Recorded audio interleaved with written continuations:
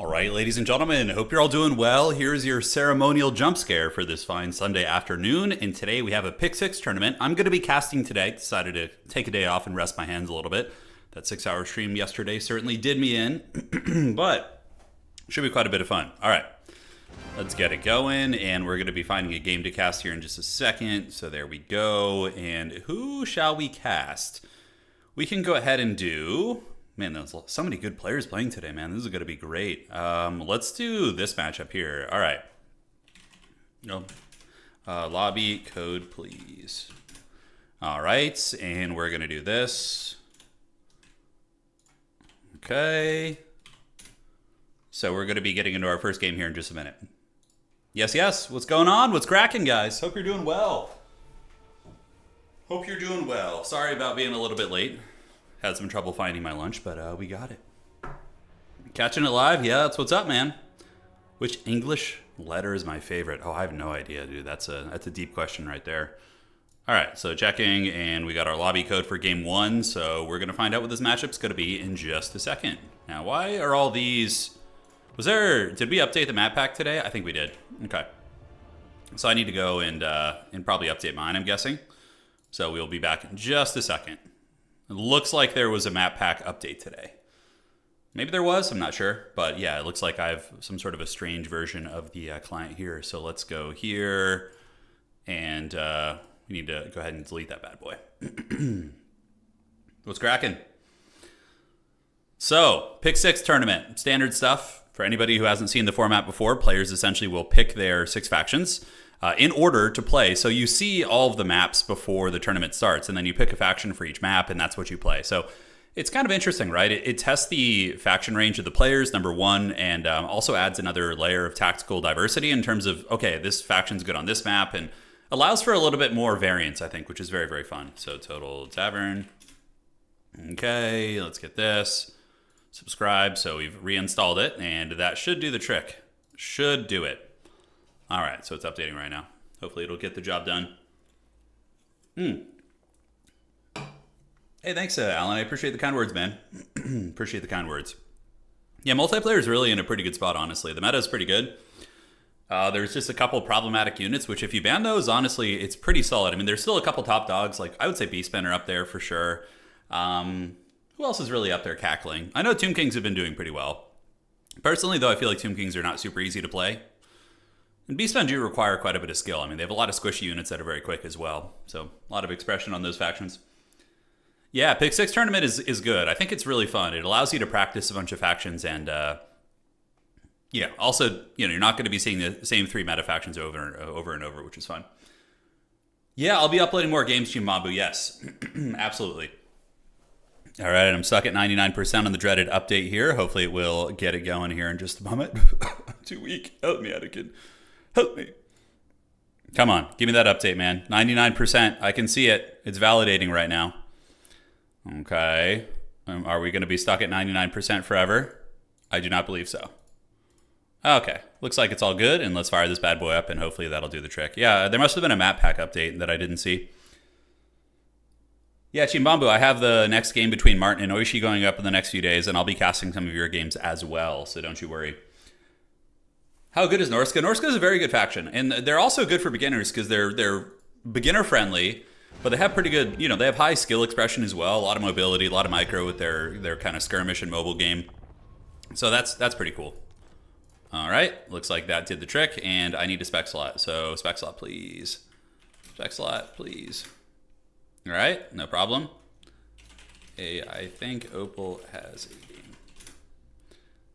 All right. So let's get it, man. Yeah, but Norska is very good, honestly. I like Norska quite a bit. I think for beginners, they're an awesome faction to get into, and they have a good win rate. I think they're like 55%, give or take. I mean, they're doing quite well. Let's take a look at the meta for Norska real quick. Norska sitting on the stats. So Norska currently, yeah, the number 3 ranked faction. Wow, 91 wins, 58 losses, 61% win rate. Bad matchups according to the data tracker are, I mean, Skaven have done okay against them. Kislev, Chaos Dwarves apparently are good against them, which I actually can attest to that. I've been able to beat some really good Norscan players with Chaos Dwarves and Warriors of Chaos and Ogre Kingdoms and Nurgle. Apparently Nurgle's good against them? That's interesting. I don't really see that being the case, but yeah, perhaps it is. Perhaps it is indeed. All right, so we made a spec slot. And Blood Penguin says, I just lost power. Oh, no. Is it... Okay, I might need to reboot this. It's being a little bit funky right now, guys. I think one of the players like disconnected as I was loading in and it caused some problems. Yeah.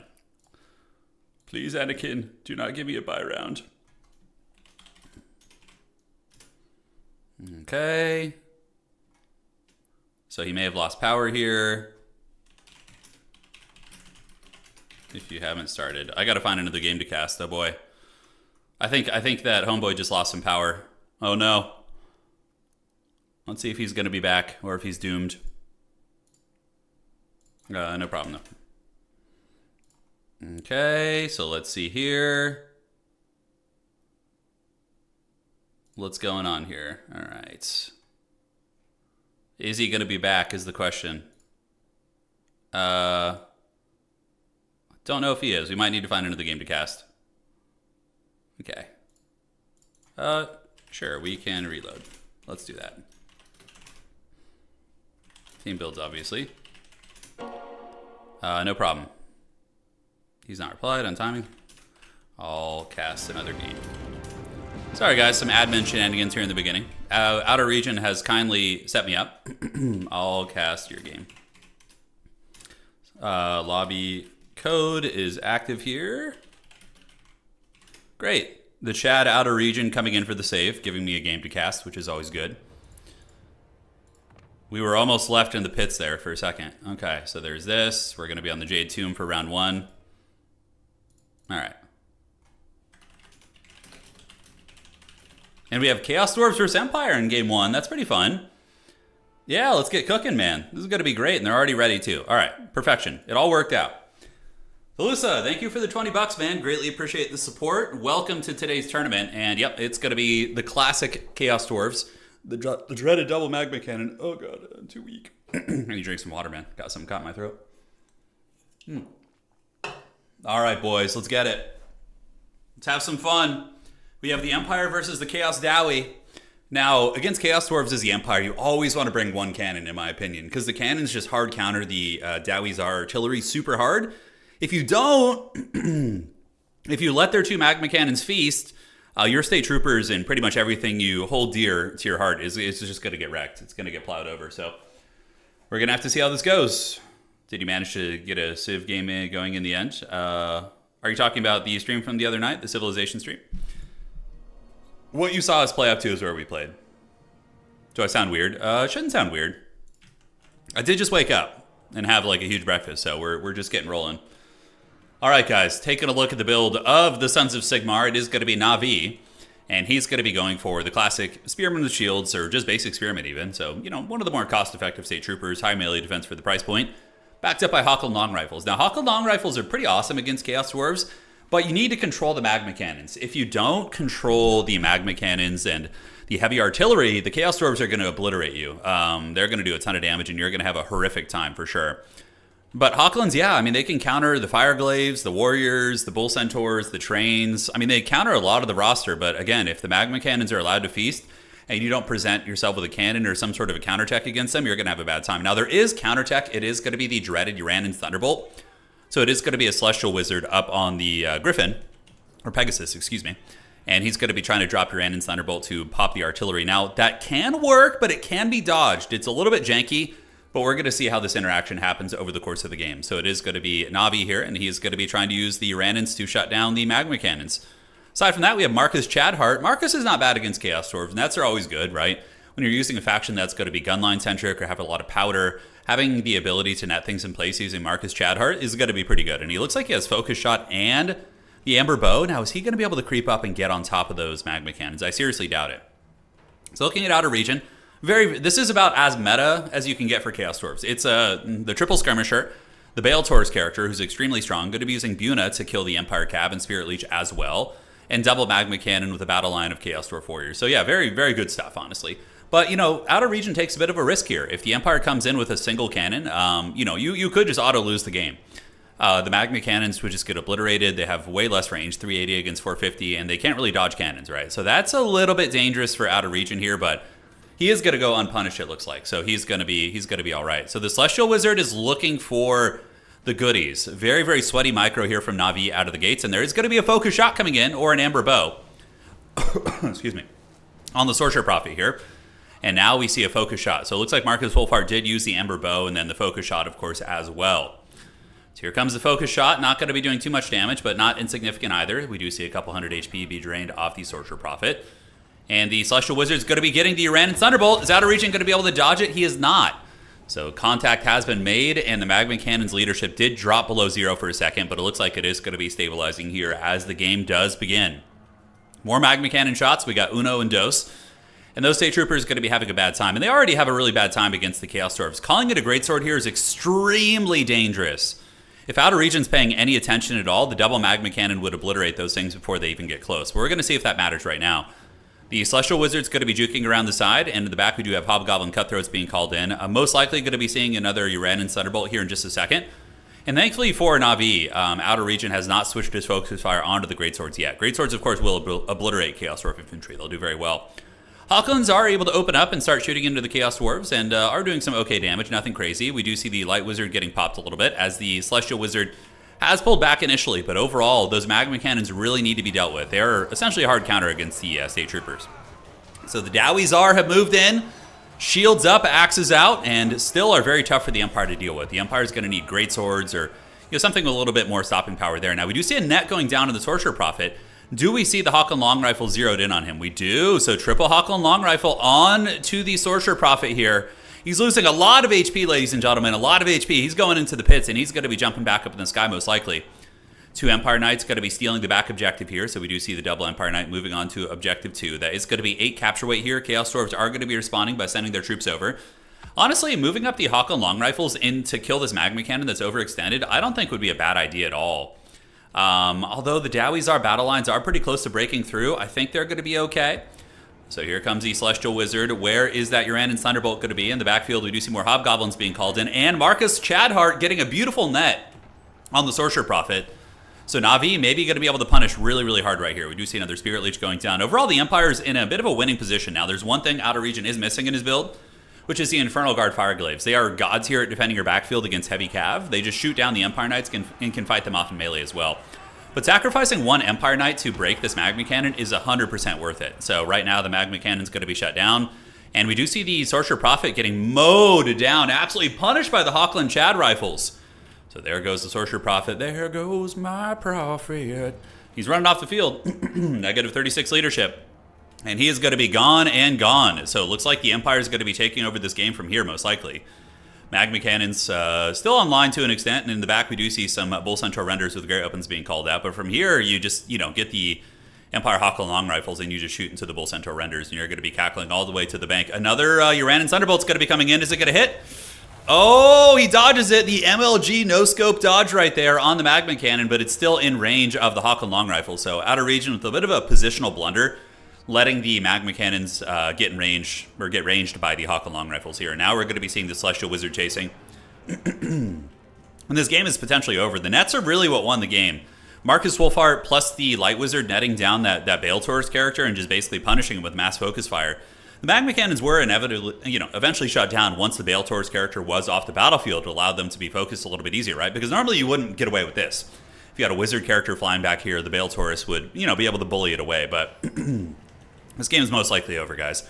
I don't see too many avenues for the Dowizar, and I'm telling you this as a Dowizar main. I don't see any way that, they're going to be able to come back against this. This is looking pretty brutal. There's a couple ways for the Chaos Dwarves to play against the Empire. One of the ways is mass width and stuffing, which I think would have worked a little bit better here, like mass Chaos Dwarf Warrior with Hobgoblins and Laborers and just like a hard press with, Wolf Riders diving into the backfield. But yeah, this was brutal, man. This was a really, really brutal one. And now the Empire is going to be securing Objective 1, so the Greatswords do have control of it. Spearmen going to be holding ranks. Marcus Wolfhart continuing to put some good, cost-effective shots down as the Hawkland Long Rifles, I believe all 3 of them are still online. Yeah, we have 18 models back here. We do have 32 and 32. So yeah, very, very healthy. And the Light Wizard, kind of cool. He's dirt cheap. I mean, if you have a Light Wizard on foot just with nets, I think he costs like 600 gold or something. So pretty cost-effective to just have them there as an insurance policy, because he could just kind of sit there and hang out. Outer Region, is he going to be trying to scrap back in this game? He's a very, very good player, but I don't see him coming back from this. This is a pretty one-sided value beatdown, 7.6 against 3.7 here. We do have some Bull Centaur renders coming back in, but as long as the Empire has some powder left and they can just focus fire down the train or the Bull Centaur renders, they should be completely fine. So moving up are the Chaos Dwarves here, as the Bull Centaur render great weapons and the Iron Demon train going to be trying to change the dynamic of this battle. But if the Empire player is paying attention and not sleeping at his keyboard, he should be able to drop a net on either of these big threats, right? So the Iron Demon and or the Bull Centaur renders just get netted down, and they get punished pretty badly by the focus fire. Yeah, we see the Light Wizard moving up, and where's the net going to go? He does get a net. Oh, that's Marcus Wolfhart with the net. So yeah, probably killing the Iron Demon. I don't know. What would you want to focus fire here? Currently, we do see the Bull Centaur render eating a lot of focus fire. Sterling's Revenge on the way in. Empire Knight's going to be backing up the Great Swords. Great Swords, of course, pretty terrible against Bull Centaur renders, but with the Spear support, they might be able to get the job done. We will see. Super epic battle here in the pits. We do see some Hobgoblins moving in, but Bull Centaur renders are taking pretty big casualties. They've lost 2 so far and massive HP losses. Iron Demon to the backfield is going to be trying to penetrate through onto the Hawk and Long Rifles, and it does make some progress, but immediately is intercepted by the Armor of Sigmar. So they are able to get in there. Could Outer Region find a way to get back in this game? We do see the Empire holding this objective still, and the Sterling's Revenge are now online. So Sterling's Revenge are Free Company militia, but the nuance about these bad boys is they do have armor piercing. So if they're shooting against big armor, these bad boys are going to be doing some very, very good stuff for sure. So are they going to be firing? Yes, they will. I would imagine probably a little bit line of sighted right now. And we get Outriders being called in. I kind of like that. Like, instead of a Pistolier, an Outrider to deal with the mobile train threat, I think that's quite strong. And yeah, we do see the Iron Demon getting obliterated. The Chad Greatswords and their floppy hats of doom. God, I wish Greatswords were good in tabletop. They're literally one of my favorite models. They just, like, Elite Infantry and Warhammer tabletop are so awful. It just sucks. Because they're so rad, man. They're so freaking cool. But yep, they're going to keep trying to push through the Chaos Dwarf Warriors, and they should have very, very easy time with that, considering there's 2 Greatswords on the objective and Sigmar Sons. Flagellant's now moving up, and they're going to be grabbing the back point of the Dowie Czar, so objective 2 here is going to be lost for the Chaos Dwarves, and that is going to be probably GG. I mean, I think it's been GG a while. Outer Region is an extremely good player, so he's scrapping to try and find vulnerabilities. Maybe his opponent blunders, and loses his whole backfield to that Iron Demon, right? So I understand him continuing to play here, but it is not looking good. Now, finally, we're seeing the Infernal Guard Fireglaves being called in, and it's a bit of a rock, paper, scissors in this matchup, right? So Magma Cannons can counter the Hawklands, and the Cav and the other elements diving your artillery are protected by Fireglaves. But if you don't have Magma Cannons or any sort of ranged advantage, the Infernal Guard Fireglaves get annihilated by Hawklands. So you can see how there's a bit of a symbiotic relationship between the Fireglaive and the Magma Cannon in this matchup. It's a tricky one, really. This matchup's very, very fun.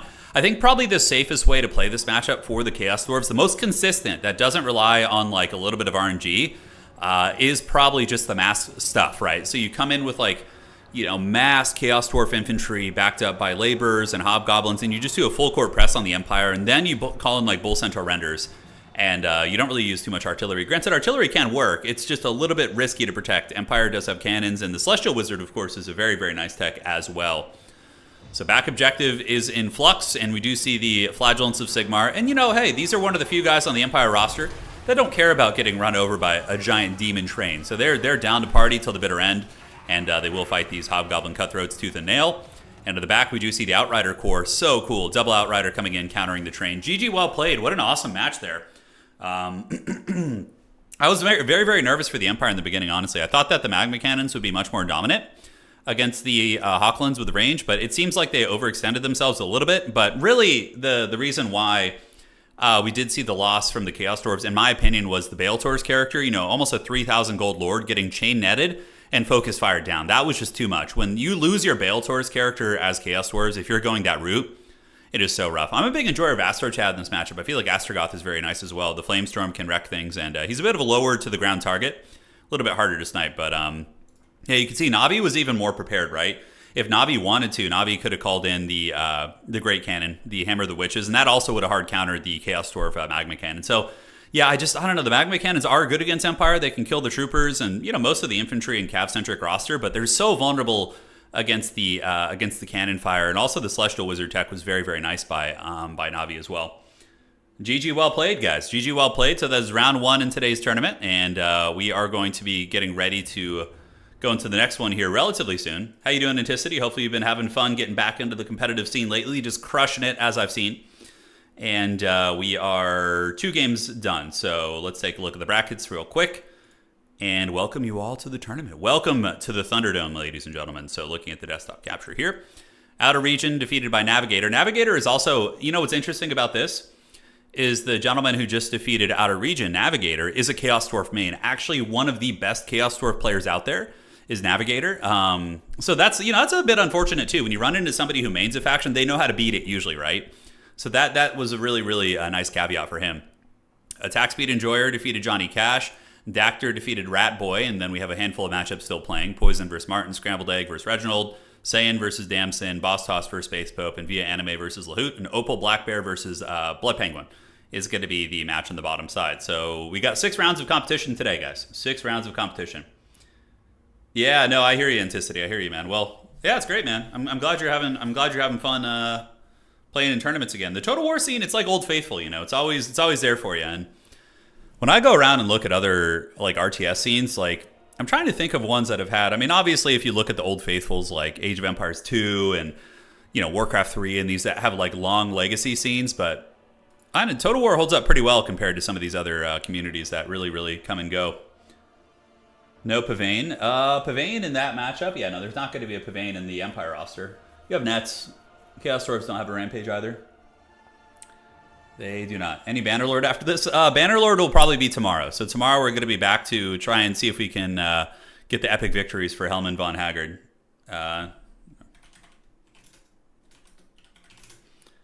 Okay. And outstanding. Perfect. Okay. And all good. So guys, the good times are rolling. Did I see the new High Elven rules? Yeah. The I haven't read through all the specific rules if you're talking about the tabletop, but I have a good buddy, one of my really close friends from high school that I play Old World with. He only plays High Elf, so I'm sure I'll be experiencing those rules firsthand. Yeah, there would be a reason why. Oh yeah, it's part of it, Dusty. It's part of it. But honestly, yeah, the game is just great, man. The flavor is fun, and despite all of its issues and clunkiness, it's pretty darn good RTS. Pretty darn good. Yeah, so we do have Pick 6 today. Players pick 6 factions, as I've said, for all the different maps, and they just keep going dirty. If you really wanted to sweat and pick 6, probably you go Beastmen, Tomb Kings, Warriors of Chaos, Norska, probably Slaanesh and Wood Elves would be a pretty nasty pick 6. If you wanted to really, really play like the most hard meta, that would be a nasty pick 6. Greenskins are actually really good. If you guys saw the recent season finals with Solasora, where he dominated again with a lot of Greenskin games, they have a low win rate. It's kind of funny. Greenskins have a win rate like 40% because they're kind of hard to play, but people who know how to play Greenskins, man, I think Greenskins are a sleeper like A+ S tier faction. Even though they have a win rate in the dregs of 39%, it's because a lot of newer players play them and just kind of like try and, unga bunga them, but Greenskins are actually very much a finesse faction. Like, let's take a look at the win rates here real quick here. So there we go. Yeah, like I don't know how this is possible that Greenskins have a 39% win rate. Because like when we see the high level of play, we see that Greenskins are very powerful and frequently picked. Like Tim the Wilder, Solasora, in the recent season finals were picking the Greenskins like nonstop and winning with them and beating meta factions. Yeah, Ogre's win rate is pretty gross, but that's mainly because of the Thunder Tusk. You can notice that there's barely been any Ogre games played since we've limited the overpowered units. Yeah, Norska, Beastman, and Walk are all very good. Vampire Coast creeping up, though, with a 55% win rate is very, very cool to see. Yeah, I think like factions in this range are, I don't know. Yeah, Bretonnia is still struggling, but I think like if a couple of really strong players adopted Bretonnia, you could probably drag them up to like 45, maybe 50%. Dark Elves do feel very hard to win with. And how? Whoa! Who's been doing the Empire dirty? Who has been losing with the Empire and putting them down to 39%? Besides me, who's been bringing them into the dregs? What is this shit? Come on, man. Okay, 2-15 against dwarves. I respect that. That's very, very accurate. Man, someone's been doing the Empire dirty. All right. Well, we're gonna have to play in some SFTs and change that. We're gonna have to have some Empire SFTs, guys, because that win rate cannot stand. How dare they? Do not belong down there. They do not. That is Heresy 101, dude. Heresy 101. Yeah. Sigmar's most disappointed. Dowie, 12%. I actually think Empire can beat dwarves. Like, if I was playing against dwarves on, like, let's say an or let's say Borderlow Landing, right? All right. So, like, I would feel pretty confident against Dowie nowadays. With Hawkland long rifles, man, they're a game changer. Although Chaos Dwarves, or the dwarves can still cackle pretty hard in the artillery department, which is a little bit scary for you. So maybe we would go something like this, and then I would go for triple Hawkland long rifle, and from here, yeah, unfortunately you don't have any like armor-piercing foot characters. That would be very, very strong, but probably Balthazar Gelt would be my go-to. He's just so good. Searing Doom is great, and Final Transmutation is actually good against dwarves if they go with Hero Hammer. So some dwarf players have a hard-on for just spamming cheesy hero squads, so using Balthazar to smite that is actually very, very strong. Hey, I win most of my Empire matches. Most of them. I think in the last tournament I did lose with them, but it was a very close game. Very, very close game. Okay, so this would probably be the opening direction I would go. You do need to contest the artillery game. You know, it almost makes me think like a Sunmaker just to wreck the artillery wouldn't be terrible. Because they can't really mess with your, like, dive your backfield if you have the Hawklands. You're going to be able to shoot gyrocopters out of the sky, right? What about double Witch Hunter too? Like bringing back this tech? Because Witch Hunters have very good armor piercing and you can use them to hold objectives. And from here, what do we want to get? Maybe like a Free Company Militia or something, or probably just some Pistoliers just to threaten the back cap and be a little bit annoying. From here, probably go Great Swords. Knights of the Black Rose are not terrible. You can just use Empire Knights though as well. Or Reichsguard Knights against dwarves might actually be decent because they have killing power, but they're also tanky. So maybe a couple of those, maybe some of these. Double Grenade Launchers, very good against dwarves. I love Silver Bullets against Dowie too, so we're just trying to like find a way to squeeze in everything. So double Greatsword. I don't know about Reichsguard Knights. Maybe Knights of the Black Rose are better because they could actually like kill dwarf infantry, right? So Knights of the Black Rose and Sterling's Revenge are also quite good. Did they just not get dragged in there? Okay. Oh, yeah, tricky. Silver Bullets really do a lot of damage against dwarves, and Free Company are just so good, man. I just am a big Free Company enjoyer. Oh, I accidentally put a Huntsman in there. I was like wondering where that money went. Do we want to bring an artillery piece? We do have a restock, actually. So maybe instead of a Witch Hunter here, we get a... oh, yeah. The Empire Engineer has restock. That's right. So you put him on a Barded Warhorse. You give him the Mercurial Shot. Okay. The Witch Hunter has to go home. Balthazar Gelt has his abilities. Arcane Conduit is fine. We can replace you with a regular Spearman. Oh, dude. The restock Engineer on the Sunmaker. This is powerful. So, yeah, you just restock that thing, because the big weakness of the Sunmaker is its ammunition, but with 3 freaking restock charges on this guy? Oh, dude, that's sick. I don't know if that's ever been really exploited. That seems like it could be pretty good, actually. All right, and from here, probably just get some, State Trooper, some Man-Tide action. You can mix in some Flagellants, too, but they're pretty bad against blasting charges is my only concern. So they're going to have a bad time, so might want to just throw in another Greatsword or something. Hey, Lyris, I appreciate it, man. I appreciate it. We got you, man. This build is actually pretty metal. I think dwarves would really struggle with this. It depends on the map. Yeah, dude, because you can restock the hell out of this thing. If you wanted to be even more cagey, you could also just put him on, like, bare bones on foot, right? And then just have him 750 and have him, like, hang out by the... You know what? Do we go for the Forbidden Double Engineer? Is this where Sigmar wants us to go? I think it is. That's what I use in tabletop. I use 2 engineers in most of my armies in tabletop. Okay. So let's do double Mercurial Shot. So double Shotgun Engineer.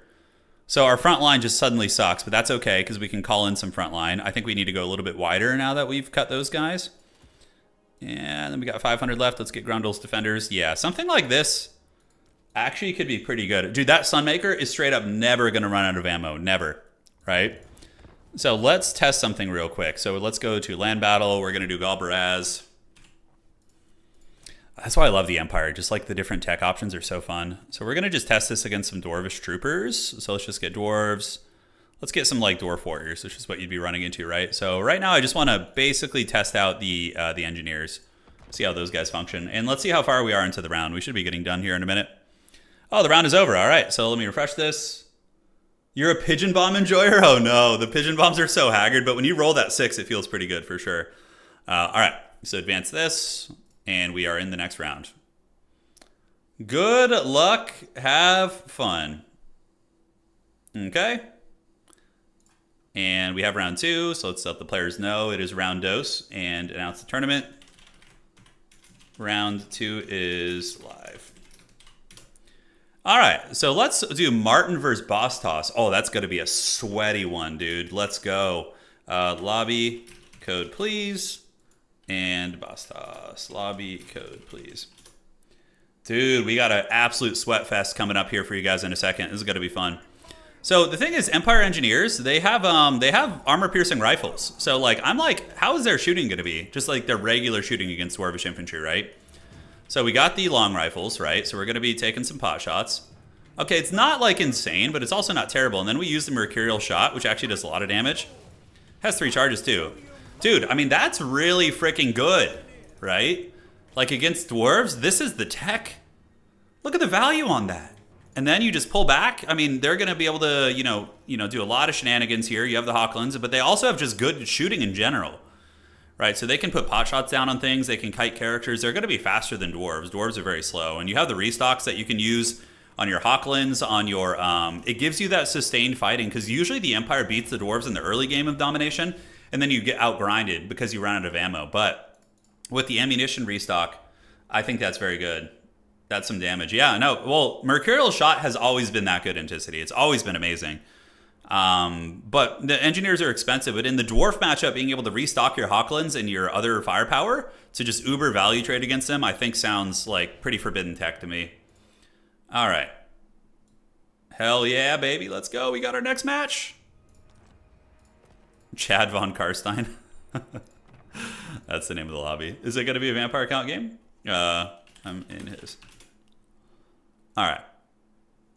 I think we got a Beastmen game. The dreaded Bray Herd is upon us. The engineer shot is kind of insane. It is. It's very good. Very, very good. So something to think about, guys. Yeah, and yes, you can snipe gyrocopters as well. So if gyrocopters are trolling you, the engineers can sit down there and snipe them. Like the Witch Hunter tech is the same idea, but Witch Hunters are closer range. They have to get closer to the dwarves, which is never a good thing, and they don't have the restock, so they just don't seem like as good of an option. Granted, Witch Hunters are only 500. So yeah, the double engineer though is pretty sweet. Pretty sweet. In before a full army of Furies and Bellicors. Well, there was a time where Bellicor was meta, guys. This was God, 2 years ago now? Yeah, it must have been 2 years ago. This was probably the worst meta that ever existed in Warhammer 3, which was, it was Bellicor, Hellstriders, and Marauder Horsemen only. That was like it. And it was just the cheesiest, shittiest, most lame stuff to watch. Okay, so let's have a little memory lane moment, right? So what is the worst meta in Warhammer 3, in my opinion, is, and we're not going to count the launch, because launch doesn't count. Launch was just absolute trash. Like we had no Immortal Empires factions.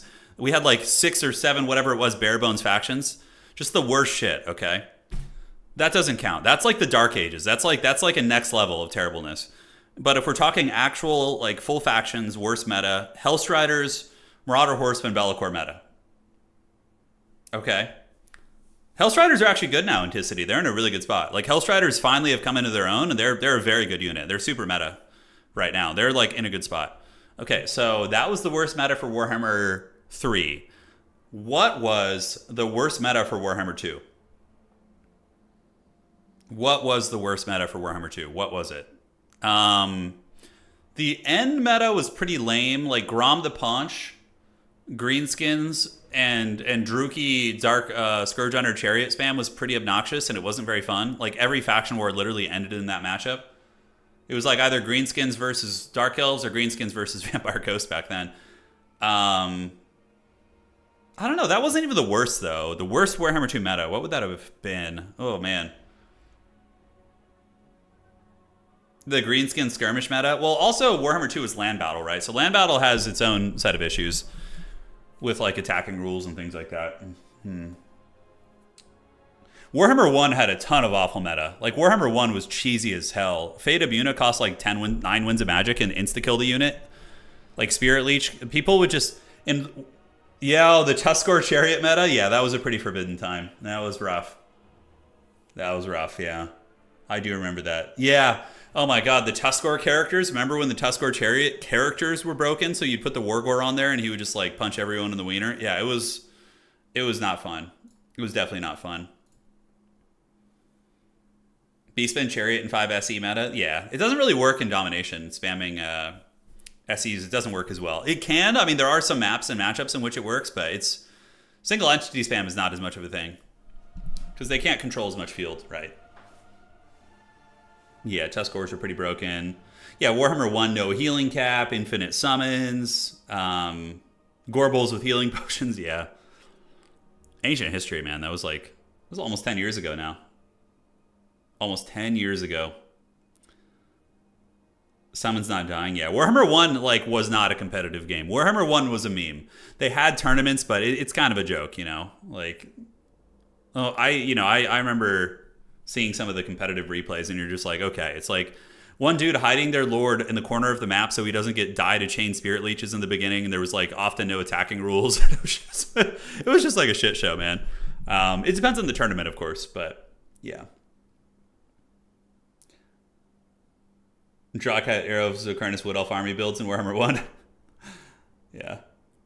The healing potion was hilarious. Just imagine how the Gorble brewed that into his lab. Yeah, he probably borrowed it from a Nurgle sorcerer or something would be my guess, if we really had to get into that. Okay, guys, we have one of the sweatier... This is one of the sweatier matchups in the entire game.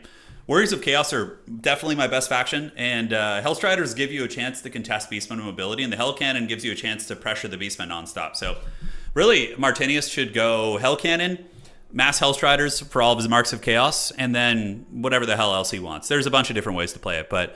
Yeah, the Hell Cannon is super S tier against Beastmen. It wrecks any elite infantry they bring in, which they normally don't, but if they do. But it also kills Centaurs because it's really good at heat seeking.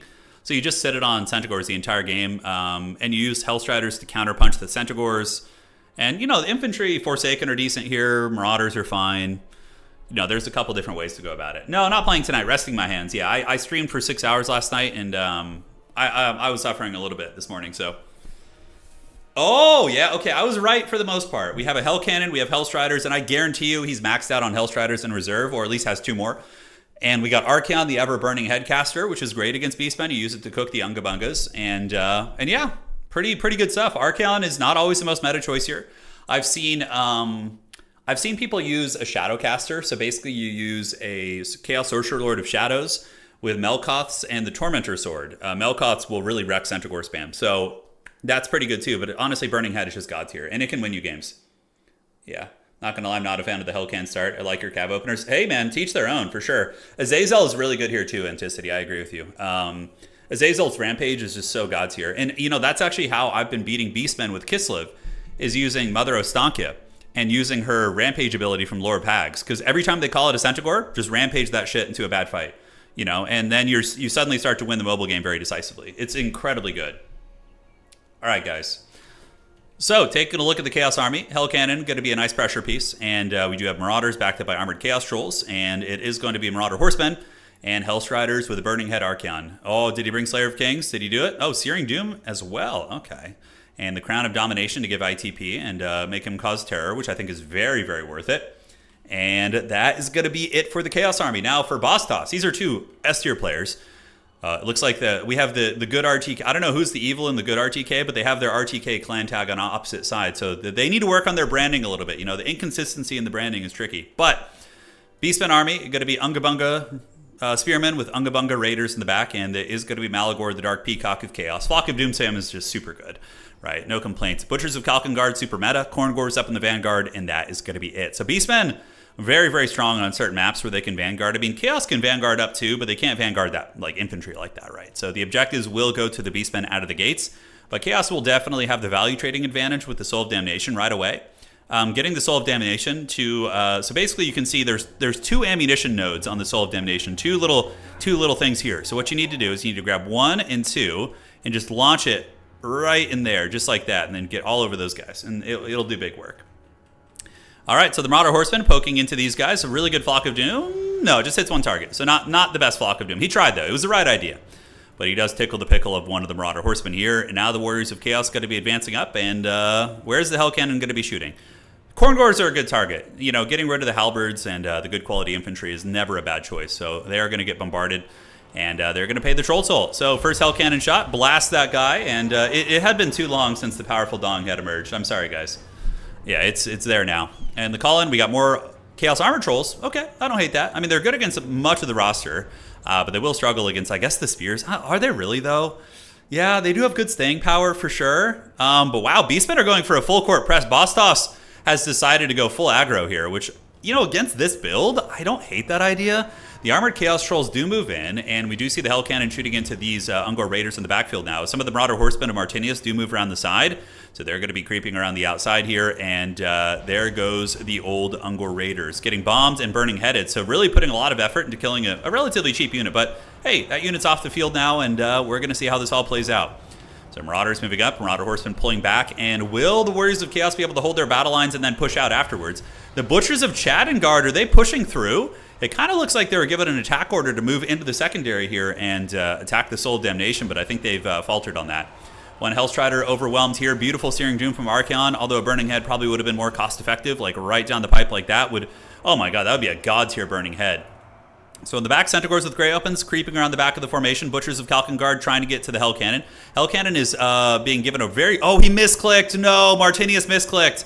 He accidentally tried to click on the Centaurs here and sent the Hell Cannon up in melee. Now he's using the Blood ability to try and get away, which is so funny.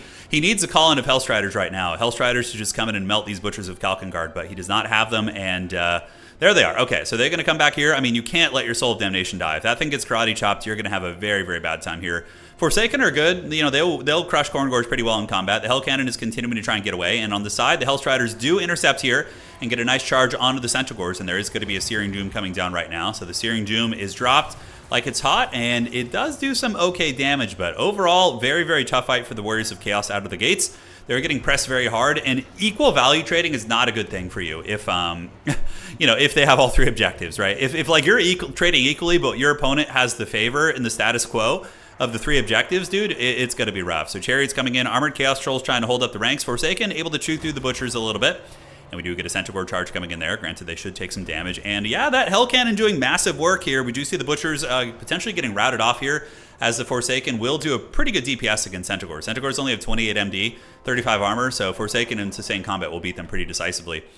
Martinius is pulling ahead in value, though. 4.2 against 3.1. We're going to see if that matters. Obviously, magic doesn't get tracked super effectively here. But Chaos is on the back foot, so it's going to be one of those situations where Chaos is going to value trade and hopefully do enough damage for their sake to the Beastman army that they're going to be able to push out after that. Another Hell Cannon shot going to be breaking those Corngors, so the Corngors do get broken. More Centaurs being sent in there. As Archaon, the Ever Giga Chad, able to break the Razorgore Chariots on the flank, so he single-handedly handles those. More Forsaken being called up, and it looks like the Soul of Damnation is back online, but needs to be given a new target. Shooting at a routing unit here, so getting it on top of the Butchers isn't a bad idea, honestly. Forsaken are kind of getting ripped up by the Butchers of Kalkengard, which of course makes sense.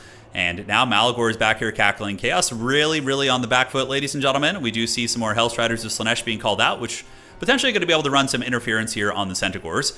But yeah, this is a really, really tough pushback right now. Yeah, the Beastman Rush is very, very scary and very well executed by Bostos. He had good micro, clean engagements, certainly nothing to complain about there. All right, so Searing Doom going to be activated on the Centaurs here. So Centaurs going to be taking a lot of damage, and the Hellstriders of Slaanesh will defeat them. So that will happen. Forsaken versus Butchers. Forsaken actually holding up a little bit better than I would have expected against the Butchers of Kalkengard. Butchers of Kalkengard taking some substantial HP losses, but overall their regeneration is keeping them afloat and probably will lead them to being victorious in that battle. Warriors of Chaos really, really stuffed back, pulling a value lead, but the army tracker, or the gold tracker, doesn't track things like Flock of Doom, if I'm not mistaken, so there's a lot of haggardness in that regard. Soul Damnation going to be forced back, and once again is in full retreat as Razorgores and Centaurs swarming in from every angle, just pure aggression. Martinius has like no resources to spend, really, really struggling to get up on the field here, and he's got some idle Hellscourges over here, so the Hellscourge Warriors need to be given a charge order. I don't know why they haven't been. Yeah, get in there and clean up those archers if they can. But Chaos is, you know, making some light progress on breaking the Beastmen momentum, but I mean, so much fighting is still taking place in their backfield. And they're just having too much trouble getting through it. Yeah, nice charge there. The Hell Scourges, of course, will be able to defeat the Unga Bunga Raiders. And what is the calling going to be for Martinius next to try and break out of this deployment zone here? As we see, the Soul of Damnation has basically been running for most of the fight, which is definitely not good. Archeon dropping a Burning Head here would be very good, I think. It would probably rout off most of the Beastmen, especially with his Terror, because Archeon does cause Terror with the Soul of Damnation, or the Crown of Domination, sorry. But Hellstriders charging on in, maybe going to be able to break this position with a couple Ungors coming in to help. And the Hellscourge boys are cleaning up quite a bit. They do kill one archer unit, now going to be moving over to the other one. But we're going to be approaching 1,000 points here, and I don't know if old Martinius is going to be able to dig his way out of the pits. We'll have to see. Hellstriders of Slaanesh do take down the Ungor Raiders here, and Centaurs will be cleaned up as well, but he finally stabilizes his backfield, guys. He finally stabilizes the backfield and gets his Hell Cannon online as well. I mean, this is the time where now Chaos has an extremely powerful combat character on the field, and the Beastmen are mostly raggedy units, but the thing is he's got such a points advantage and can just spam Korngors, which are unbreakable for long periods of time, that I just don't think Chaos will have the manpower to get those objectives back. I mean, Archeon is a Giga Chad, but he's also very expensive, and if you get swarmed by a wide Beastmen build, he sometimes has trouble covering that much ground. Now, this Chaos build probably would have worked a lot better on a map with a home objective, where he could have just plopped down, defended the home objective, value traded with his Hell Cannon. But a map like this is very good for Beastman aggression. So I think Chaos probably needs to change its playstyle on maps like this. And arguably, Anticity in chat raised a good point. Maybe the Hell Cannon isn't necessarily a good idea on this map. He was talking about how he might open with a more cav-centric opening, which probably would be better against the Beastmen on a map like this. So backfield fighting still going down. Dude, Flock of Doom value is insane, right? So Bastos is probably getting so much value from these flocks, and that's going to be GG well played. Absolutely crushing defeat right there. And a nice attempt by Martinius, but certainly was not, the build did not work out. Gotta change it up a little bit. I wonder how you would change that up, though. What is this Beastman army weak against? It has good armor piercing. I mean, maybe a warrior wall, like like Chaos Warrior, shielded Chaos Warrior wall would be good against this, because it would be able to absorb most of it. The warriors would struggle against the chariot and the great weapons and the butchers. But aside from that, they'd be pretty good against most of the army here. GG well played. GG well played. All right, guys. So the cows, the happy cow song is playing, and they have won. So let your happy moves flow through chat. Warriors of Chaos are a very high win rate faction. I mean, Warriors of Chaos and Beastmen have almost the same win rate. So I do think the matchup is probably Beastmen favored, but I think that it's not an insane amount. Maybe like 55-45, 60-40, but Chaos can totally win that too. Just came down to the build and the execution, I think. GG well played. All right. So let's see what's cooking here in the rounds. How many games do we have done? I think we've casted some of the fastest games today in the tournament. So yeah. Okay. So Martinius defeated by Bastos. Outer Region defeating Lahoot to get back on the board. And what would we do against Beastmen? I have builds, but they're very outdated. I used to have a Warriors of Chaos kind of build rundown here. Was it something like this? Yeah, so let's see. On that map, I mean, maybe you just got to meet width with width, right? Like something like this could work, perhaps. Because now you actually have some sustainable infantry, right? And 4 Marauder Horsemen, and then in reserve, Chaos Knights are an interesting one. They are pretty good at clearing up like Beastmen trash units, but I don't know about that. I still am an enjoyer of the Hell Cannon. I think it just gives you so much agency. I really, really like the Sorcerer. Although you could maybe use a Mark of Slaanesh. You can't even bring a Chaos Sorcerer Lord of Slaanesh. Oh, it's because the DLC hasn't come, right? So you'd have to use a Chaos Sorcerer. Yeah, that's tricky. Yeah, Forsaken are nice for sure, so probably cut some of these. I don't like Forsaken as a frontline unit, though. They tend to get pounded a little bit. Probably cut the Chosen, too. This build is from ages ago. It's from a different meta. So we're kind of fine-tuning it, bringing it up to pace. Yeah, so Forsaken, probably cut you. I don't know how I feel about the Chaos Knights. Melkos Fam is really, really S tier, though, man. It's so freaking good, and you can also use Enfeebling Foe. You know what I've been seeing is Rot Knights coming in. Maybe we slip into Rot Knight, like the Rotting Riders. These things are actually pretty good. I've seen them winning a handful of matchups. So you bring a Warrior Wall to press the point. Yeah, Zazel is pretty sweet. The Marauder Horsemen Skirmishers, though, just do. I feel like they do so much work against like the Minotaurs and the Centaurs with good micro. But yeah, I certainly see your point. You could go for your boy Azazel. I mean, there's no problem with going both. Like if you wanted to go Azazel, God, he's 3,000 full kit. It's crazy. So you go Pavane, probably cut all this shit, right? And then you just cut the Demon Blade. Yeah, you do something like this. Out of the gates, just rampage things to their doom. Pull them into bad fights. I really don't hate that idea. Okay, so aside from this, yeah, Blood Beasts are very good. Blood Beasts are like trolls, but with better leadership. They're a little bit weak against Ungor Raiders, though, so I'm a little bit apprehensive about that. I'm just so set in my ways with the Hell Cannon. I'm so set in my ways. I just love using it. Blissful Rapture is a really nice passive, but we're not going to be spamming enough spells for it to be viable here. All right, so we got the triple Hellstrider. Chaos Knight slip in there? Probably not. They're going to have so many Corngors in the mid game that they're going to fall off a little bit, I think. And the Blood Beasts, yeah, will also probably struggle into like Sentis. I don't think you can justify the Blood Beasts in this matchup. Maybe, I mean, if Vestigors were a little bit more meta. Yeah, you could mix in spears, like Tzeentch spears. I mean, you could also make the Chaos Warriors into halberds. This is an option as well. So you have a halberd wall behind your you have a halberd wall behind. Yeah, let's see this, and then we can do like two great. Don't want great opens, no. We got 200 Gs left. We could probably grab like Tempter just to get the ward safe. Ooh, the 0 spend, baby. The naughty 0 spend. Okay, I think we're cooking with this a little bit. So you get the halberds instead. And maybe they'll hold. I mean, their killing power against Chaff is very weak. The Aspiring Champions are also a viable pick. That's what's so fun about Chaos, man. There's so many different directions. Aspiring Champions could be cool. They could definitely be all right.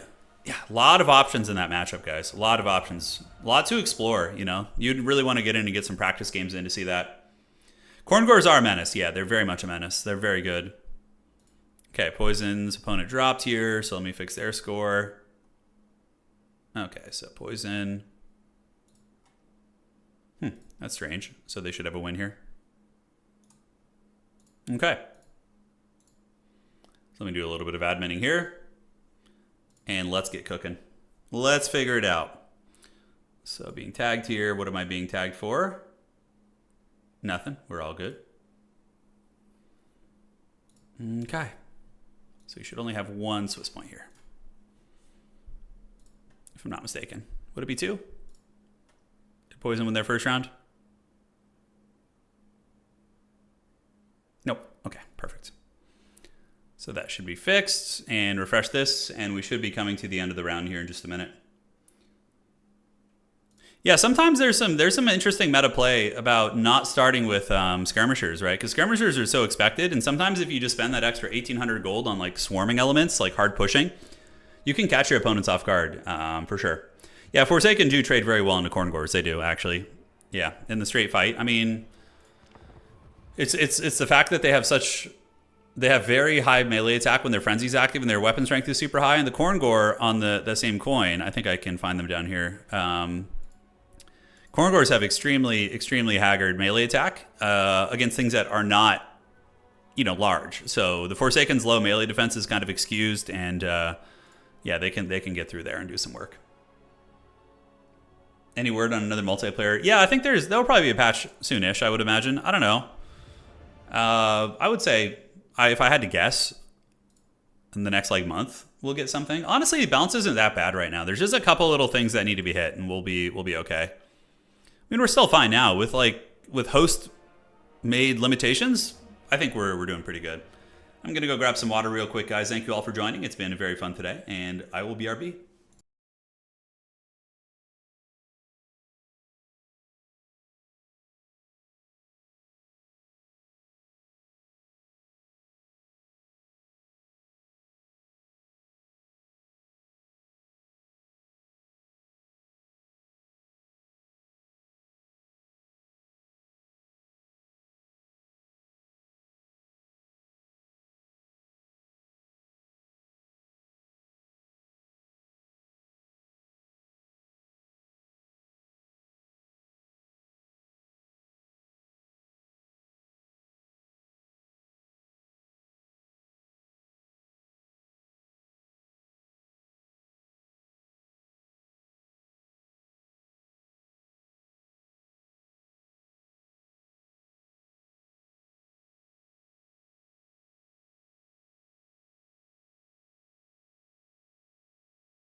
All right, we're back in business. Let's see if the round is done. It could be. Players are pretty quick these days. Yep, 3 games left to finish. Navigator versus Damson, Via Anime versus Dactor, and Reginald versus the Space Pope. We got the OG Reginald Puggington up in here. Been a solid player since the early days. Still going strong. And yeah, man, it's all good. Let's see, bounce is great, but Seekers is... Yeah, bounce is great. Yeah, Seekers are problematic, obviously. That's also one of the problems with the way CA does things, right? Like they release, they break a couple of units, and sure, the multiplayer community, like competitive community, can adjust for that. But the problem is these like shithouse broken units, they linger in quick battle for like 6 months. So like quick battle is a complete joke. I can't tell you how many people I've talked to who are like, so these people, they join our Discord and they're like, how do I beat Hellstriders or how do I beat Seekers? How do I beat Thunder Tusk? And you're just like, oh, well, Seekers are basically broken and bugged. And they've just been getting like shit on them for like months and like trying to get into the game. Because unfortunately, the gateway for multiplayer for many people is just the quick battle queue, right? Which is a complete joke. There's so many broken, crappy things you could exploit. So, yeah, it's a shame. It's a shame. If they fix Seekers... Yeah, I mean, Slanesh is already very strong. Even with Seekers and Heartseekers banned, Slanesh is still commonly picked in top tournaments, so... Yeah. They are commonly picked. When's the next tourney you're playing in? Oh, sometime this week. Probably like Tuesday, Wednesday, Thursday, sometime. I'm not sure. We're going to be streaming almost every day, so I massively prefer streaming to recording video, so we'll be doing a little bit more of that. Quick battle is hell, but Discord organizing is... Yeah, for sure, Ben. I hear you. I hear you. Yeah. All right. Let's check. How are we looking here? Refresh this. Are we ready for the next round? The Thunder Barge is like, I don't know. It's good, but we don't even ban it in our tournaments. Like the Thunder Barge has been active. We've been allowing people to use it, but you got 3 games here. You got these 3 to wrap up. Like, I don't think I've seen a Thunder Barge game in ages, guys. In ages. It's been a long time since we've seen the Thunder Barge in action. I think, what's the coolest background? I really like the Chaos Dwarf one. It's super cool. Thinking 40 minutes when the house is asleep is usually my best chance. Yeah, exactly, Ben. That's tricky. Yeah, quick battle for Dom is probably not too bad. But, like, if I were to play quick battle or do a stream, I would probably just dodge Slanesh players and dodge Ogre players. Just don't play that shit. It's just stupid and unfair.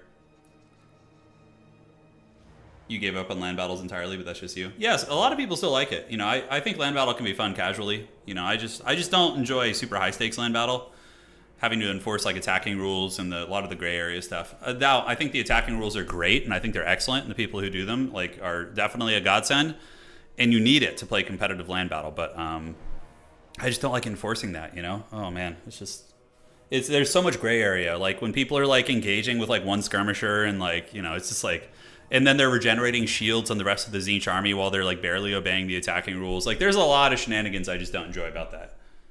What's been the most trolling you have done with the Changeling? I don't know. The Changeling, we've talked about this before on stream where we've looked at the Changeling and seen the options. Yeah, I mean, probably the most competitive option would be Satang still. Even though Satang got nerfed, he's still pretty good in a lot of matchups. And he can definitely polarize situations. There's some other okay options you can pick. Green Knight can be a funny one, but probably isn't competitive, to be honest. Yeah. Changing into your boy Herald Hammerstorm is funny. Because against, if you're playing like Tzeentch, you go Herald Hammerstorm into an undead faction, they might not expect it, right? Which is pretty cool. Of course, he would cut all his abilities. So you could bring Harry the Hammer for 2,400 is 2,250 is quite a price point for a foot character like this. But if it's like a map where you fight on the middle objective and that's it, like that can be pretty decent. Okay, guys, one matchup: Reginald versus Space Pope is going to be wrapping up here. You missed the Warhammer tournaments. Well, hey, they're not going anywhere, man. We're still here. Currently painting some Bretonians in preparation for a tournament next month. Oh, dude, right on. Yeah, Bretonia is S tier in tabletop. They're probably, if you know what you're doing and know what units are busted, Bretonia is probably the strongest faction in tabletop. I'm trying to think. Bretonia and Warriors of Chaos and Tomb Kings, but I wouldn't even say Tomb Kings. They're good, but Bretonia and Warriors of Chaos in tabletop are in a category of their own. They have like the most broken Hero Hammer characters, and this edition of Warhammer Fantasy is unfortunately a Hero Hammer edition. It's like you can bring 1,000 points worth of characters, which is really stupid. I think it should be 500 points. Like 500 points would be way more reasonable. Make people bring more core. I think that'd be way more fun to have more rank and file out on the board. But yeah, just my 2 cents. You only play Ogre Kings, the Ogre Kingdoms. Yeah, they're a great faction, man. So I can show you guys something between the. I don't think we have enough time right now. Let me show you. Okay. We might have enough time. Okay, so let me show you this. So we're gonna go to Land Battle, and we're gonna go ahead and get some. Let's go to Slaanesh. Okay, so we have a Slaanesh caster. We have a Chaos Knight. Whatever. And we are going to do some Empire Spearmen, for example, okay? We can do some Halberds, whatever. Okay. So I'm going to show you guys something here. Oh my god. I really, really want to start a Museo army in tabletop. But I want it to be Vampire Counts, obviously. So I'm waiting to get some inkling of whether or not Vampire Counts are going to get added as a core faction before I invest hours in kit bashing a Museo army. But I do want to make a Museo army in tabletop using Bretonian like structure of the models, but the men-at-arms would be zombies with like zombie heads and things like that. I think it'd be super fun. All right. So here's the thing, right? When you charge a spear unit, this is why pigback riders deserve to be banned. And I've confirmed it with Creative Assembly, by the way, too. It's not just me conspiracy theorying this shit. Pigback riders. Oh, I didn't bring the right caster. Okay, well, whatever. I was supposed to bring a freaking shadow caster. Okay. So, well, it's not a good illustration of my point. Okay. Basically, pigback riders are immune to knockdown. They don't have a knockdown animation. They cannot be knocked over. Okay. Creative Assembly has confirmed this. I asked them in their Discord, and they have said that pigback riders cannot be knocked over. So basically, when you charge an infantry unit that isn't braced especially, many of the models are going to be knocked over, which means that they are going to be putting out exponentially less DPS. Because all those models that got knocked over or got sent flying or whatever, they are not going to be returning the favor. Okay? The AI stat thing doesn't matter for this. It doesn't matter for this. Are we done with the round? We might be, actually. No, yes, we are. Okay, let me advance to the next round, and then I can show you guys while we wait. Yeah, pigback riders are stupid. I agree. Just delete those things, dude. They're shit. Okay, so advance to Swiss. Sorry, guys. Got to do some admitting here. So yeah, pigback riders can't be knocked over, which means their DPS is just exponentially better than other spear equivalents. And when you charge into a pigback rider, instead of them being staggered or knocked down and shit, they just hold their ground and return their maximum DPS to you. So it's like they are just such a busted unit. They're such a busted unit. Okay, so round 3 is ready. So let's do this. And we're going to go ahead and tag the players now. All right. Cool. Let me find the tournament chat. All right, so Goblins, round 3 is live. All right, so we will do, tricky choices. Let us do Reginald Puggington versus, although we could do Navigator versus via anime. That'll be fun. Lobby code, please. And via lobby code, please. All right. So, let me just show you guys this real quick. We got our big scary chariot, which I wish those things were better, right? So normally, there are ways to break a braced formation, right? So the AI is obviously going to sit still, but what you can do is you can pavane these bad boys, right? And they're going to get pavaned, so they're going to rampage, all right? So they're going to start running at you, and when they're running at you, you can just charge them. And you're going to see a lot of the units are probably going to get knocked down once we make impact. So the Chaos Knights get in there, and you see these guys who are like flying and getting knocked down. This is a reduction of DPS.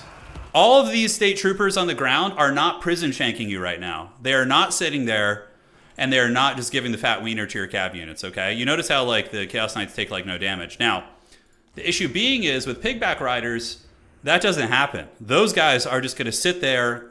Those 2 8-year-olds in a freaking trench coat are going to sit on the top of each other's shoulders and eat a barded cavalry charge, and they're just going to just shank you back. So, like, they need to either be given a disgusting cost increase, or they need to, and it needs to be included in their tooltip. Like, we're immune to knockdown effects, immune to knockdown, and they cost like 700 gold or 600 gold. It's really unfair.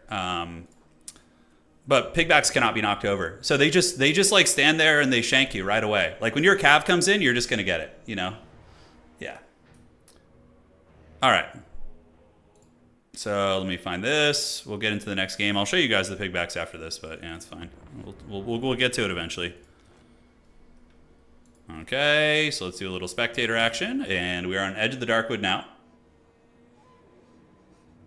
It's not even a physics thing. I don't care about extreme fantasy elements, you know, like funny stuff, like fantastical things happening. But from a balancing perspective, it needs to be fair. Like, of course, it's a fantasy setting, so there's going to be stupid shit. Of course, like the whole 8-year-olds in a trench coat thing is kind of ridiculous because like there's monsters and entities that exist in Warhammer that make no sense, right?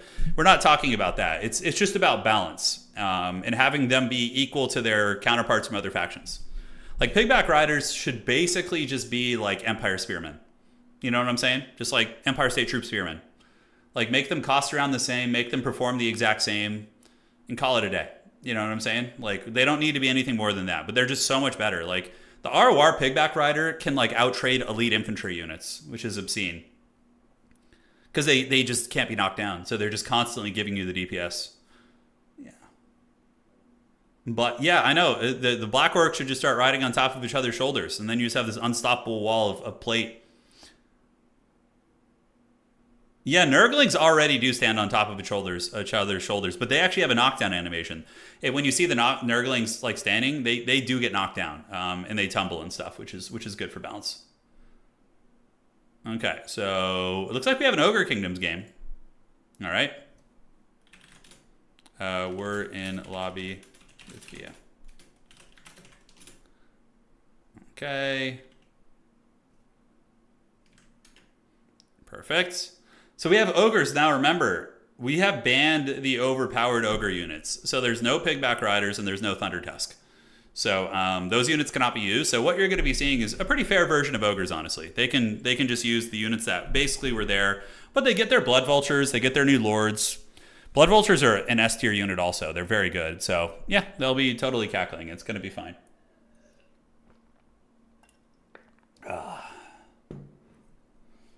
100-ton Dread Saurian, not able to knock two. Yeah, I know. The Dread Saurian is not able to knock over a Pigback Rider. Just this colossal beast. Yeah. Yeah, that's pretty funny. Anyone with tips for Tzeentch? I missed the wave, and they're tough to pick up. So, Old Ben. Tzeentch is one of the harder factions in the game to play, in my opinion. Very tricky. Yeah, very, very tricky, to be honest with you. But they have a couple things they do very well. Their mobility is pretty good. They're skirmishers. Centaurs of Tzeentch are a really nice counterpunching unit. Blue Fire and Pink Fire are both just god tier spells. Tzeentch is a faction that I cannot give you easy general tips for, because Tzeentch is a faction that really needs to contour its build to its opponent. Like, I could give new players a greenskin template that would be good in like 80% of matchups. I could do the same thing for a couple different factions. Like Skaven, I could give you like one build style that's good in almost every single matchup. And you just adjust one or two things. But with Tzeentch, you can't do that. They need to really be fine-tuned to what you're fighting. So if you told me a specific matchup or something, we could certainly give you some tips. Yeah. They can be, this makes no sense of the concept, yeah. Imagine having to fight a Shredder with a spear. Yeah, I know, seriously. That would suck. There was a time, you guys remember when the Ogre Kingdoms didn't have knockdown animations for a long time. That was when the Ogre Kingdoms were just disgustingly OP. They were really problematic back then. The thing is that Creative Assembly designed knockdown animations for the Ogre Kingdoms at launch. And knockdown animations were super long. So basically, the ogres were taking like 45 minutes to stand back up, which was really funny, losing a ton of DPS in the process. But then they got rid of the knockdowns to try and help the ogres. They're like, okay, I guess now they just can't be knocked down. And then they became super OP. And then finally, they shelled out the money to give them proper knockdown timings and animations and everything. And now the ogre units are in a fine spot. But that was a problem in the beginning, for sure. Oh, yeah, you run into Wood Elves, Beasts, and Warriors of Chaos and Empire a lot on ladder. Tzeentch is not one of my better factions, but against Wood Elves, you just armor check them. So you basically just go super wide using Shielded Warriors, Marauders, Chaos Knights, and you're going to want to use all your magic to kill the Wildwood Rangers and the Blade Singers. So basically, you just focus on killing all their armor piercing with your magic, and then you can win by armor checking them. Against Beastmen, it's a very tough matchup, honestly. Probably very favored for Beastmen, but yeah, you'd probably want to open 4 Marauder Horsemen, Marauders in the front with Marauder Spears in the secondary. Severed Claw is very good in that matchup, too. Severed Claw is excellent against Beastmen. Against Empire, yeah, usually just a wide a wide infantry check is going to be your best bet. So Mass Marauders of all types with Zangors reinforcing, and then Centaurs of Tzeentch against their cav units. Yeah, there's a couple ways. Oh, Ogre Kingdoms versus Wood Elves. This is actually a very fun matchup. Yeah.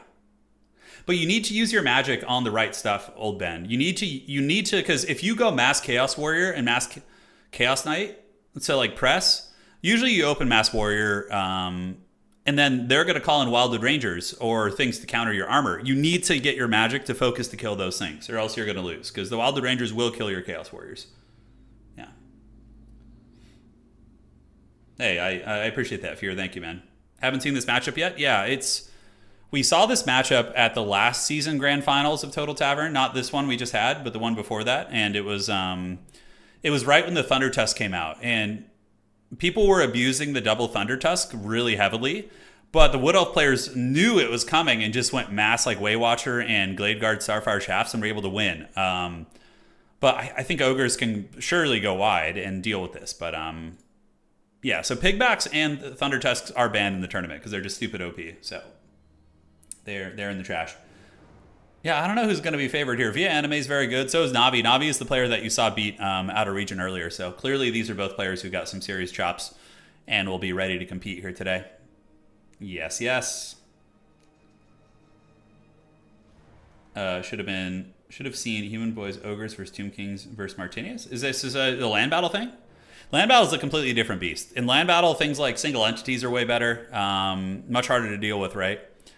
And, the skirmishing and kiting element of the game, it does exist in Domination. There is like a phase of the game where skirmishing and kiting is very active, but it's kind of like I don't know. It's like a battle with phases, really. Like you have the skirmish phase, you have the clashing phase, and then you have like the chaos phase where shit's just all over the place and scrambling. And whereas land battle is a little bit more of a prolonged skirmishing phase for many factions, Any factions banned for tonight? No, I don't think so. We just have restrictions on the really strong ones. Yeah. Might as well. Yeah, so if you want to see the restrictions for tonight, we can show you guys. Yeah, we can pull this bad boy up here. All right, guys, here we go. And we are here. So, yeah, Seekers and Heart Seekers are banned. Pigback Riders and Thunder Tusks are banned. Hellforged Bellowers from corner banned, and Wrathmongers are limited to 1. I'm on the fence about the Wrathmongers thing, but they're really polarizing in a couple of matchups and almost impossible for some factions to deal with, so I think limiting them to 1 is fine. But these are the restrictions for tonight. Yeah, aside from that, you can play pretty much anyone. So, yeah, you can treat yourself, man. Yeah, you got it, Zulu. Gotcha, man. Yeah, Ogres, probably just wide press is good. I mean, I actually like the olden days you used to see Noblar scrap launchers, but what I suspect Via is going to do is hunker down on their home objective and use like double or probably double Lead Belcher. Lead Belchers are really good. They have longer range than all the Wood Elf archers. So with proper Noblar and Ogre screening, you can really unleash a hellish salvo with the double Lead Belcher. So I suspect a Lead Belcher play. You could see a Stonehorn, like a fair monster, which doesn't have like all the same tools. I mean, those things are hard to kill, and they have a fair amount of missile endurance, especially with healing. Like, you can send them in, Wood Elves use all their ammo, and then you just, Troll Guts and Meat Feast. Meat Feast is insanely good, too. That's the Ogre Kingdom's army ability. Yeah. Yeah, Pigbacks are a funny unit, but yeah, the fact that they don't have knockdown, that was enough for me to ban them. I was like, well, it's just they have an unfair advantage, and they're just, they perform better than they should against most things because of that. Yeah, that's correct, Dungeon. Your analysis is correct. That is correct. But I think that, CA is aware of the pigback problem. And, most of the issues that are problematic have been passed to them. They have acknowledged them. So I assume that in the next couple patches, we will see changes to those units to make them fair. Yeah. Honestly, generally, I'm more of an advocate of cost increasing because, I don't want the multiplayer changes to affect, like, people's campaigns' power fantasies.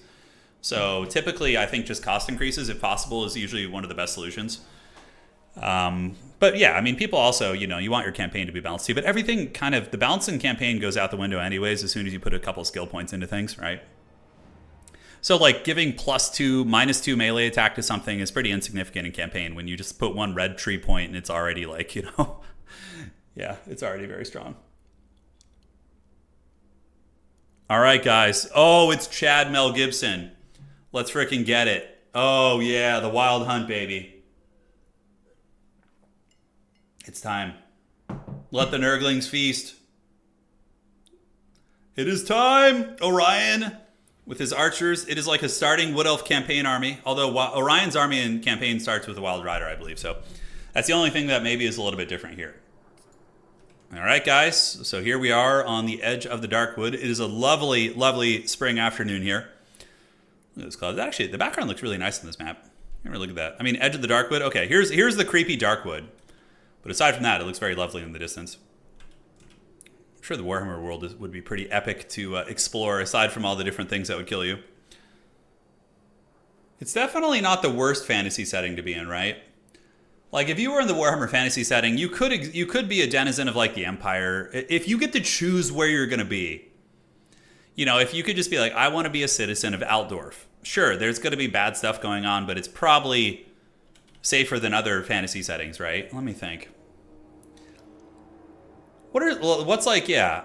Would you guys rather exist in... Okay, here we go. This is a good question. Exist in... Or... I'm actually curious. Would you rather exist and live in, and you get to choose where you live, in Game of Thrones or Warhammer Fantasy? If you had if you had a choice, where would you rather live? Okay, it's kind of down the middle here a little bit. I don't know. I feel like me personally, that's a tough choice, dude. Game of Thrones, though, you remember, like, the Game of Thrones universe is filled with pretty scary shit. Like, you have the White Walkers that are literally just trying to bring on an but you also have Chaos.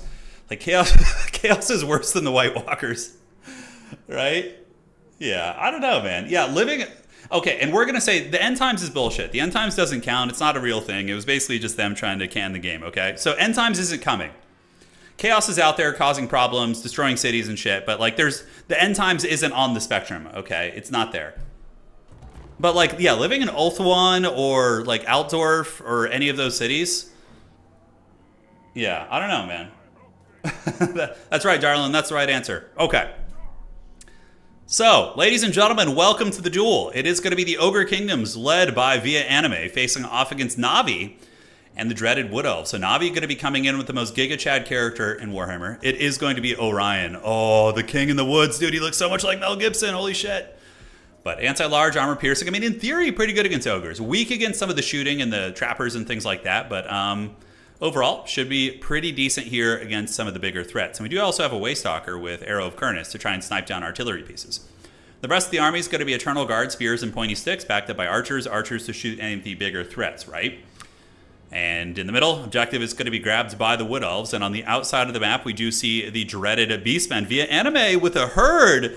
He's got the Mournfang Cav with the great weapons and a Stonehorn. So using the fair and balanced monster that the ogres do have access to. This thing is very, very good, but it doesn't have like a freaking snow launcher in the front that just like one-shots things. So yeah, Stonehorn is a pretty cool tech, and Ogre Bulls with Iron Fist moving towards the back objective. Aside from that, Noblars in the front to press the middle point, and the back objective is going to be secured by the Mournfang Cav as well as the Iron Fists, and Noblars are going to be sitting on those points. Game of Thrones has less bad afterlife compared to Warhammer Fantasy Battles. Okay. There you go. It seems like most of you guys would want to live in the Warhammer Fantasy universe, which, yeah, I would probably choose the Warhammer Fantasy universe. Simply, I think it might be more dangerous a little bit, but it also is way more interesting. Like all the different cultures and the history and... I mean, Westeros has insanely cool history, too, like, if you really, really look back into it. But George Martin still hasn't finished the damn last book anyways. He needs to fix the ending of the TV show, all right? So let's, yeah, we won't get into that. We won't get into that rant for today. We're going to stay focused here on the competitive action. So moving on up are the Ogre Bulls with Iron Fists and the Mournfang Cav. So they emerge from the bushes, and here in the tree line, it is going to be a Stonehorn. And here comes the dreaded Stonehorn. They're pretty good at getting through spear formations. If like something else can break the brace, then they can move in and really, really trample them. So Ogre's pulling back though, because the Elves are ready for these shenanigans. Navi has the Glade Guard Starfire Shafts at the ready, and the Ogres are in kind of an awkward position. They've really committed a lot to this back objective push, but like the Elves have such a nice layered formation of spears, archers, and the Giga Chad Zotes back here. You know? Got the big beat sticks. I actually enjoy Zotes. I think that they're kind of a sleeper cool unit. I know a lot of people don't like them and don't use them, but I think they're really, really decent in some matchups. So yeah, Ogres are calling out the Blood Vultures. Blood Vultures are a very good unit. If they can build up their Blood Vulture charge, where they just get permanent stats, then they just do so much work when those when the feasting ability goes off. But yeah, Wood Elves are happy to just chill on two objectives and wait for the storm of the Ogres. And via anime, the power of the Rat Clan here is going to be gathering up his forces and preparing for an Alpha Strike. The Noblars are moving forward, so these are the regular Noblars, and they'll do all right. They will lose to Eternal Guard, but honestly, it's not a terrible trade for them. They will sit there and they will poke. So Arrows of Kurnus activated, and wow, the Ogre is going for a full envelop, guys. Look at this. They have a full ambush coming out of the trees here. They got Blood Vultures coming around the outside. Ogres are going for a full court press, guys. Full court press. Time heals all wounds except the ending of Game of Thrones. I think that if George Martin fixes the ending in the books and makes the book ending good, then I will, it would all be forgiven. It'll all be forgiven. So we're going to see how he does that. Dude, Orion, though, look at him just pounding his hooves through these Noblars, just trampling through and hunting down the Stonehorn here.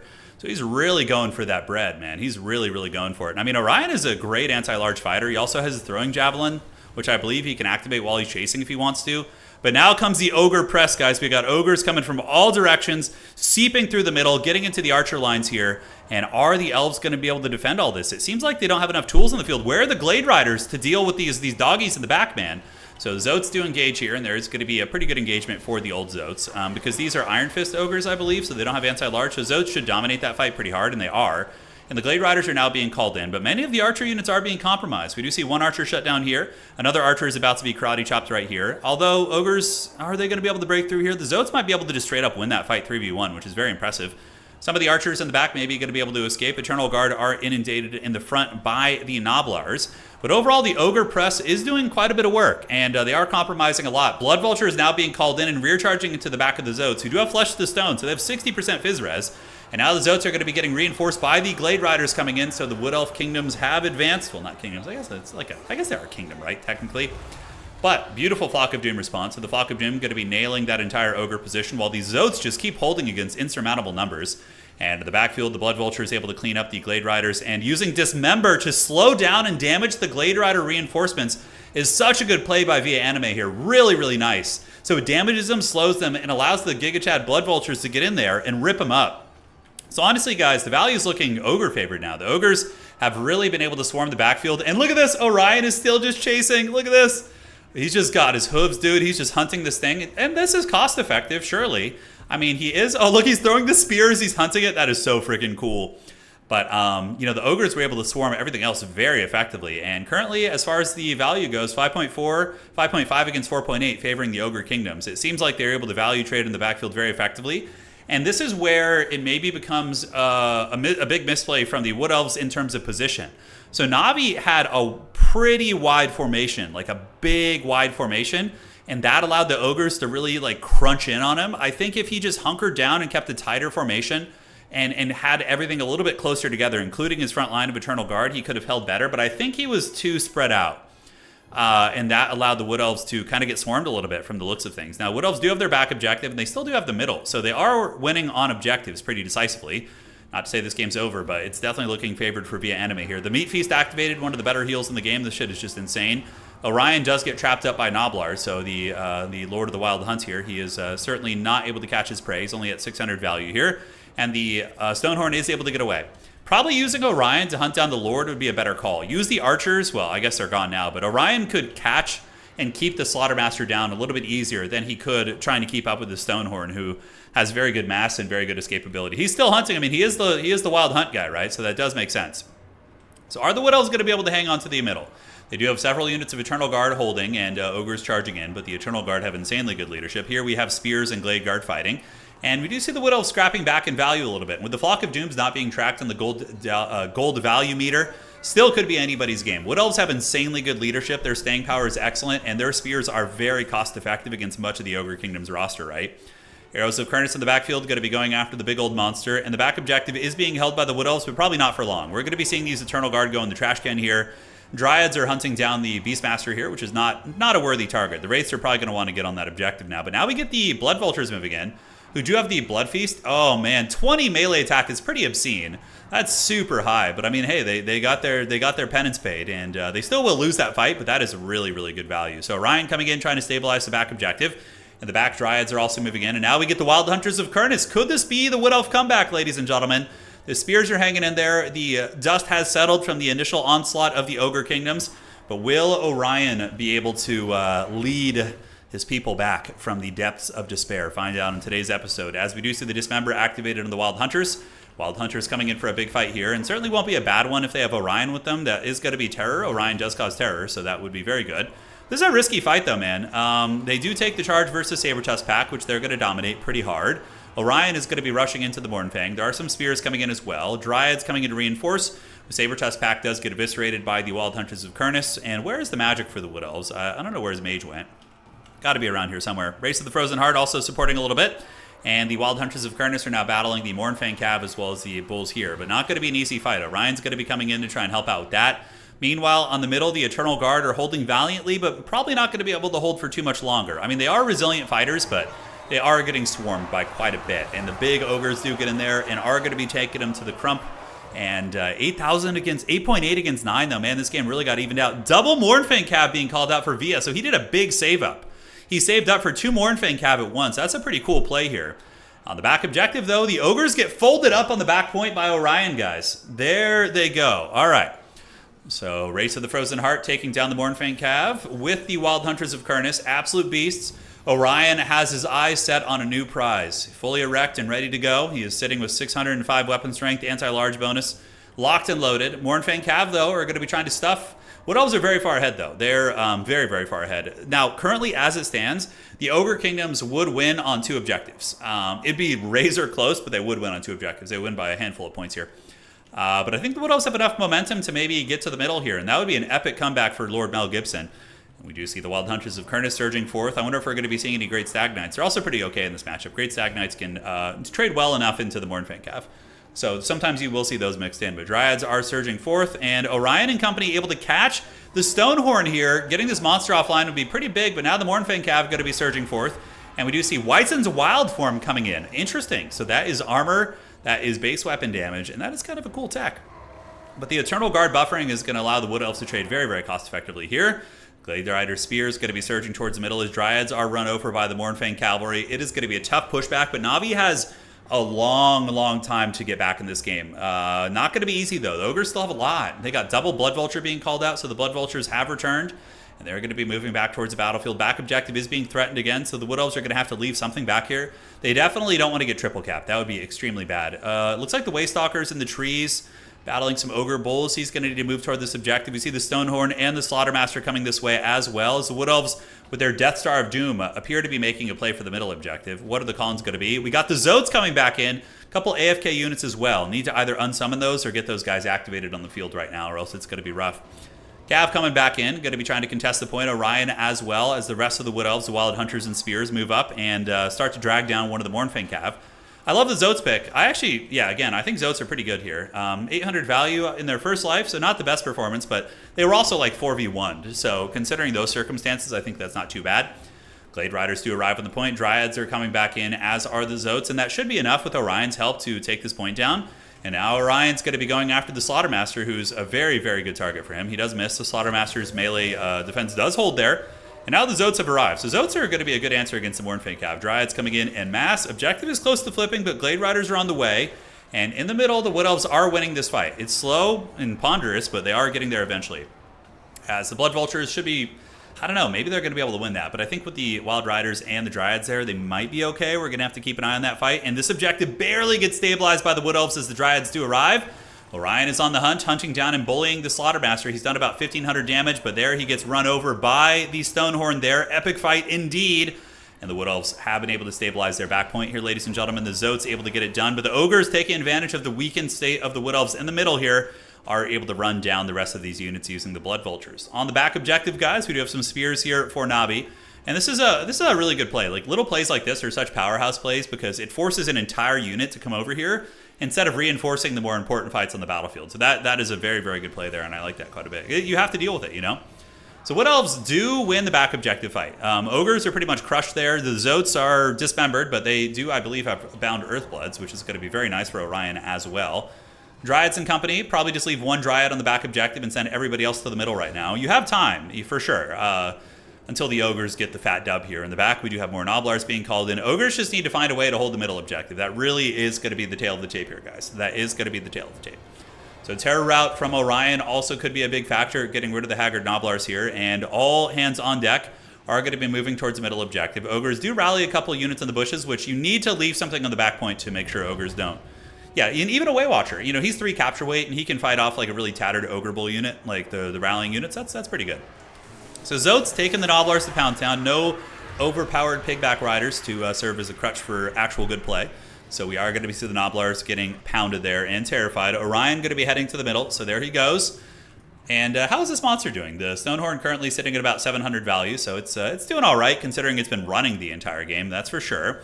And where are these guys going? Yeah, it's tricky. I really like what Via Anime is doing by like feigning pressure on the back objective with these mobility pieces. Although I think the Dryads would be able to fend these off with the Waystalker. Zotes do get slapped with another Dismember, and in the middle, Orion is going to be hunting down these elites. Eternal Guard are coming in, but Eternal Guard get countered by things like Furies and Blood Vultures pretty effectively. So we do see the Blood Vultures trading very, very well here. And now the Saber-Tusk pack is going to be piling in as well. So this is going to be a very big knowledge check here for Navi. Navi needs to know how many units they need to leave on the back objective so they don't lose it. And they still have time. Navi will lose on just one objective, but they have ages before that happens. So Zotes end up taking the fight here. Flesh to Stone is activated, so they're going to be getting 60% Fizz Res, which is insanely good. That's going to make them very, very tanky here against these Mournfang Cav, who are getting dragged down. Dryad's also going to be piling in to help. Orion now surging forth to try and help out in this fight. And the Waystalker is going to be called out, while on the back objective, it looks like the Dryad's able to clean up the Mournfang Cav. More Eternal Guard are on the way out, and the Beastcaster got killed earlier. Wow. Okay, so the Wood Elves have been without a caster for a long time. That's actually a huge setback. Okay, that answers a lot. I was wondering where their magic was. I was like, man, it feels like they're missing out. But the Zotes still confident despite taking a lot of damage, and they're trying to put this game on their back here. And there's going to be a Flock of Doom going down here. So Flock of Doom and Wyson's Wild Form should be activated. Oh, Curse of On-Rare. Okay, so a little bit of cursing action, and then the Flock of Doom should be activated, I would imagine. There it is. So potentially going to break that unit here. Dryads fighting in the trees against Mournfang Cav. Mournfang Cav very, very tough to deal with. And Eternal Guard are making their way towards the middle, trying their best as the Ogres are looking a little bit raggedy, guys. This has the making of an insanely close game here. Insanely close game. So Stonehorn sitting now at 1100 value. And Orion, is he going to be hunting this thing down? It looks like maybe he's going to be opting to go for the middle instead. Eternal Guard are making their way up, and the Eternal Guard do defeat the Blood Vultures. It just takes a while, but they do eventually defeat them, and more Dryads are going to be hustling towards the middle as well. Saber-Tusk rampaging, you know, Wood Elves just need to get an objective and hold it for like a very short period of time, and then they would just win on one. So I understand that's going to be the big priority here. More Dryads moving up. Calling for the Ogre Kingdoms are going to be Ogre Bulls with Iron Fists, and what are the Collins going to be? Basically just Dryads for days. He knows he needs to capture weight in the middle. And once again, we do get the Wyson's Wild Form being activated. Kind of cool to see some off-meta spells. What's holding the back objective for the hardwood? Not a whole lot. Yeah, maybe you're going to have to allocate some Zotes back there, keep Orion or something. Eternal Guard have almost made it to the middle. And the Waystalker, so these 2 characters alone, that's 3 capture weight and that's 3 capture weight right there, right? And of course, infantry are 5 apiece when they're at full health or full model counts. I'm pretty sure is how it's done. So Orion almost getting the kill in the slaughter match. So this has been one of the sweatier games I've seen in a long time and a very good matchup. But that's a lot of Ogre capture weight coming in. It's going to be 3-6 capture weight. Not a ton, but still a formidable amount. And the Zotes and the Dryads are going to make sure that doesn't happen. Meanwhile, the Wood Elves are going to be surging towards the objective, guys. It's really close. Look at the score. Ogre Kingdoms are really close to catching up and passing them in points. And this is going to be anybody's game here in a minute. But Wood Elves will have the capture weight advantage. Between the Eternal Guard, the Dryads, and the 2 characters here, it's going to be more capture weight once these Saber Tusks get routed off, which I think they will. And it does start to flip there. All right, on the back objective, Dryads are trying to get there, but the Ogre Kingdoms do have the capture weight. Zotes caught up on Noblars, ladies and gentlemen. Glade Riders are now being called out. Where are they going to go? The back objective is in danger of flipping here. Very, very sketchy situation. Orion needs to get a terror out on those Noblars. And in the middle objective, will the Wood Elf Infantry be able to get it? Wyson's Wild Farm activated once again. The Eternal Guard surging around, trying to chase off these Saber Tusks and get them off the objective. Another Eternal Guard unit coming.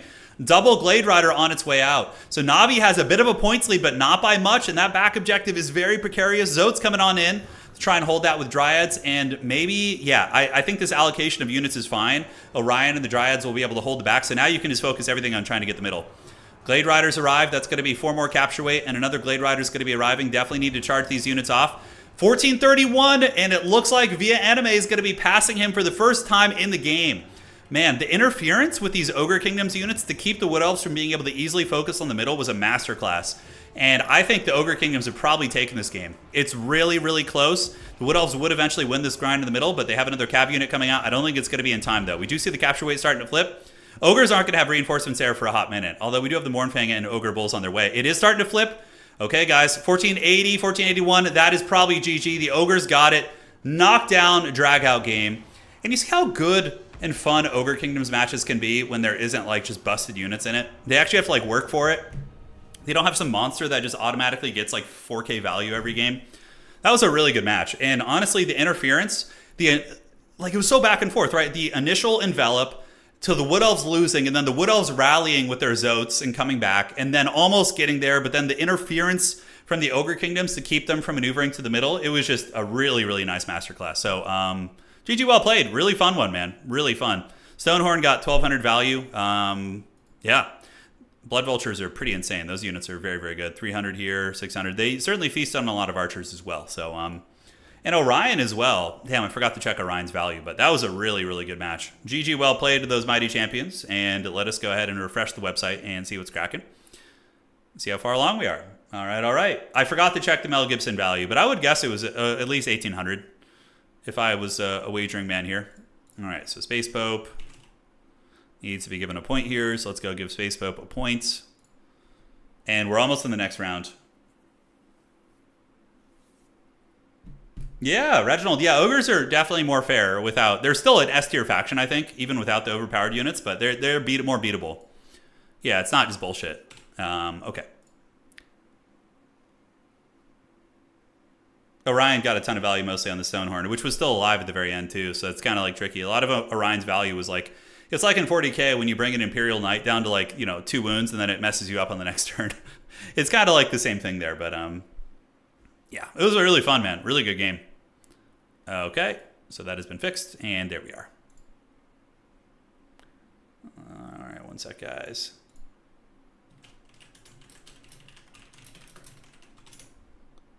Okay.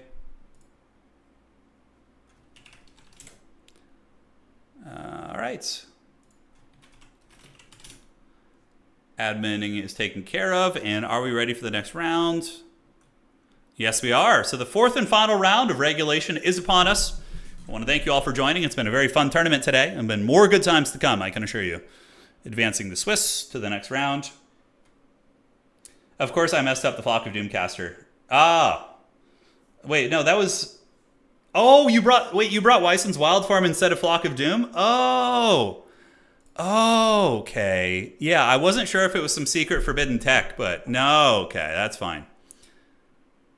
So now let's see what matchup we have. Let's do a Dactyr versus Attack Speed Enjoyer game. Yo. Lobby code, please. Dactor is like an OG competitive Warhammer 2 player, very, very strong.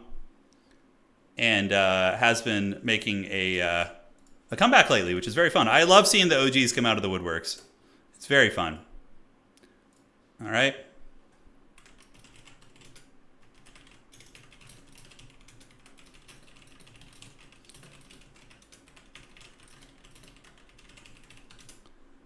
Okay, and perfect. Cool. So we got another game coming up in just a moment, and then we're going to be going to the top 4 after this. Just he was worried. He was worried when he... Hey, what's going on, Frost? How you doing, man?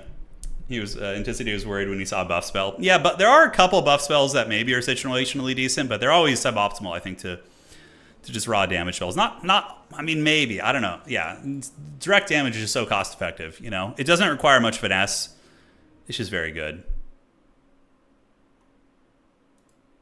And, okay. So we'll get our lobby code from these two gentlemen in a moment. And let's see what matchup they're playing. So this is round 4, right? This is round 4. And in round 4, we have Attack Speed Enjoyer is on Kislev. Oh, awesome. I love Kislev games. And Dactor is playing what? Khorne. Okay, that's a fun matchup. That's like the Warhammer 3 launch matchup. Cool. Let's do it. Let's see how this goes. I think this matchup can be even-ish if you're playing a Kislev player who knows what they're doing. Ah, they don't have a password on there. Curses. Okay, Attack Speed Enjoyer's lobby. That should be it. So I need to jump out of here. Attack Speed Enjoyer's lobby. There it is. Okay.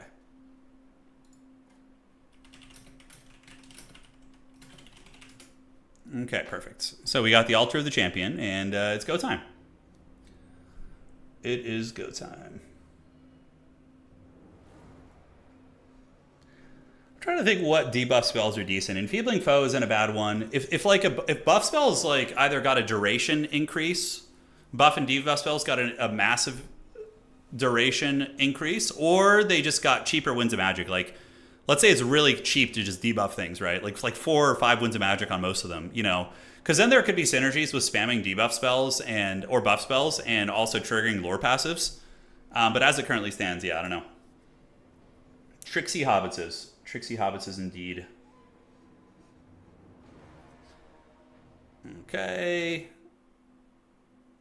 Lobby died or something. Okay, no problem.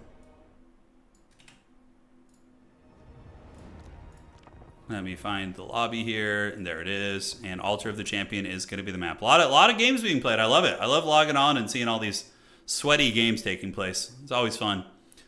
So Dactor versus Attack Speed Enjoyer, Khorne versus Kislev. I'm curious about this matchup. Heavy War Sleds are still very good. You got to watch out for Blood Beasts, though. Blood Beasts are scary. Khorne Gores are scary. You know, a lot of evil schemes here. Oh, yes. All right, I'm going to go refill my water. I'll be right back. And once again, thank you guys for all joining.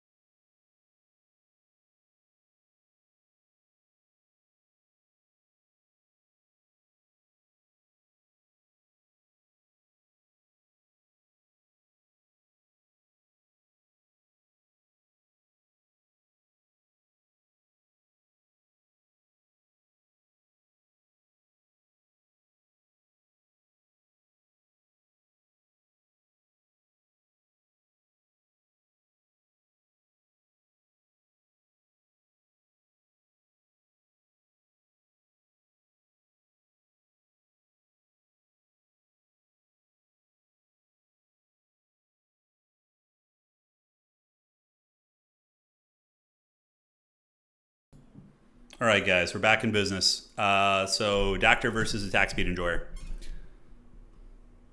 All right, let's have some fun, man. Let's have some fun. So Khorne, I think, just pretty unga bunga here. You can do a lot of things. I think Blood Beasts and Khorne Gores are just so powerful in this matchup. And you can go a couple different routes with the characters too. I mean, Valkia is always a great staple, but Sleipnir and Valkia is very good. But also we've been seeing people using the Herald. So using like a Herald of Khorne or even the Skulltaker, Azul. We've been seeing him getting a lot of love in the meta. So like in the grand finals we had for last season, we saw him being picked over Valkia in like most matches, or the Herald in general on the motorcycles. Really cost-effective anti-infantry armor piercing and healing and buffing. It's a lot. What is the most fun matchup to watch / cast in the game? Oh, I don't know. Personally, I'm a big enjoyer of like thematic good guy versus bad guy matchups.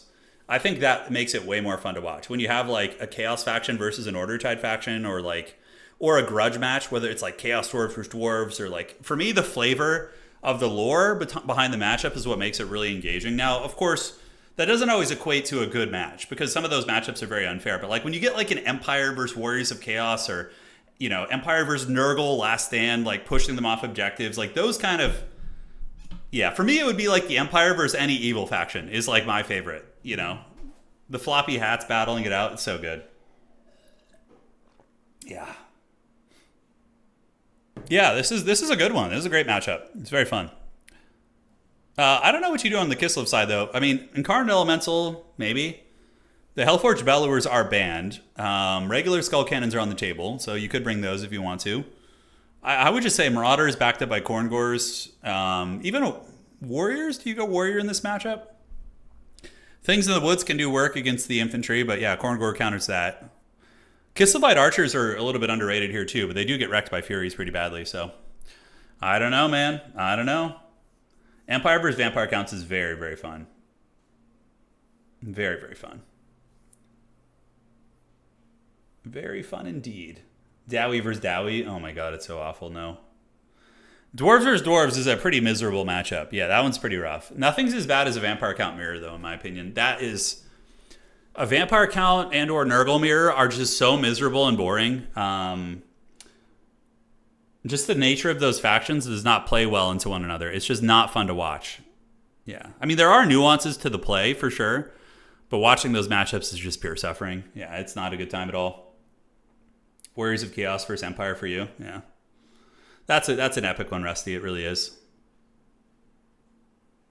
Dwarves vs. Dwarves is... Dude, you know how lame it is watching like Dwarven Miners like march up in battle? They blasting charge each other, then they just fight with their like 18 melee attack pickaxes, and you're just like, dude, just end me, bro. Just put me out of my misery. This sucks.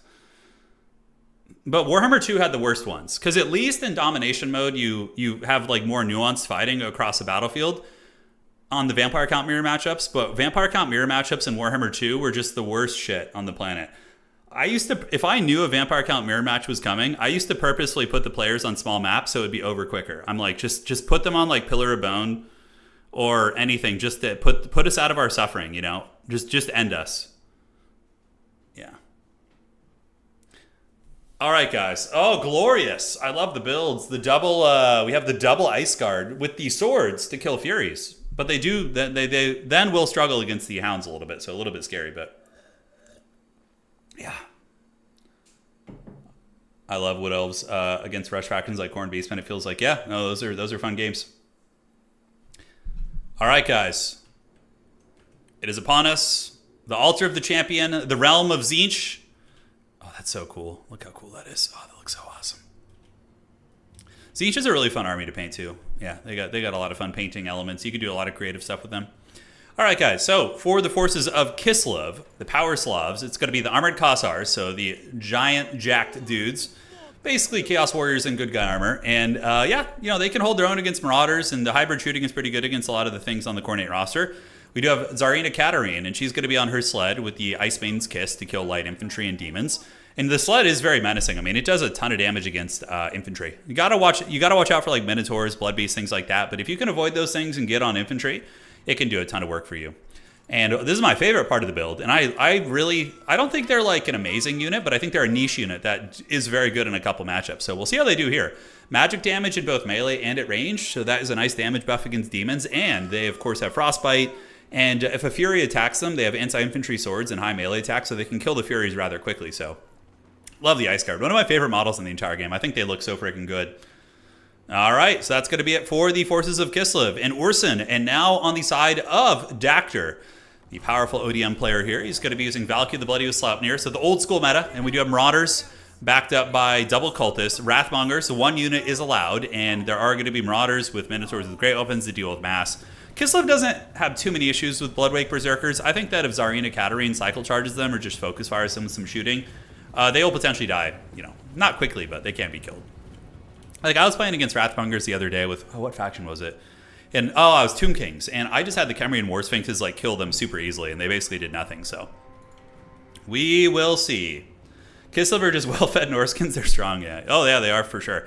Well, they come from, I think they have a shared ancestry with some, not like the mainland Norskin tribes, but there are some Norskins, more nomadic ones, more into the northern kind of Kislev areas that they have some shared ancestry with. So yeah, they are in the same ballpark as well, I guess.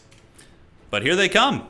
Advancing up are the Marauders, and the outside objective going to be taken. The double Cultists aren't going to want to hang there, though. You're going to want to get those Cultists active for Dactyr, so move them around this way and have them re-engage on the middle. But yeah, that's a game plan for Khorne. Just, leave a Marauder or two on the outside objective and then go all in with your Wrathmongers in the middle.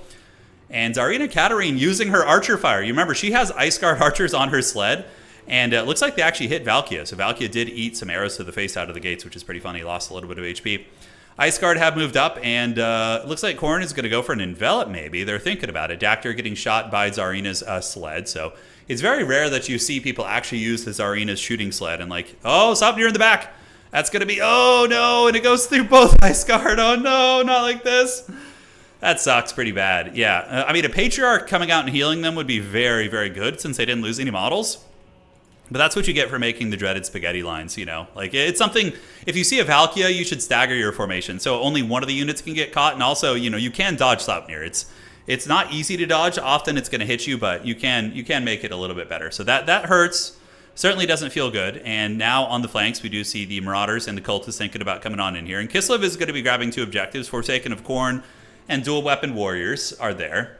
Yeah, 0 units killed. Yes, the unit is still going to be very combat effective, but if they get attacked by a stiff breeze, they're going to start losing models. So, yeah, that is unfortunate, and that still does hurt.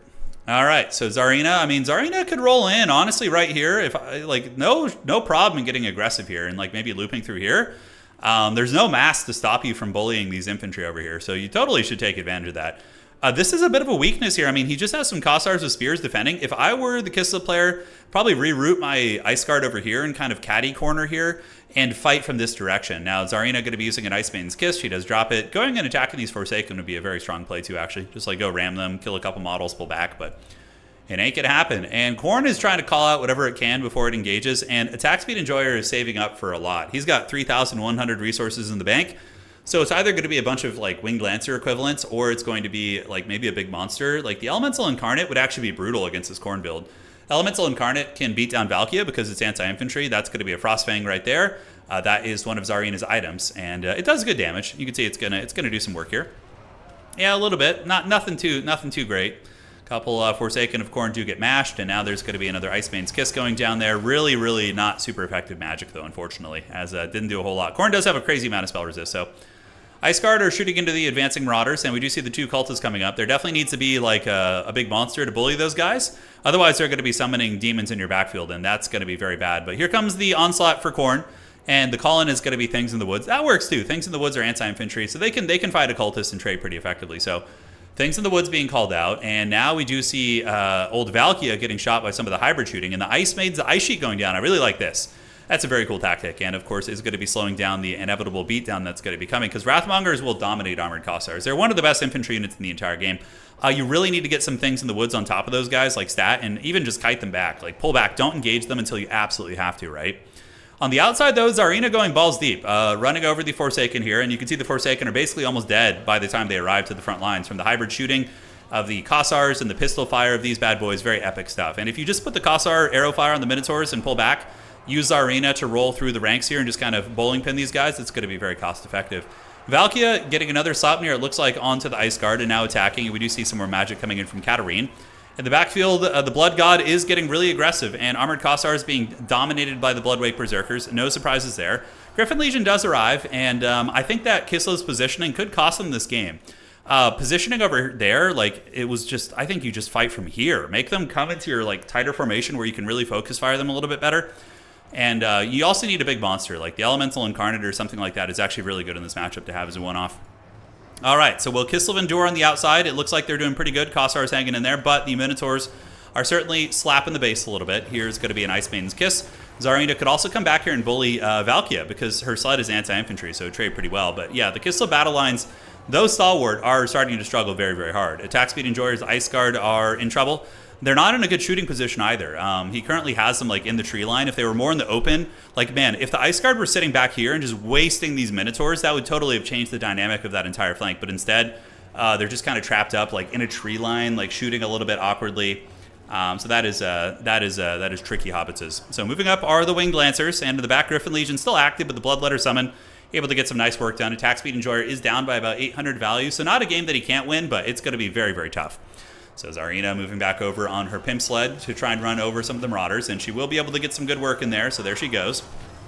Zarina certainly hits hard on that Chariot. But the Kislev backfield's looking a little bit rough. We have the Ice Guard with swords battling Valkia the entire game, which at least they're anti-infantry, so there is something to be had there, but still not a great fight. And where else are the fights going okay for Kislev? Maybe once some of the demonic summons disappear from the battlefield, Wrathmongers are still pretty healthy. We have Kislev Warriors coming out who are, once again, they themselves are going to get butchered pretty badly by those Wrathmongers if that fight doesn't end up happening. Kislev was able to hang on to one objective out here, though. So they were able to hang on to objective 1, which is going to keep them from getting karate chopped out of the game on points. And on the other side, we do see the Griffin Legion battling it out versus the Cultists. But yeah, overall, not a lot of tools to deal with those. Not a lot of tools. Yeah, Valkia is a good fighter. I mean, she's very powerful. You need a big anti-infantry entity to deal with her. And honestly, it's been a big misplay to probably not have Zarina go bully her and bring Deathfrost. So in this matchup, you want to bring Deathfrost too. Even though there's spell resist, if like you get a couple good attacks on Valkia and then overcast a Deathfrost, you can, or just regular cast it, you can do a lot of damage against her and really put her in the trash can. But I think Khorne is probably going to win this game. It just seems like the engagements are a little bit sloppy on Kislev's side. And now the Khorngor spam is going to come, which is going to make it even harder because Khorngors will counter the things in the woods. They're going to counter the Griffin Legion, the Winged Lancers, all those sort of things like that, right? So that's going to be very, very tricky. Oh, Sword of Khorne in the backfield, brutal. As the Bloodwake Berserkers take some skulls for the Skull Throne. But yeah, one of the best ways to kill the Bloodwake Berserkers is a big monster. So like an Elemental Incarnate or the Bear. I haven't tried the Bear. Heavy War Sluts can also kill them pretty effectively with cycle charging, but it really depends. But yeah, trying to fight them with like a halberd unit that has like these are some brave Kislevites, dude. I mean, look at these guys. Who would want to go in there and fight those? I mean, absolute massacre. Those Kislevite warriors were killed to the last man during the By Our Blood. Oh my god. So Zargard Great Weapon's going to be hustling towards Objective 3, and is there any way Kislev can scrap this back? They're down pretty heavily in value. We do see another Ice Sheet going down, which is going to be slowing down the Minotaurs, not that it's going to make much of a difference. And Zarina is now attacking Valkia, but with the Horn of Khorne active, maybe you want to just wait till that's over. Will they have any way of getting this back? I do not know. So the Bloodwake Berserkers are moving in. They have currently gotten how much value? Probably at least 1,500. Oh, only 1,100 value. So they haven't paid for themselves. Remember, they cost 1,800. So very, very pricey unit, and they have not quite paid for themselves yet. So on the other side, we do have the Things in the Woods, and yeah, they got to avoid the Khorngor. It's not going to be a happy fight for them. Kislev has managed to hold on to this objective, but probably not going to be for too much longer. Zarina Katarine maybe going to be rolling through those units. And on this side, we do have these Zargard Great Weapons coming across, which will trade well into all these units. I mean, a Zargard Great Weapon probably solos this objective, but it takes like 10 minutes to do so. The Ice Guard were definitely not very effective this game. They weren't able to get in good positions. Their shooting was shut down almost instantly. And overall, yeah, they really paid the troll toll. And it's unfortunate, because I think Ice Guard can be cool in this matchup, but I think the double Ice Guard probably was one of the factors that may cost Attack Speed Enjoyer this game. Unfortunate to say, but I think that's going to be the case. So moving up here, Minotaurs and Forsaken holding that objective. That probably will be a triple cap. Things in the Woods and the Zargard Great Weapons going to be arriving on the outside point here, and we're going to be seeing some of these barbarians get massacred by the Zargard. Zargard Great Weapons certainly hit hard, and with the Griffin Legion coming in, you know, the remnants of the Griffin Legion, they are able to buckle those Marauders pretty quickly. You can also see the Cultists die quickly. The Zargard do have an excellent anti-infantry with plus 14 and high weapon strength baseline, so they will be doing quite well for themselves. And now we get the Bloodwake Berserkers and the Khorngors and the Minotaurs hunting down Zarina Katarine as she's just running and Benny Hilling. She's very tough to lock down. Her sled has very good mass. On the outside, the remnants of the Kislevites trying to get that objective back. Is there any hope here? Attack Speed Enjoyer is kind of clawing back on value pretty effectively. Another Zargard has come out, and hey, it kind of looks like Kislev might have some play on this objective here. They definitely need to cut through these Khorngors a little bit quicker if they can. And we do see the Patriarch coming out, so not sure what he's going to be healing, but At this point, I mean, I guess just heal the Zargard. That's going to be your best bet. So another Zargard coming out, and you just got to take this fight. You're not going to get away from them. Wrathmongers are way faster than you, so the Zargard should just take this fight. Because they will do a lot of damage against the Wrathmongers, but if he runs, like, this is a bad formation. The way he's engaging, you need to just engage and get the charge bonus off on those guys, and just eat it, because you're not going to get away from them. They have 39 movement speed against you, who is much slower, but unfortunately, they're not going to get the charge bonus. The Wrathmongers will get theirs, and that's going to be unfortunate. So Valkia battling versus Zarina. Forsaken looks like they were broken off, and some of the Flesh Doggies able to rout off the Kossars here. Kislev doesn't really have much in the way of reinforcements, and now it looks like these Zargard... No, stop running! You just got to turn and fight. This is a big misplay, dude. He's just hemorrhaging elite infantry models for no reason. I mean, he's trying to provide a little bit of supporting fire, but just turn and fight at this point. You're just losing models, and now you're definitely going to lose the fight. So this is a big mistake. Yeah, just turn and fight. It's not going to be pretty, but you got to do it. And if he had done it sooner, it would have been a much better fight. But now he's just losing a ton of models, right? So on the outside point, Kislev is able to get one dub here. So objective 3 is going to be going to the forces of Ursun. And they're going to hold that pretty comfortably. But getting back on the board with the other 2 objectives is going to be harder. We do see the Bloodwake Berserkers taking actual damage now. But he took like 30-40% before even engaging here. So of course the Berserkers with the Horn of Corn are going to be dominating on that fight, right? Zarina cackling away. She's going to be making a run for it. So I guess she didn't trade as well into Valkia as I thought she would. Valkia was able to get some decent trades. But with Death Frost, Valkia would probably be dead right now if you had Death Frost, because none of the magic has been super effective here. I do like the Ice Sheet. I think it's pretty decent. But yeah, the Ice Maiden's Kiss felt really lackluster. I guess against Bloodletters, it could be very nice too. So there is that. So Kossars are on their way in. Outside objective is taken. And the Zargard, you know, fought to the bitter end and actually did okay against the Bloodwake Berserkers. But if they had fought from full health, these guys would be down to like 1,500 HP. But yeah, ends up getting a decent value trade. But now those guys have gotten 2,000 value, so they were able to find their prize. So here we do see the Fleshhounds of Khorne looking to move into the backfield and cause some havoc. And the Kislevites are rallying. They call the Ice Guards back in, of all things. And the Patriarch gets in with Salax Lullaby, gives Zarina Katarina a very, very nice heal. And okay, Zarina did bully Valkia there. Okay, so a little bit of bullying going down. And now she's going to be escaping once again, but the Minotaurs might be able to get her Ice Sheet activated. That's going to be slowing down the Minotaurs down to 34 speed. But Dactyr seems to be in a pretty dominant position, 12.4 against 10.5, and there's not really any magic nuances there that would mess that up. Cultist going to be maybe stealing the outside objective. Kislev is like rallying a little bit. I mean, they're certainly getting their back in the game, and we do see the dreaded Bloodwake Berserkers coming in. Definitely should have focused in with the Kossars a little bit as they approached here. Zarina moving into the secondary, bullying once again against some Marauders, getting a lot of damage in the process. Zargard are going to be charging in to the Bloodwake Berserkers, and overall it's just not going to be enough time. Like the Ice Guard are not a melee unit, and they're charging through the woods where they will not be effective and just going to get run down by actual proper melee units here in the Fleshhound. So very, very, very tough stuff indeed. So side objective going to be taken. I think Kislev can in Khorne. It's probably Khorne favored overall. I think it's probably 55-45 matchup for Khorne, but it's not to say that Kislev can't win it. The Ice Guard swords were definitely disappointing. And yeah, the positioning was a little bit off from Kislev, and it cost him the game, I think. Heavy War Sleds, Incarnate Elemental of Beasts. Like Dactyr, dude, Dactyr's build would have been owned pretty hard by a big monster. As a matter of fact, he had no ranged, no Marauder Horsemen, no Skull Cannons.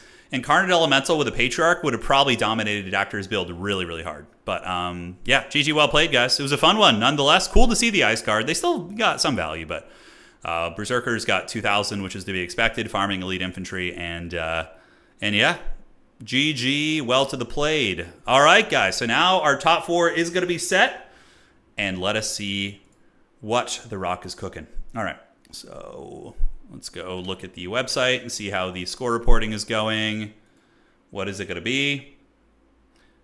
And refreshing. Okay, so the top 4 is coming into a picture here. I think Dactyr, did he report his game? Was that really... Dactyr should have 3 wins. Okay, so let me refresh this. Sad bear noises. Yes, sad bear noises indeed. And the most success I've had with Kislev is using Heavy War Sleds and the Incarnate Elemental. Those have been my win cons there. Yeah. Zarina on a sled is not a bad idea. I think she's pretty good. I like Sled Katarine. I think she's good. Going for a cheap Ice Witch is also viable because it allows you to bring other expensive things. So, okay, so Puggington is undefeated. Boss Toss via anime. Dactyr's tiebreaker is a little bit weak, unfortunately, so it looks like he probably will not make it, the gentleman we just watched, but he went out on a shield. We'll have to see what this looks like. We'll have to see. Yeah, Kislev can totally win that. I don't really. I like Kislev. I'm trying to like get them on the menu of factions I'm good at. So I've been mixing them into my competitive rotations. Like I'm good at the Empire and Walk, and Chaos Dwarves. Like those three factions I have on lock, and I know pretty much every matchup for them. But yeah, I want to mix in Kislev and Tomb Kings into my repertoire. Skaven I can also play pretty competitively. They're very easy to play competitively if you know the builds. All right. So what do we do against Khorne in the beginning, huh? So the Lord choice, Mother Ostankia. Yeah, Dactor, it was a good performance though, man. You played very well. GG's. Yeah, you had fun? I'm glad to hear that. That's the most important thing, dude. You played like a champ. You played like a champ. Okay. Let's refresh this. Couple games wrapping up here. You love the pick 6 format? Yeah, it's really fun. Because you get a good range, and like nobody can just play an over like a S tier faction. You can bring like a couple S tier factions, but then like you have to know other things as well, which is what makes it fun. It's a lot better than SFTs. I agree. SFTs are fun. They're really good for new beginners. Like SFTs are great for newbies. But for more advanced players, I think it's the pick 6 is a vastly superior format. Yeah. Okay, so what do we got here? And just saying needs a 0.2, so that could affect tiebreakers. Let me do that. Sometimes people can't play in the top 4, so maybe hang tight for a minute. I don't think you're gonna. I think there's enough people ahead of you, so we'll see how this all comes into play.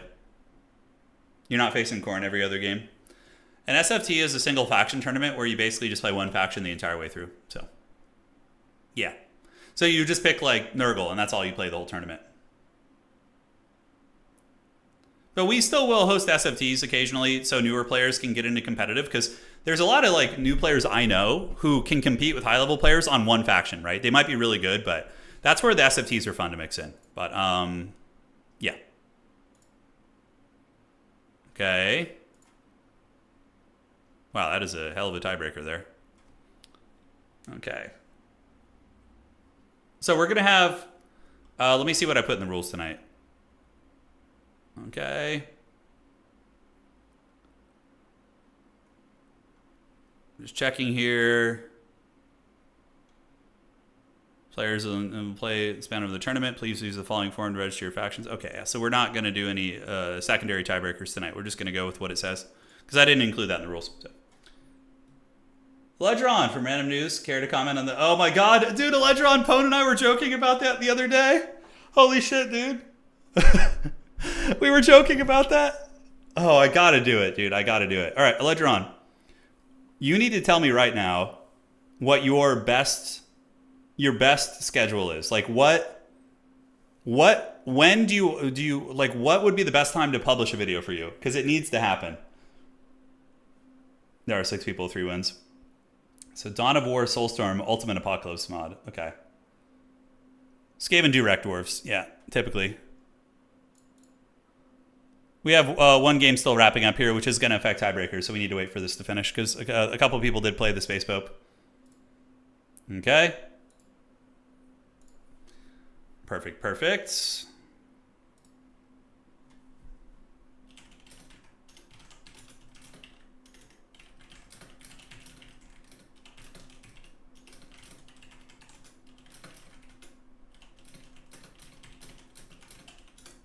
Okay.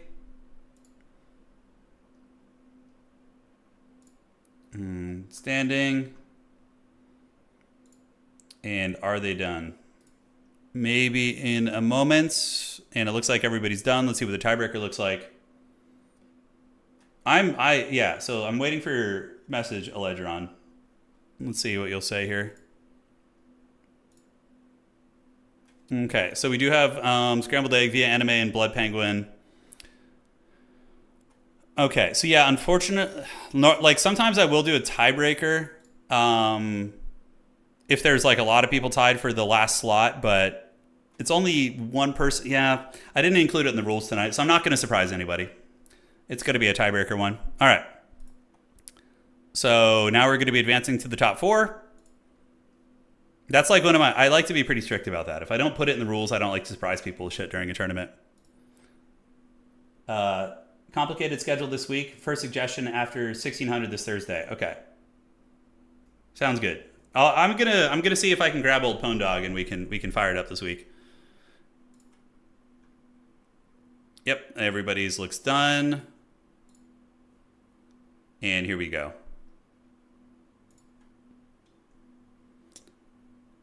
We also have a new player tournament running right now too. So shout out to Space Pope. Space Pope is playing in our tournament and running a tournament of his own, which is pretty glorious. I love it. All right, advance to top 4.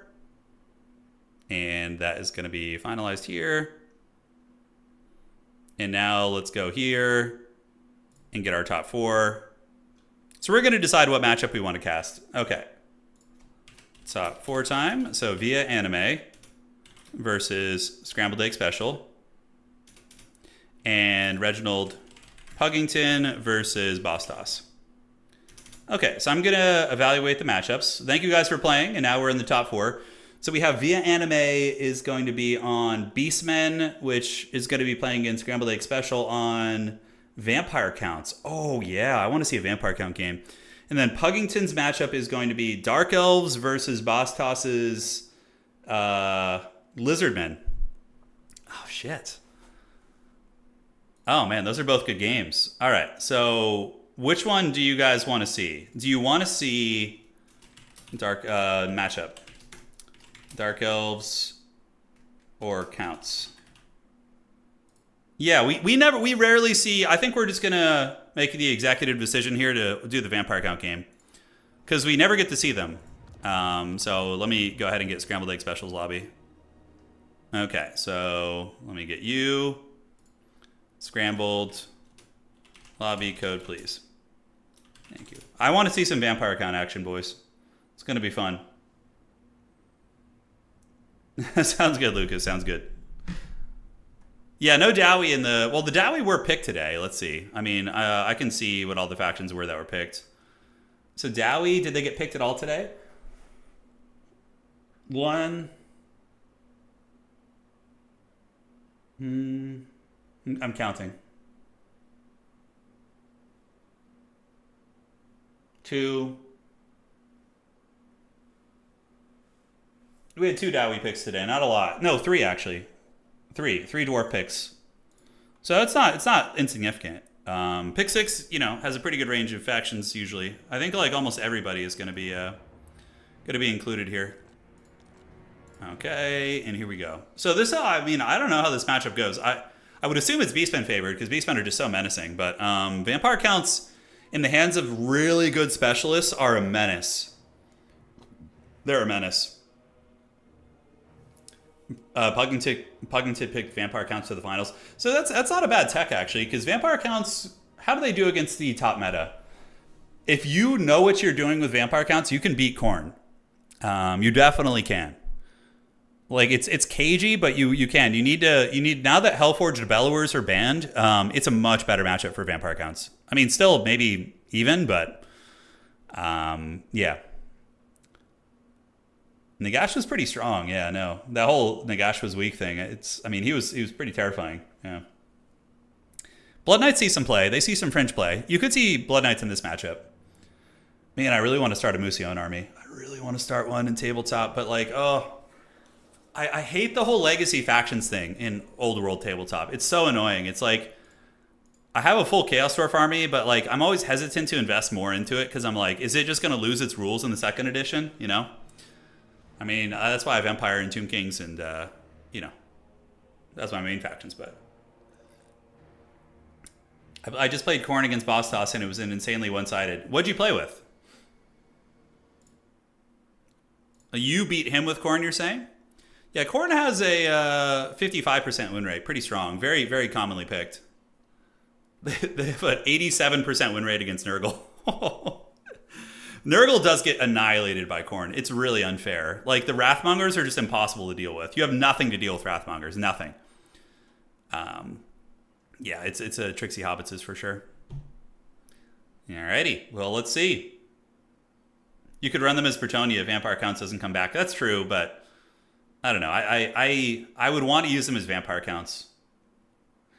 So basically, if I were to play Musion in tabletop, I would use my I would buy Bretonnian Grail Knight models, and I would kit bash them with vampire heads, and have them like act as my blood knights. You know, I think that would be cool. Though the Musion knights are actually still human, aren't they? Some of them aren't they like black Grail Knights, like evil Grail Knights? I'd have to look into the lore a little bit. In my Khorne versus Vampire counts, we agree the matchup is pretty unbalanced. Yeah, it could be. Could be. Wrathmongers put a big wrench in that matchup, too. They're super hard to deal with for Vampire counts. Doesn't the big fellow with the legs and mortar deal if I'm ready to lead infantry? Not very well, Jake, unfortunately. Not with Wrathmongers. Wrathmongers have a really low model count, so it's hard to bombard them and stuff. They're limited to 1. They're limited to 1. It'll be interesting to see. The classic Helman Von Haggard battle coming up. Yeah, this is actually true. This is what we fought. look at his name. We were out of eggs. He always has the most bizarre pictures. Scrambled egg. He's got like always like these strange, disturbing pictures as his avatars. Knights of the Black Grail are undead, I think. Are they? Let's see. Knights of the Black Grail, Warhammer. Okay. Are formerly known as Knights of the White, were resurrected corpses of whites of 12 long dead Grail Knights of Bretonnia. Oh, so basically they use necromancers to reanimate them as like whites. And okay, so the Grail Knights of Musion are actually they're actually like deceased Grail Knights. Yeah. Okay, who are brought back and like animated with evil necromancy powers. Yeah. Cool. So yeah, Beastmen are going to go mass mobility here. You're going to see like a million friggin' Centaur throwing axes. That's the way to do it. Flock of Doom, spam probably going to be the way. Malagor, something like that. Will we get Total War 40k before we get Putrid Blight Kings? Probably, yeah. I think so. I don't know if any of the, like, when the Mono Gods get their DLC here, I don't think they're going to get any more. I mean, maybe. How much longer is CA going to support Total War Warhammer? I mean, for sure this whole year. 2025 is going to be a great year. We're going to probably get, like, a Slaanesh update with the elves. Probably going to be seeing a Nagash update at some point for all the undead. Most likely, you know, I could see there being a Dogs of War update. But after 2025, I'm curious to see how much longer they're going to support it for. I hope we get Total War Warhammer 40k. That's ready, because we have some great people in our community. Shout out to our boy Marshall, who's been leading the charge on updating Total Tavern on the back end. So Total Tavern's getting a makeover right now. It hasn't been published yet, but we're going to be adding new features and really fine-tuning it and fixing a lot of the existing bugs. And then if we launch 40k, we just retrofit that website for 40k. And dude, and we are ready to launch an awesome esports scene, like an awesome competitive 40k esports scene. You know, big prize money, sponsors, like the works. Like I'm ready to go full gung ho on that. So that'd be fun. That would be fun.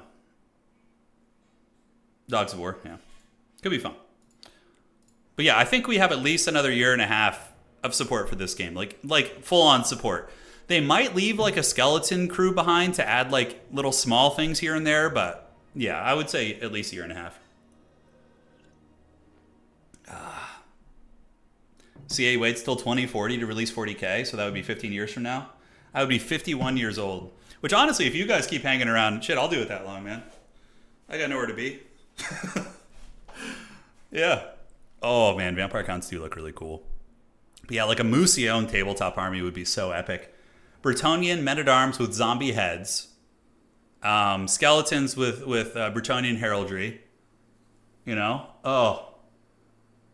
You could have the corpse carts be Grail relics that are like corrupted. There's so much potential you could do for kit bashing that army. It'd be very fun. All right, guys. Let's get this party started. Let's have some fun. Let's break it down. It's going to be Via Anime here in the semifinals, leading the forces of the Bray Herd, who kind of has a bit of a vampiric banner here himself. But the Beastmen going to be using Ungor Raiders to poke the Mortis Engine, mass Centaur throwing axes, and just Gore Herds in the front. So pretty standard stuff. Going to be trying to pull the vampires apart, obviously. Vampires will be very good in a blob fight, but the mobility game Vampire Counts can play, but we will see. Balgor, the Dark Flock of Doom Spammer.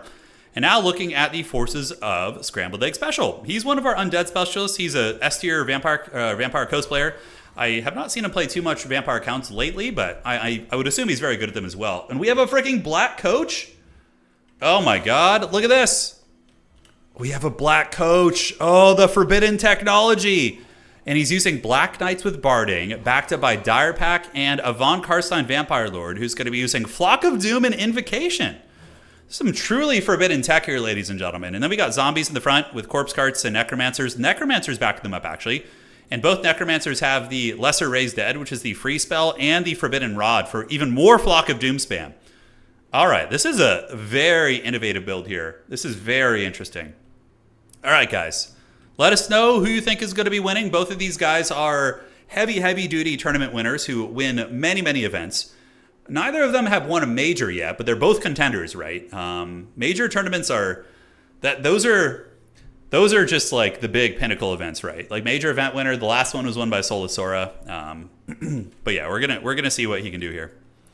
I love it. This is a super fun army. Black Knights with lances and barding. Okay, shielded. I'm genuinely curious how this is gonna go. Eledron, birthday was mentioned. That means, oh god, no. Eledron, no. People were forgetting about that meme, and now it's back.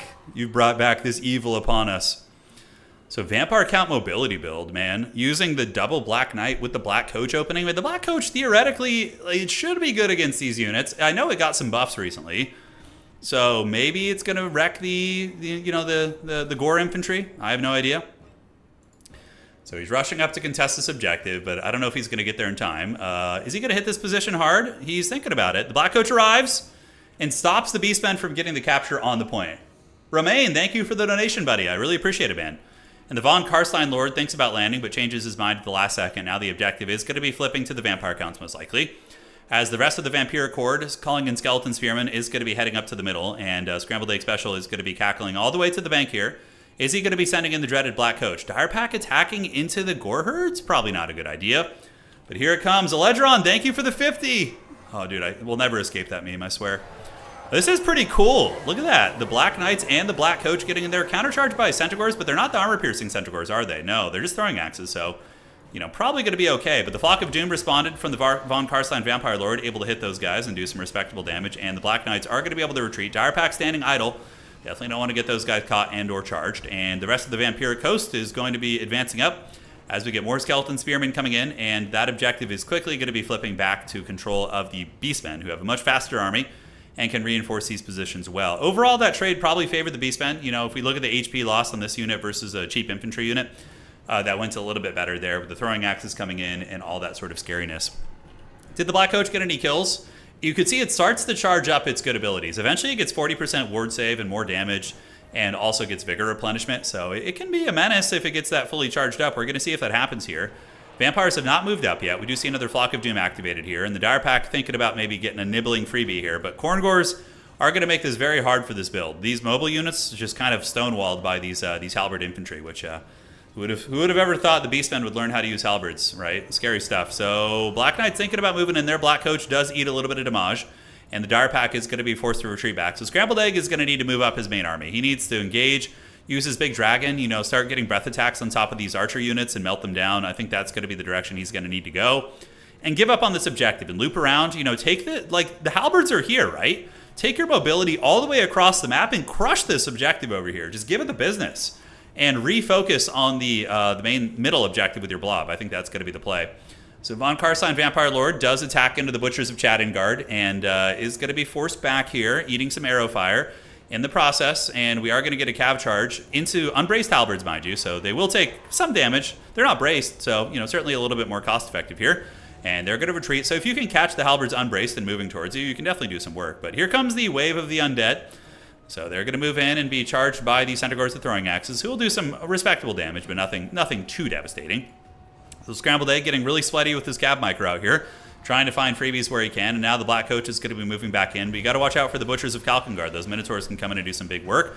Von Karstein Lord lands on top of the Centaur throwing axes, gets a lot of damage value, and is able to continue picking off models here. While the Black Coach is farming kills, it is getting its intensity built up, so in time, the Black Coach will be truly unstoppable. But Vampires swarming, eating a flock of doom. And what is the calling going to be for the Vampiros? It's going to be mass skeleton warriors. So just basically trying to grind down the Beastmen on all fronts and potentially triple cap them at the late game, which is going to be easier said than done. Oh, that breath attack is going to be money.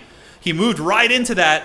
Centaurs with throwing axes and the gore herds get nailed by that breath attack. So that was very, very fortunate for Scrambled Egg that he moved into that one right there. Spears moving into the secondary. The Dead march, and the Black Knights are still in good shape. And the Black Coach probably needs a little Invocation loving. That would be certainly not bad at all. And now the Necromancer is going to be calling out the Zombie Summon. So that is the Lesser Dead Summon. And we do see a buckling of the formation here. So the gore herds on this side do get wrecked. The Zombies summoned.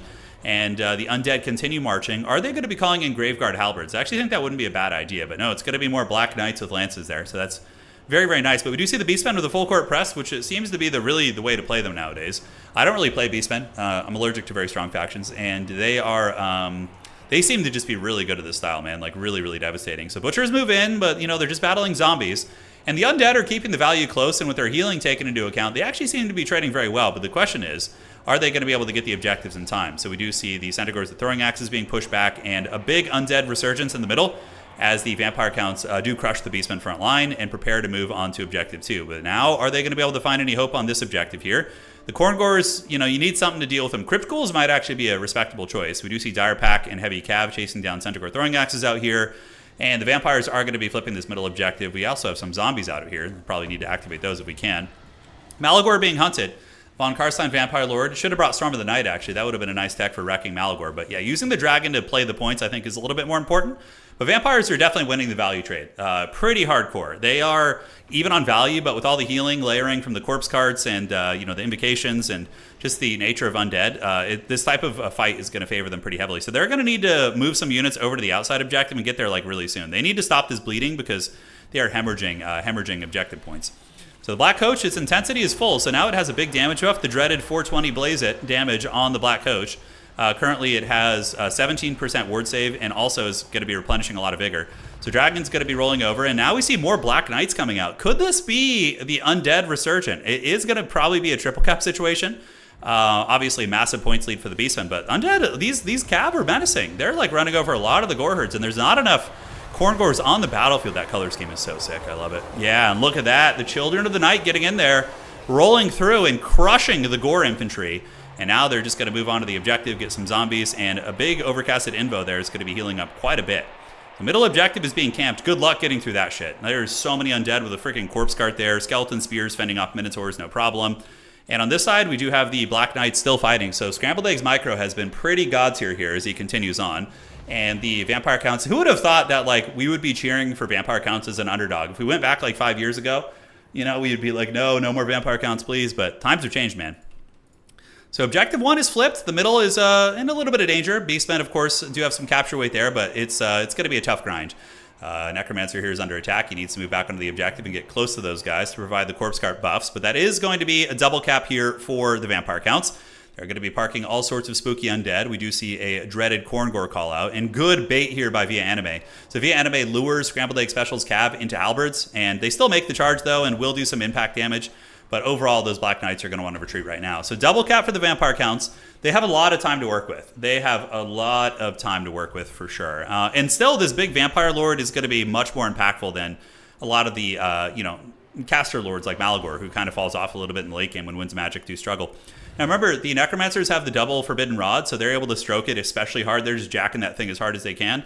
And there's going to be a lot of Winds of Magic coming in for the Vampire Counts. So they're going to have tons of Flock of Dooms. But here we do see the Corngors and Centaurs coming in. It's going to be tricky. How are the Vampire Counts going to reinforce? What is their game plan? Oh, the late game Ward Ascension call in. I love that. That's going to wreck the Corngors. As long as it stands on top of chaff units, it's going to be very comfortable. So what I really like about Scrambled Eggs' play right now is he's playing in such a way that he's not panicking and rushing all three objectives. He's still consolidating his forces. He's just playing the value trading game and knowing that if he just keeps value trading efficiently like this, he's going to just win in the later stages. So the Black Coach, unfortunately, everyone's favorite meme here, is eventually going to die, although it does stabilize with 5 leadership. Remember, this thing has 40% ward save and does cause terror too. So Black Coach at 800 value, not bad. I mean, it's coming close to paying for itself. Probably not going to be an invo. Dragon character going to move over there. And now we have the sneaky Crypt Ghouls coming in for the back cap. So that is going to be that. Meanwhile, on this side, Khorne is threatening it, and we do see Crypt Ghouls called out. This is what I was saying we needed. Crypt Ghouls are pretty okay against light armor, so they'll trade well enough. But who would have thought that like Black Knights would be the go-to? I mean, we've seen like 4 of them on the field, and they're trading pretty damn well. I mean, you know, they're unbreakable essentially too, which is quite nice. So the Undead are making a play for Objective 3 now.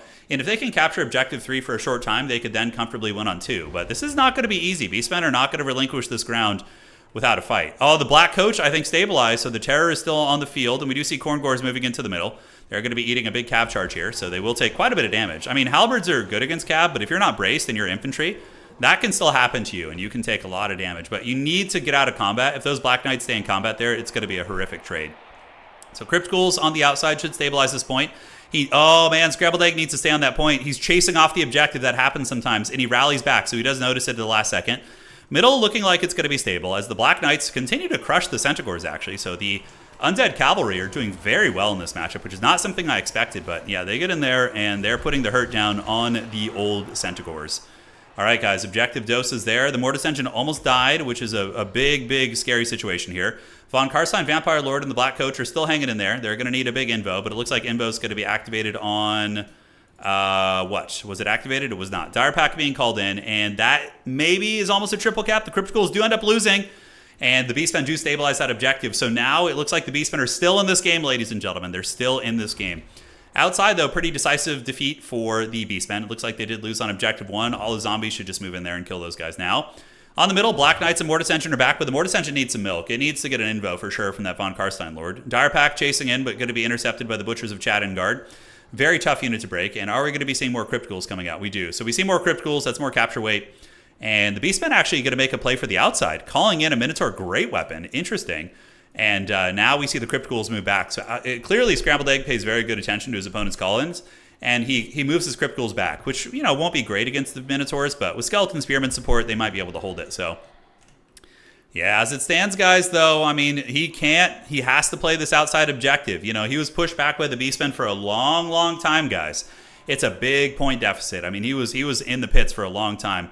Black Coach here chasing down the remnants of the Corngors here, keeping that terror on the table. The Mortis Engine is still alive, and Necromancers do not have any invo, but the Zombie Dragon Lord is going to be a menace. It for sure will do work. Butchers are coming in, Dire Pack pulling back. Crypt Ghouls and Crypt Ghouls. No Graveguard Halberds. That would actually be a pretty money pick right now. They'd be very sticky and hard to get rid of on the objective, but he's focusing on holding his points. I mean, he has time, but his opponent is going to be reaching 1,250 points here soon. Mortis Engine draining these things down. And how is this Black Coach still alive, by the way? It's full, so now this thing has huge weapon strength, 40% ward save, and it also has vigor replenishment. So this thing is just going to be, you know, in good shape the entire battle, right?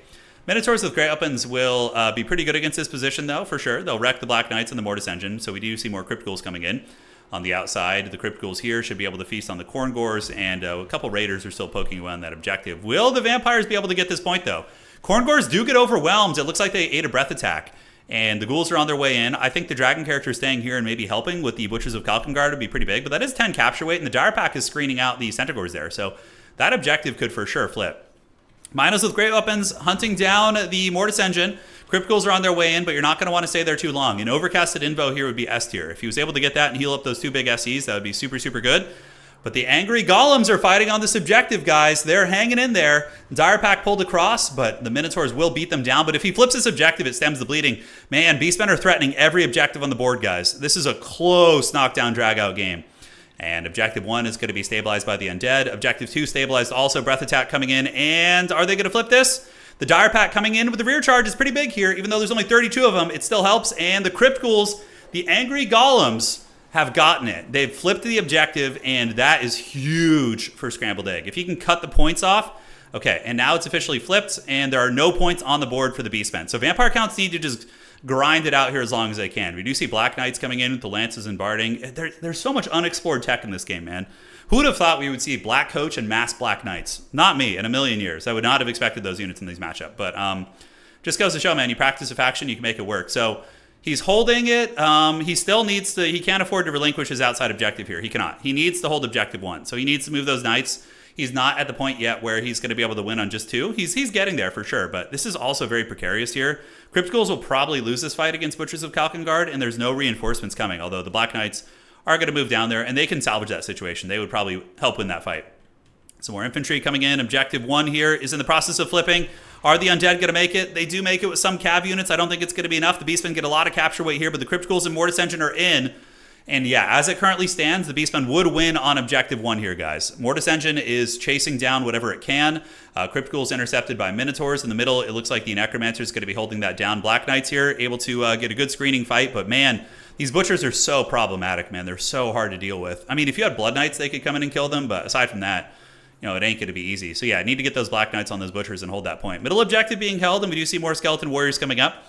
Are the Undead going to be able to cackle their way onto the point? Not killing these Ungor Raiders for the past 10 minutes with your zombies could actually lead to a game loss here for the Vampire Counts if it's able to kill that Mortis Engine.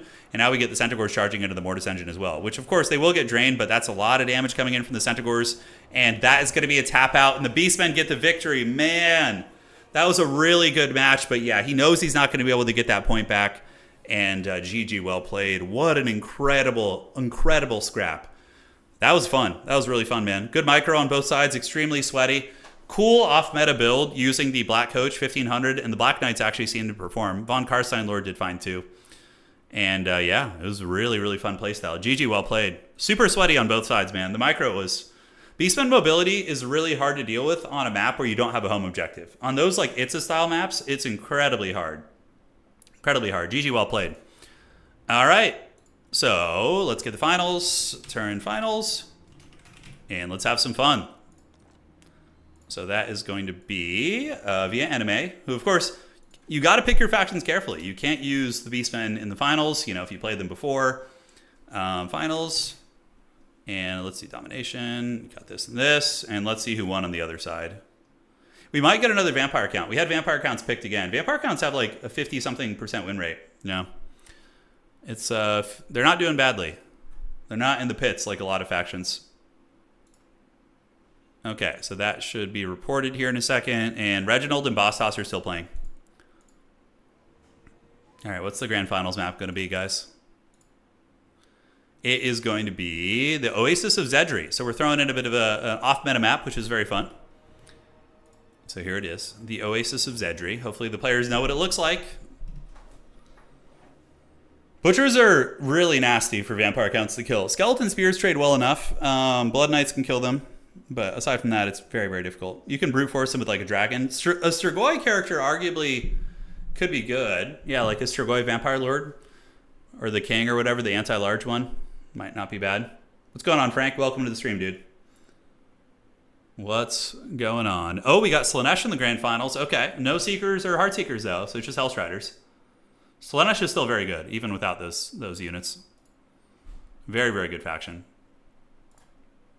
All right, so we got Reginald Puggington. Slaanesh versus Vampire Counts in the Grand Finals. Ooh, boy.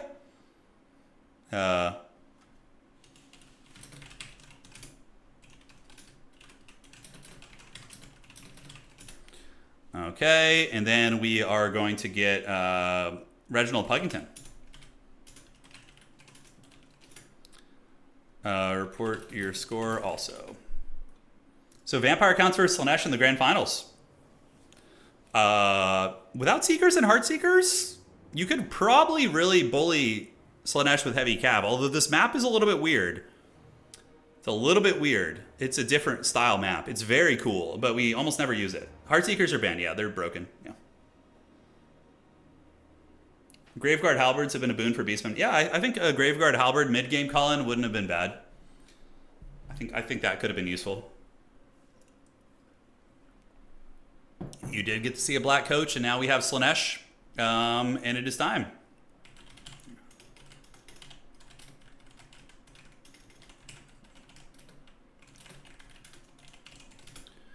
Okay, cool. I'm just reminding the players that Seekers and Heartseekers are banned. I don't want them to plan around them super aggressively and go too crazy. Okay. Grand Finals time, ladies and gentlemen. This is for all the marbles. And by the way, it's been a while since we've taken a look. So the total Tavern season that we're currently in, I'm going to be ending the seasons more frequently. I think it'll be more fun to have more major events. So I'm thinking about having seasons. I might even do a flat seasons or 2 months.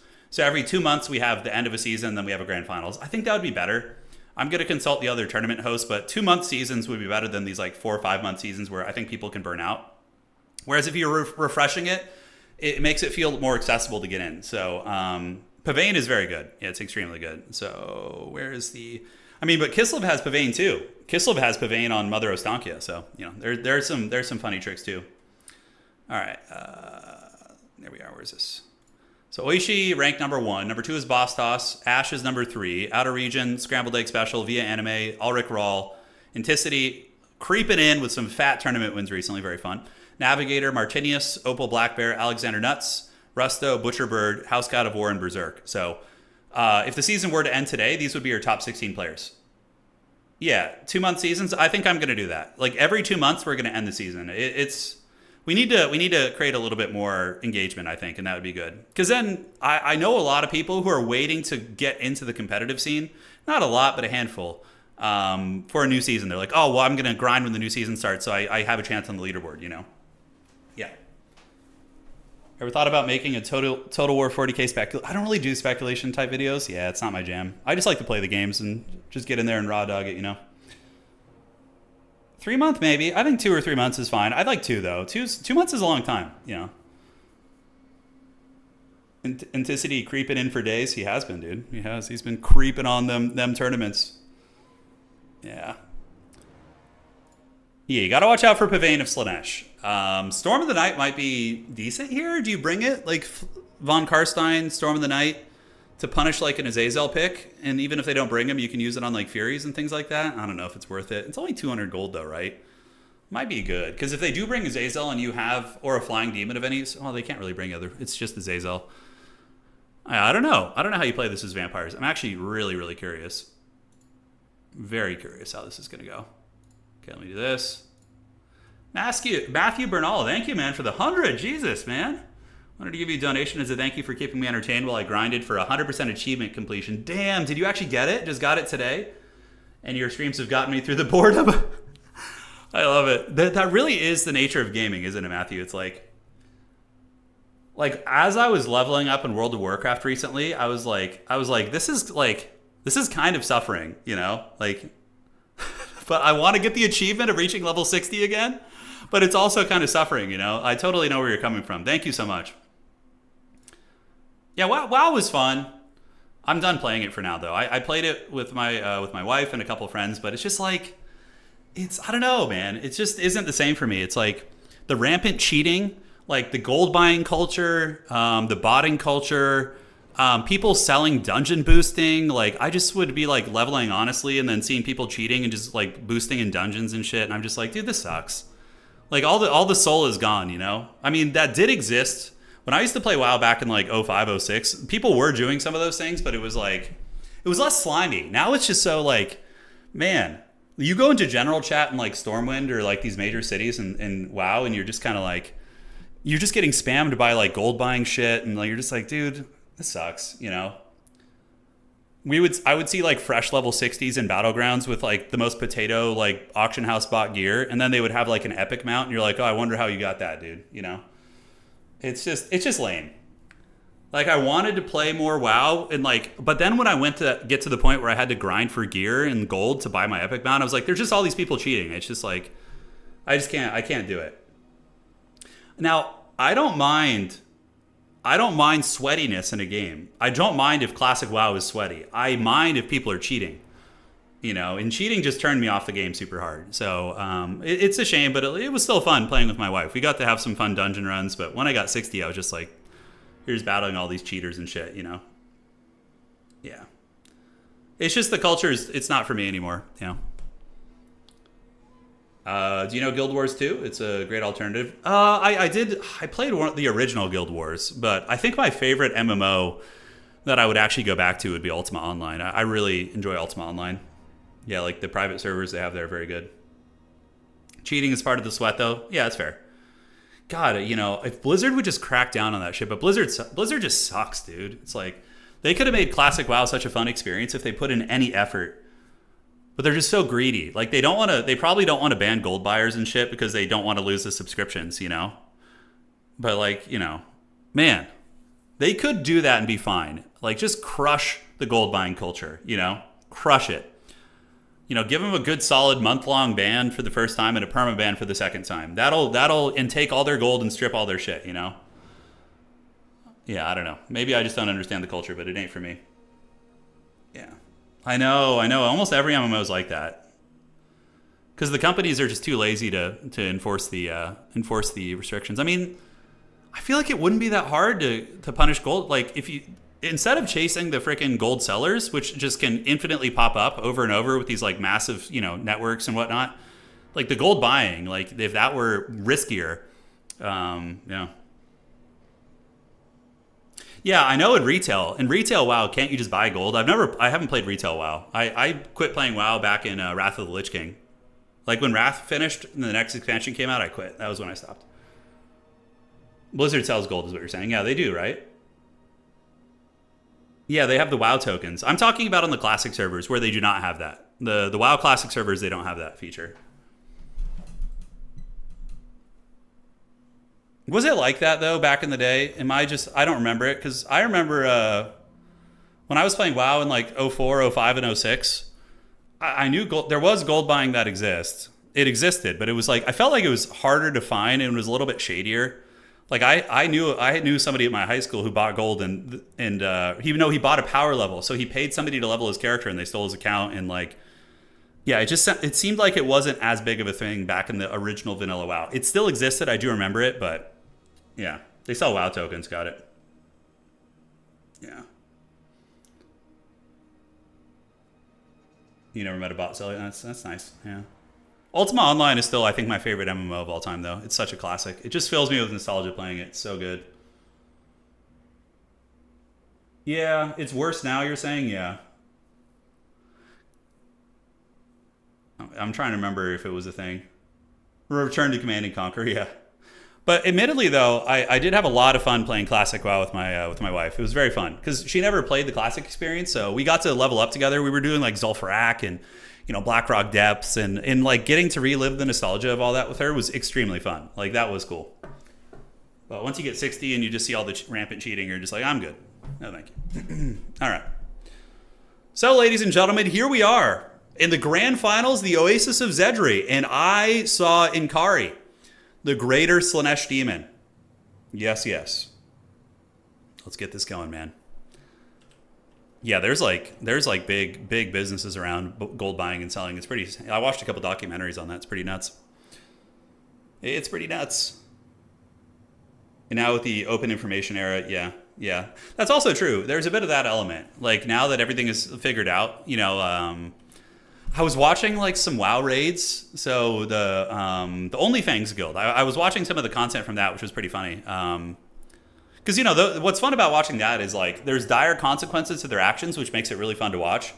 And on top of that, like, they're not allowed to, like, buy gold and cheat and things like that. So it makes it a more interesting experience. But what I was going to say is, like, when I was watching the Molten Core raids and, like, things like that and looking at all the UI and crazy add-ons people have, what is even the challenge? It's like you don't have to pay attention. Like, it just, like, these giant notifications happen. And I don't know. It just felt like a different beast, Yeah. I'm enjoying the WoW drama. Dude, the hardcore death things are hilarious. Yeah, they're hilarious. All right, ladies and gentlemen, here we are. It is going to be via anime and the forces of Slaanesh in the grand finals. The Prince of Pleasure, the Prince of Darkness is here. The Hellraiser himself. So Marauder Horsemen, very good. They have good range poke against any Cryptors, Corpse Cart, Mortis Engines. We have Devoted Marauders with Spears.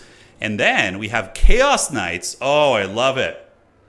We have the Chaos Knights. Look at these chads. And Inkari in here, the Professor Pone special. So Inkari is a monstrous fighter. I mean, if this thing can catch your Vampire Lord in a rampage and then pop the Wit Stealer sword, dude, you are going to have a bad time. Like, if that Vampire Lord gets rampaged and trapped, bread will 100% be buttered.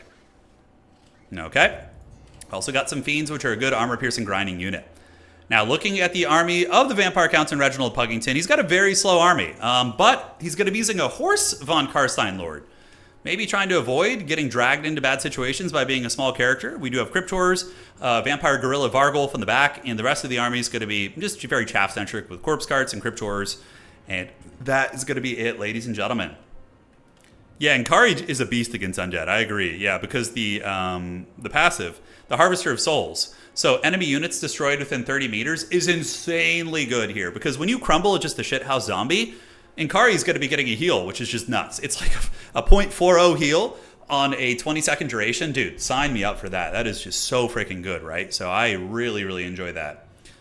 All right, guys. So here comes the undead. The Cryptors are... Oh, wait, are those gold Chevied Cryptors? Triple gold chevron Cryptors. So they're going to get plus 10 leadership, plus 10 melee attack, and plus 8 MD. The dreaded 69. And now the Von Karstein Lord's going to be summoning a Vargulf? Or no, zombies. Okay, it's not that one. I got it confused. So Rampage is going to be activated. You better send the Cryptors in. Don't let your Lord go to its death. Send in the Cav support. Although it looks like the vampires don't really have a lot around here. They need to get some like Dire Pack in here or something. So the Vampire Lord does get attacked, but it does have Cryptor and Vargulf support. And it's going to be Rampage for another couple seconds. 1 second, now it's free. So now you need to immediately respond with a Pavane and get out of that situation. So it's trying to escape. The Cryptors are holding. We do see the Invocation going down, and there's going to be a Flock of Doom response from the Von Karstein Lord, which is going to be uber cost effective. And the Vampire Army is just very slow. It doesn't have the reinforcements to get over here. But the Von Karstein Lord does escape, not unscathed, but it does manage to get away. So another Vargulf is going to be pulling in. And Inkari does not get the kill it was looking for. And the Invocation is going to be countering a lot of the damage that is going in right there. So that goes down. And Reginald Puggington does manage to get away for a second. Inkari lurking in the wings. And I would assume there's going to be another Pavane going down as... Oh, man, Inkari's still coming for blood. Another Cryptor unit is going to be on its way in. Chaos Knight's not having a good trade here. Tar Pitted and zombies being attacked by Cryptors, not going to be the best situation. And the Von Chadstein Lord is going to keep trying to get away here, fleeing the scene into more Cryptors, and Inkari is just super hard on for this kill. Now, in the mainline fighting here, we are going to be seeing the Undead move up, but overall, will they be able to get it from those Fiends? We will find out. And the double Vargulf, the double Vampire Gorilla, is actually a very, very cool tech here. So they're coming in, and the Cryptors are also going to provide a little bit of a sandwich. So the sandwich does go down. The Von Chadstein Lord needs to make sure to heal itself before it goes in again. Because if it goes in and gets Wit Stealer sorted again, it could potentially die. But here we do see the Marauder Horsemen actually get killed. And could the greed of Slaanesh be their downfall, which would actually be extremely lore accurate. So in this back objective here, we do see the Vampire Counts owning it, but not for long. It looks like Slaanesh might be able to flip it, although when these units arrive, it could flip the capture way back, and it does. Extremely clutch there. Losing that back objective would have been a freaking disaster. But the Von Karstein Gorillas, the Vargulfs, able to punch through some of the Fiends and forcing back the Chaos Knights, and it looks like they're going to be comfortable on that objective. Now, over here, we do see the Undead grinding with the Marauders, and Exalted Demonettes, I love that call-in. They're very, very menacing. Are able to arrive, and they will be able to rip apart many of those Undead units. But the Undead are able to cackle on this back objective pretty well. The middle objective does belong to the Dark Prince, so Slaanesh is going to be holding on to that one. As the Von Karstein Vampire Lord, he needs to make sure he stays with his escorts. He needs to stay with the Vargulfs and the Cryptors and make sure he doesn't get isolated and killed, right? Otherwise, it's going to be bad news bears. So where is Inkari going to go? A big wall of Undead is here, and what units are going to be called out for the Vampires? Looks like more Cryptors. Cryptors are probably going to be needed over here to fight against the Exalted Demonettes, I would imagine. As we do see Fiends pushing onto the objective, attacking into the Vargulf and these other units. Chaos Knights charging into zombies. Uh-oh. That Von Karstein Lord's going to get Pavaned here, I think. Yep. Do we see it? We see the Sweet Sorrow activated.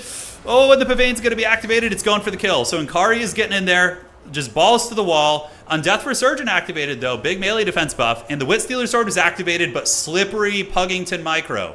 So Puggington able to get away from that and avoiding Inkari again and wasting the Wit Stealer charge there. So that's very, very clutch.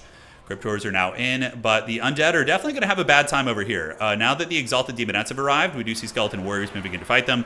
But Exalted Demonettes are just murder hobos. They will be able to cut through pretty much anything they catch on the Vampire roster. I mean, heavy cav charging into them would decimate them, but aside from that, they are going to be okay. So it looks like Slaanesh is going to be pushed back. Value trading is pretty even. Probably a slight favor for the Vampire Counts in terms of just pure value trading because of the healing. But man, be careful. Be careful with this Von Karstein Lord. Don't run towards Inkari like that. No. You need to be running the opposite way. Inkari's coming for that bread. Is there going to be a Pavane activated? The Gorilla comes in, punches Inkari in the face, and the Von Karstein Lord manages to cackle away into the shadows as more and more Fiends are being destroyed. Now, man, look at how quickly the Exalted Demonettes kill those zombies. That is so fast. And the Vampire Counts, how are they going to play this? Are they going to push the home objective of Slaanesh? That would be an option. I mean, they do have a Death Star here, of very scary units. Vampire Gorillas are cackling, and we do see the Dire Pack moving in, and the Dire Pack is ripping apart the Fiends of Slaanesh pretty effectively with the support of Skeleton Spears and a lot of Cryptors. I mean, there's a big wall of the Undead here, guys. But we saw how good Via Anime is at playing objectives. Via is just a god-tier objective player. Really just knows how to run interference and is very disruptive. But the Fiends do disintegrate here, so that's going to be one Fiend down. Now, that's like 400 value that isn't accounted on the damage meter, right? And Puggington is just out-grinding here. And, you know, it's very much like a classic situation of, like, avoiding the Lord Snipe and winning the grind, which seems to be working out well for the Von Horststein Lord as it continues to bump and grind here. So Vampire counts are moving up. Exalted Demonettes, there's not too many great tools at dealing with them except Cryptors. Cryptors and Vampire Gorillas can do work against them. So if you're able to get those guys in with the Von Karstein Lord Flock of Doom spam on their head, just get a big overcasted Flocks right here. That's going to be just an S tier Flock. Back objective is held. Definitely need to just leave some zombies back here. And then these Cryptors being AFK is a big miss micro by Reginald Puggington. I mean, he's a top tier player, clearly. He's there in the finals, but you can't forget about those units. They need to get involved right now. So Vampire Gorilla gets knocked over, and the Dire Pack thinking about charging back in there and helping, and they do. And maybe going to be able to nibble down some of the Fiends here. Von Karstein Lord is now beating up the Exalted Demonettes with the support of the Vargulf here. And the Undead forming a bit of an embargo here. They're like setting up a blockade, as we do see some Skeleton Warriors maybe thinking about grinding with those Marauders. But he's just straight going for the home objective of Slaanesh. Just this wall of death just moving forward and, you know, grinding it out. But Inkari is very healthy too. All it's going to take is Puggington messing up once and letting his Lord get caught for this game to flip the other direction, right? But double Cryptors are on their way out. One Cryptor here is going to be crumbling down, and we do see more Skeletons. Definitely want to leave something on the back objective. Maybe just one Skeleton on the back objective would be enough. But Slaanesh's holding power is not great, and the Exalted Demonettes are probably not the healthiest. No, they're still hanging in there. So Inkari is going to be going after Cryptors, which honestly isn't a bad fight. Inkari is going to maybe even get healing cap in this game, though. The Harvester of Souls thing is nuts. It's very cost effective. So Hellstrider's called out, and the Undead are moving up 700 points against 300, so still a comfortable double cap situation for the Undead, but not for too much longer. Uh-oh! Von Karstein Lord getting punched in the wiener. Willing Prey is activated, and the two Vampire Bodyguard Gorillas move out and intercept, and now Puggington is going to move away. You better use an invo. Don't play that game. Beautiful hunting by Rat via anime here, though. Okay, we do see the Von Chadstein Lord is in trouble. Is he going to get a heal off? He needs that invocation. Where is it? And there's going to be an invo, but man, he's been really relaxed on that. No, it's narcissism. Okay. And vampires would be narcissistic, so that makes some good sense, actually. That's a great way to exploit their business. Okay, the Vampire Lord taken down by the Greater Demon of Slaanesh, ladies and gentlemen, and that totally changes the dynamic of the game. Totally changes it. What good micro coming in from Via Anime. Beautiful stuff. He found it. You know, I think that was a pretty big mistake by Puggington to not heal it up to full health when you had the opportunity. And also, just keep the Vampire Lord away from Inkari. So wherever Inkari is, just lurk on the other side of the battlefield and just keep grinding. And I think the Vampire counts win this game, but playing that close to Inkari is just such a dangerous gambit, you know? So are the Undead going to be able to do anything here? We do see the Doggos around, and the Undead maybe have the momentum on this outside point. I think that Puggington might even consider resummoning the Vampire Lord. The Vampire Gorillas are going to be pulling back. That was a really nice play right there. Yeah, really nice play. And now Slaanesh is going to be using its speed to maneuver over to this objective where the Vampire counts finally start to get to momentum. So, right, if the Vampire Lord had survived, potentially an opportunity here where, you know, this objective just flips the Vampires and then they win the game. Couple Skeletons running in. Beautiful interference. Man, Via Anime is so good at objective play. So good at running screens and interference and cutting off supply lines. I feel like they probably have a traditional RTS background. It's kind of like watching somebody play Age of Empires and, you know, cut off the reinforcements. Like when somebody's doing an English longbow rush against you, you cut off the longbow flow with your horsemen instead of fighting their brick. So Vargulfs are going to be pulling back, and Puggington will be able to resummon the Vampire Lord. It's also lore-friendly for a Vampire Lord to rise from the grave. Over here, we do see a big core of Undead, including a White King, grinding it out. And this objective is in the process of maybe flipping here. It currently is owned by Slaanesh, and he's going to move off the point, which is dangerous. Has he moved off the point? It's a very cool map, by the way. Shout out to Hitman Hippo for the lovely map. Furies are dying slowly but surely, but the Undead brick here is grinding it out, and I think they're in okay shape. But leadership is going to become a problem. And now we see the forces of Slaanesh really pushing it up here. And what did Puggington call back in? Okay, the Von Karstein Lord has risen from his coffin, and now there's going to be a big leadership buff for the Undead army, now that their Undead Lord has arisen once more. But is it going to be too little too late? I think the Von Karstein Lord dying might have been too much. Potentially going to be a throw here. We do see the Vargulfs kiting and trying to fight with the Cryptors, but Slaanesh actually has some good infantry here now. Devoted Marauders. Those Exalted Demonettes, by the way, I've heard no bell whatsoever. 900 value on those, and they're going to keep bumping and grinding up here. And the Von Karstein Lord, he returns, but Slaanesh looks to have secured this objective, the Furies being extremely menacing. And the remnants of the Hellstrider is going to come after him. He has Invo, right? He has Invo, Raise Dead, and Flock. I don't know. Maybe he didn't have the magic before. And is that going to be the... Narcissism. That's funny. So we get a Narcissism, and yeah, the Hellstriders won't like insta-kill this Lord, but they'll do some good damage. So really good usage of the Slaanesh army ability there. As on the outside, you do get the Crypt Horrors. Crypt Horrors is going to be holding back the Slaanesh army. I mean, the Slaanesh army is not having a fun time in this grind. Even though they do have the numerical advantage, they're still taking some heavy casualties. And are the Vampire Counts able to get Objective 2? They're rapidly running out of time. It's going to be a triple cap situation. And now, Big Daddy Inkari's coming. This is a matchup in which I think Blood Knights are pretty good too, to just have as a protection piece. But Inkari's coming, round 2, baby. God, imagine how terrifying that would be. I mean, it's a vampire, so a vampire probably wouldn't be scared, honestly. He'd probably just be upset. Fascination activated, and yeah, this Von Karstein Vampire Lord, he needs some milk right now, guys, because he's just going to get buttered up. But you see the Dire Pack coming out, and overall, yeah, that is a deep dive. Zombie Summon is great. Where's the Invo, though? Need to get an Invo to heal this bad boy up. Dire Pack here is going to be doing some great damage.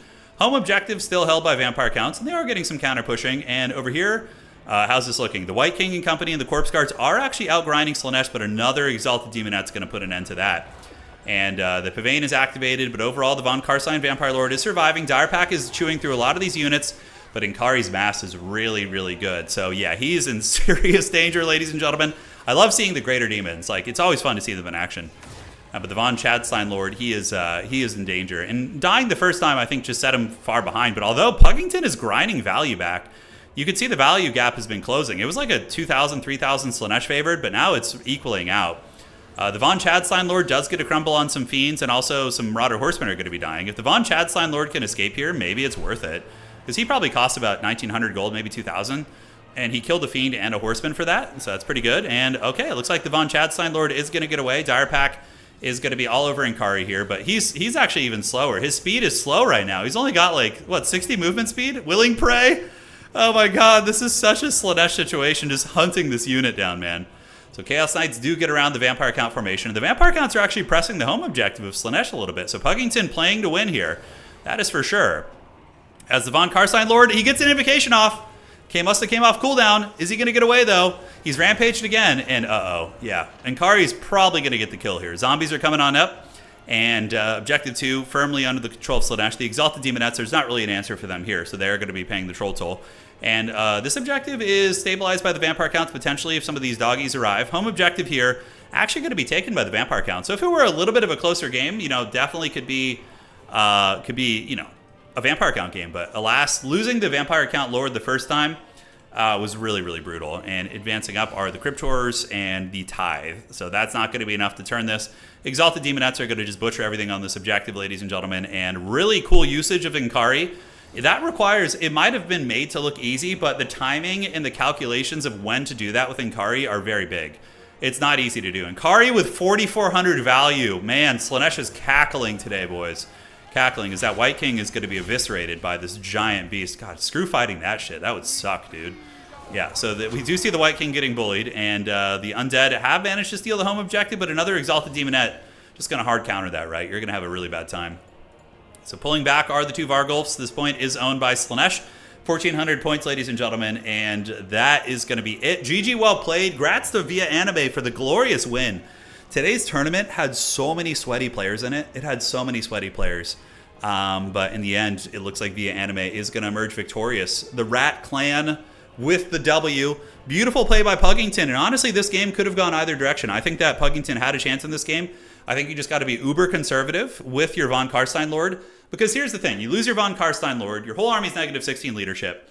And then from there, you have to spend another 2,000 gold to bring it back instead of 2,000 gold on capture weight and pressure. So if Puggington just kept the Von Karstein Lord maybe like really deep set and really conservative and forced Inkari to chase into the spawn area even more, I don't know how it would go. Pop in for some Flock of Dooms. Maybe. But Inkari hard carried that game. 4,800 value. Basically killed his Vampire twice. Chaos Knight's 1,000. Fiends got about 1,000. The Exalted Demonette pick was really good. And both players played well. It was a great match. And as is tradition, ladies and gentlemen, we are going to be ending today's stream with the glorious FFA. So anybody can join. So Turin FFA. I gotta, throw my hat in the ring here. Win the game that really matters. All right, so here comes the FFA, and we're gonna do We can do... Let's see. We will do the Grove of Desert Canyon. All right. Here we go, boys. Of course. First come, first serve. Oh, we got Puggington and Anticity in here. Let's get it. So who are we going to play? All right. Let's play some Dowie. Let's play some Dwarfs. Okay. And then we got... It's got a name there. All right. So let's get you going, and we will get the blocker up. Oh, I need to get a blocker. Hold on. Okay. And image. Do it. I need to surprise you guys with the build. It must happen. Okay. We'll use a couple of my wife's art pieces as a screen blocker here. So these that you see on screen, these were a tournament prize for second place in the recent Total Tavern Championship. So we gave the players a choice of either cash or a handmade prize, and Tim the Wilder chose the handmade prize. So we sent these to Tim the Wilder for his prize to add to his trophy collection. All right. So let's get this. Awesome. Somebody needs... No, dude, Greasus is just not fun, dude. Why would you bring Greasus? You know, that's just pure suffering. Okay, so how do we want to do this? Okay. I don't know what that even does. All right, that looks fine to me. Cool. All right, team. Let's have some fun with this. This is going to be very fun. It's going to be very, very fun. So we need to do... So we got Vampire Counts Empire. A lot of scariness here. A lot of scariness. Okay. He sounds good, Puckington. Yeah, maybe I will. I'm thinking about it.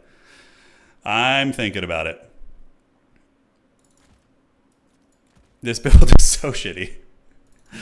Oh my god. All right, let's get you. I wonder if anybody's gonna like Vanguard on top of me here, you know? I'm always expecting the shenanigans, but we'll see if they do. Okay. Thunderbird. The problem with the Thunderbirds though, guys, is everybody's gonna expect it. I'm thinking about bringing it. I don't know if I want to. Goblin Hewers. We need some of these guys to help us out. This build is such a terrible build. All right, let's see what happens here. I'm ready, dude. We're throwing it in. We got some Thunderers. Oh man. Dowie with flamethrowers. Yeah, it's time. We're gonna maybe barge it. We're maybe thinking about it. Nobody will attack the dwarves. That's usually a good idea. Yeah, they're just gonna ignore me. I know you can see the units. It's fine. Pure Slayers might actually not be terrible. Like this unbreakable Slayer brick with like Slayer Pirates mixed in. That would be very fun. By the way, if you guys are enjoying the stream, do drop a like. It helps out quite a bit. Let's pump those rookie numbers up. And Puggington looks to be ready. Oh, is that the Mousillon banner? I don't think you can pick the Mousillon banner anymore, can you? Okay. Thunderbarge. Yeah. You know, I think we're actually, in the last 3 or 4 FFAs, I think we've won them all. I think we're crushing it on FFA lately. So I need to just avoid anybody who can deal with air units and just hope. That I need to hope the vampires didn't bring a mass air force to just counter me. Because if they do, it's just going to be doom and despair. Yeah. Via Anime was a beast that game. Yeah, he was a beast. That micro was great. It was good. Puggington played great as well. It was a good match. He just needed to be more careful with his Lord. But he was being careful, but against that, you got to be really careful. All right. The ultimate playground for the barge. Exactly. Thunder barges are allowed in tournaments. Like, we're not obstructing them right now, but just nobody uses them. So I guess they're not good in tournaments.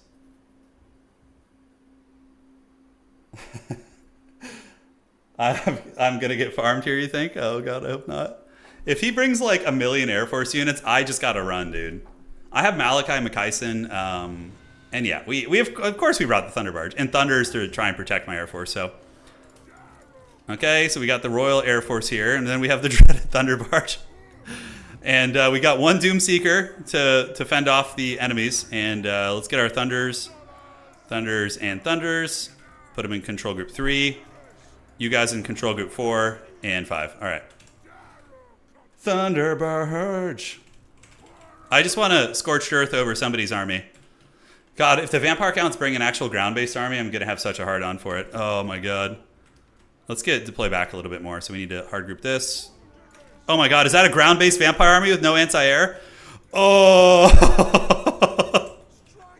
Oh, yes.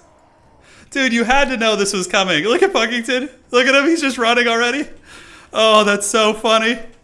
Oh, let's go, baby. I don't want to damage it, but we're gonna get the Thunderbarge over there. The Malachi campaign special, dude. Look at this Vampiro army. Oh, it's so unhappy about this. All right, dude, you had to know this was gonna come. You know, you had to know. So let's start farming some points. And is there any good units? Yeah, we got Graveguard Halberds. Let's go farm those. Just zero interaction with me. Oh, that's so funny, dude. Yeah, let's get it. All right, dude, and the Thunderbarge is coming as well. The Spirit of Grungni will rise, and let's get our characters up, too, to start poking. All right. Thunderbarge. All right, so let's just... Yeah, he's just making a mad dash for it, which is his best bet, honestly. We're going to keep farming points, and the Thunderbarge is going to roll over here and get ready to start harpooning some of these guys. All right, so let's do this. We can keep you guys on the corpse carts. It's actually going to be a lot of points, and let's get the Doomseekers moving up, too. Thunders are creeping. We almost have one of them down. And here comes the Thunderbarge. The Spear of Grungni, we need to save it for an epic finish. All right, is it shooting? It should be shooting. Yeah, fire it will. Okay. So there we are. Continue chasing the Cryptors. And we can take one of you guys to go over here, too, and get on these. That's going to be fine. All right, so the Thunderbarge is creeping. We're getting great salvo fire. Thunderbarge able to pick off a couple Cryptors there. And we're going to just keep waddling after him, man. Yeah, that's all we can do, really. All right, awesome sauce. Let's take down these if we can and keep you guys shooting there. So they don't have fire while moving anymore, which is very good for balance because that shit was just stupid. We also have ammunition replenishment, so we can replenish the Thunderbarge as it runs out of ammo and our gyrocopters. So we're going to be in pretty good shape here. Dude, he had to know I was going to have a fat Air Force, right? Yeah, had to know. All right. Oh, dude, the Thunderbarge is in for a good time here. This is going to be great. And the Thunderers will screen out any shenanigans. We're just farming free points over here on this side. This is just money for us. All right, so looking good. The Cryptors are just running and getting blasted. We can just go shoot some of the more static ones here that aren't running. And we're going to get our Thunderbarge to just continue blasting where it can. All right, so shoot there. Malachi's got his long rifle, so we can have him shoot the heavy war sleds, actually. And put some hurt on those, although they're going to run away, so we'll shoot here. Cool. Engineers rolling up, and the gyrocopters have almost gotten down one of these. So let's just fly over the bridge and maybe consider some bombardments and get the Doomseekers coming too. All right. So this is just what dreams are made of right here. Just thunder barging it. All right. Do we take the full payload over? I think we do. All right. So let's get you guys moving up. Continue shooting at Reginald stuff. Classic. Classic. All right. And then we're going to have you shoot here. Get you go there for a bombardment run. Keep the Thunders moving. I don't want to compromise them too much, but we're going to try. And I'm getting a lot of points, although not as much as Anticity's dreaded sleds. They're doing some work. And I'm going to run out of ammo soonish as well. So he's going to walk right over the bombardment. So that's great. Awesome. Let's do this. You keep going after that. Thunderbarge. I'm going to save the spear for like a late game KO, you know? That's got to be the play. All right. So we'll keep waddling with these units. Keep doing this. We do have some wild Cryptors out there in the Great Beyond. And the Thunderbarge has gotten about 1,000 value so far. So it's only going to accrue more value here. So, are we going to harpoon Mother Ostankia? Yes. Oh, here it comes. Oh, in the face. Oh, in the face. Holy shit. We harpooned the grandma. All right.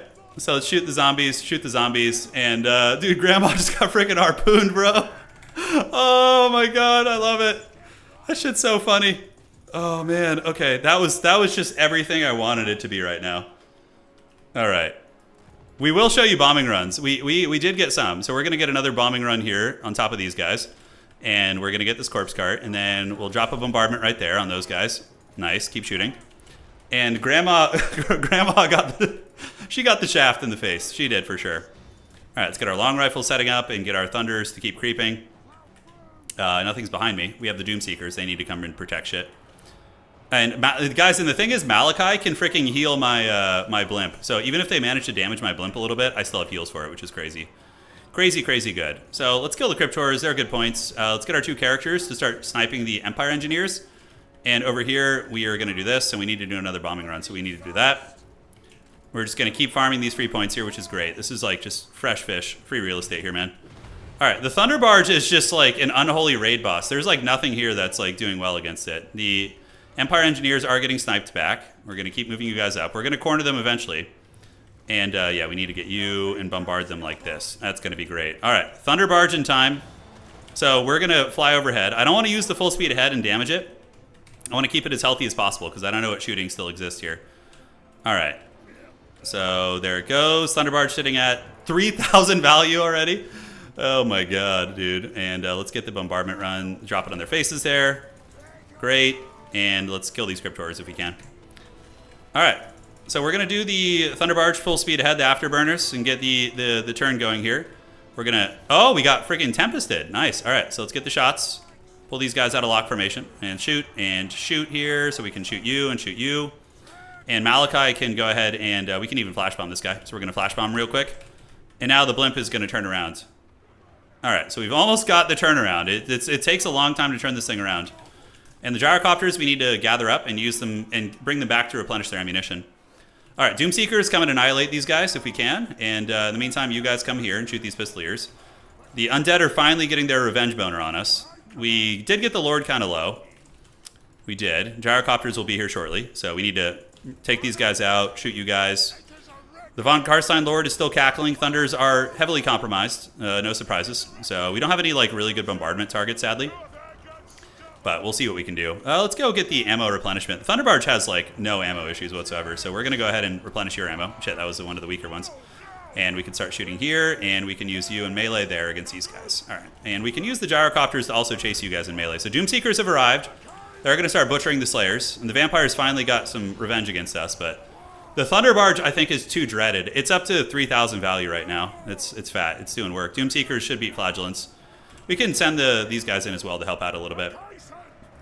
Range munitions, we're going to put it on the Thunder Barge to give it more damage. Let's use the Afterburner and get the bombardment. Oh, yeah, here we go. The Thunderburner. Oh, yes, the glorious flyby. And now he's going to drop the payloads here. Oh, my God, it's just farming value. Malachi, let's go ahead and use the heal on the Thunder Barge. The Malachi heals. Dude, this thing is freaking brutal, bro. It's doing such work. All right, let's shoot you guys. And on the outside, we see Anticity Sleds doing the work. Let's start shooting here. Oh, it's Volkmar the Grim. Holy shit, I didn't notice that. I did not notice that. All right, so we could probably try and snipe that Undead Lord, maybe. We have the gyrocopter back, and these ones are hunting down the Pistoliers in melee, see? So they can use their rotor blades to good effect. Oh, the Storm of the Night! But the Thunder Barge is sniping that Von Karstein Lord so hard. Oh my god, dude. How much value do you guys think the Thunder Barge is going to get? I mean, I'm running out of shit to kill, that's for sure. Malachi and company can go there. Thunder is going to come in and start shooting here. I did lose a lot of my Thunders, unfortunately, but that was they served their purpose. They screened and did a nice job. So we'll use a Flash Bomb here, slow these guys down. Doomseekers are still going, seeking a little bit of doom, and we can now put some hurt down into these guys. The Vampire Lord is dead, I believe. Yeah, Vargulf's just getting chased into oblivion. And there's no way anybody can even interact with this thing. It's just it's just hunting, dude. Yeah, like what is this engineer gonna do, you know? Let's just shoot him, I guess. All right, and you guys can just advance up and shoot him. So did we get those Pistoliers off the field? We're about to, so we have 2 full health gyrocopters we can bring back. I wish I could replenish the dreaded, oh, look at Volkmar rolling in. Oh yeah, all right, let's shoot you if we can. Let's farm ranks, get the Slayers in there. Volkmar is actually putting in some work here. Putting a little bit of hurt down on my boy. Yeah, he's putting a little bit of work in there, isn't he? All right, let's go chase you down. Let's pull these things back, and they can go chase this engineer if we want to. Volkmar should die pretty quickly to the Thunder Fire. That should do the trick, and these guys are probably going to rally as well. We have ammo restocking too. So yeah, Volkmar, is he going to get the kill? I doubt it. He is getting shot by the Thunder Barge crew, so we're going to start moving the Thunder Barge this way. And Thunders, have they rallied? They have, so now we're going to get you guys to turn here and shoot. And shoot as well. All right, and do we have a Flash Bomb? If we have a Flash Bomb, it's going to be nice now, 30 seconds. Okay. Malachi can shoot, and Volkmar's going to go down. And now it's time for the dreaded Afterburner. And we'll replenish the ammo on some of these units. More value. The poor Vampire Count army had, like, no interaction with us. Like, no fell bats. Just nothing, you know? Which is really funny. Okay, Volkmar's about to go down. We can use the deranged munitions to buff up these guys. Give them some damage. Great. So now we can move everybody over this way. And now it is time for the revenge of the Thunder Barge. All right, so let's restock ammo on this healthy one. This healthy gyro, and we're going to have it go shoot whatever it can. Let's move you guys up. Gyrocopters are moving in. We have the 2 gyros here. Let's go get these Wolfhearts offline. We're going to do the Afterburner time because we have heals. We can heal it again. We can actually just heal it. Yeah, like right now. Okay, Thunder Barge is going to continue harpooning. Heavy sleds are going to get in on us, though, unfortunately. Let's see if we can focus them down. All right, so you guys, everybody all hands on deck, and we're going to have a flash bomb for you, so we're going to drop it like it's hot. So they're going to get flash bombed, and that's going to slow them down nice and good like. And then the blimp turned around, and we are still just chasing that engineer. All right. So probably like 6k value, right? 6.6, dude. Oh. This build was pretty villainous, but I mean, FFA has a ton of villainous builds, you know? It has a lot of villainy. Okay, let's get Malachi to get in there and do this, and he's going to heal the big Thunder Barge. Dude, being able to heal it, too, is so evil. Oh, God, I love it. I got to play Dowie in an SFT and just use, like, the Thunder Barge every game and just see what we can do. You know? Because, like, so when it wins, it wins. It feels real good when it wins. All right. So now it's time to track down this lost engineer who's just rock guiding me around the map. All right, let's replenish the ammunition on our gyrocopter so we can actually get the kill here. Oh, the snow leopard's coming for him. All right, the engineer actually beat down some of my gyros. Interesting. All right, team. So let's get you out, and you guys can go chase this guy down. We're going to go ahead and go Afterburner time. So its speed now is going to be very slow, right? It's up to 68 speed, which is actually kind of fast. This thing does have a cannon. It's a lot of fun for the person using it. Dude, the dreaded blimp, dude. It's freaking 6.9k value. If you don't have interaction with it, it just feasts, dude. Alright. Dude, look at this Chad juking us down here. Alright, so now we're just going to shoot, and we're going to get everybody to just go all hands on deck. Yeah, let's get him here. Is he going to come from Malachi? Deranged munitions, let's use it on you. And do we have another flash bomb? We don't yet. He's going for it, dude. He's microing all sweaty. He does get in contact. Malachi is still a Slayer. Cool. So the Afterburners are still activated. Oh, shit. I can't turn the Afterburner off? Oh, no. That's deranged munitions. Okay. Yeah. Okay. 7k value. We broke the mark. Is there anything left on the map? I don't think so. I think that's it. Yes. The Dowie. Okay, there's still something invisible. I don't know where it is. It's probably that Ranger. The Empire doesn't bring any stock units. Yeah, Anticity just left. Okay, GG. Oh, that was so funny, dude. I love that. Oh, I love that. So good. The Von Carside Lord has served me well this day. Yeah. Yeah, he tried his best, man. That was so funny. Oh my god. 7k value on that thing, and the other gyros all getting 1,000 plus. Doomseekers did good. Malachi got 2k value from a shooting. GG. Well played.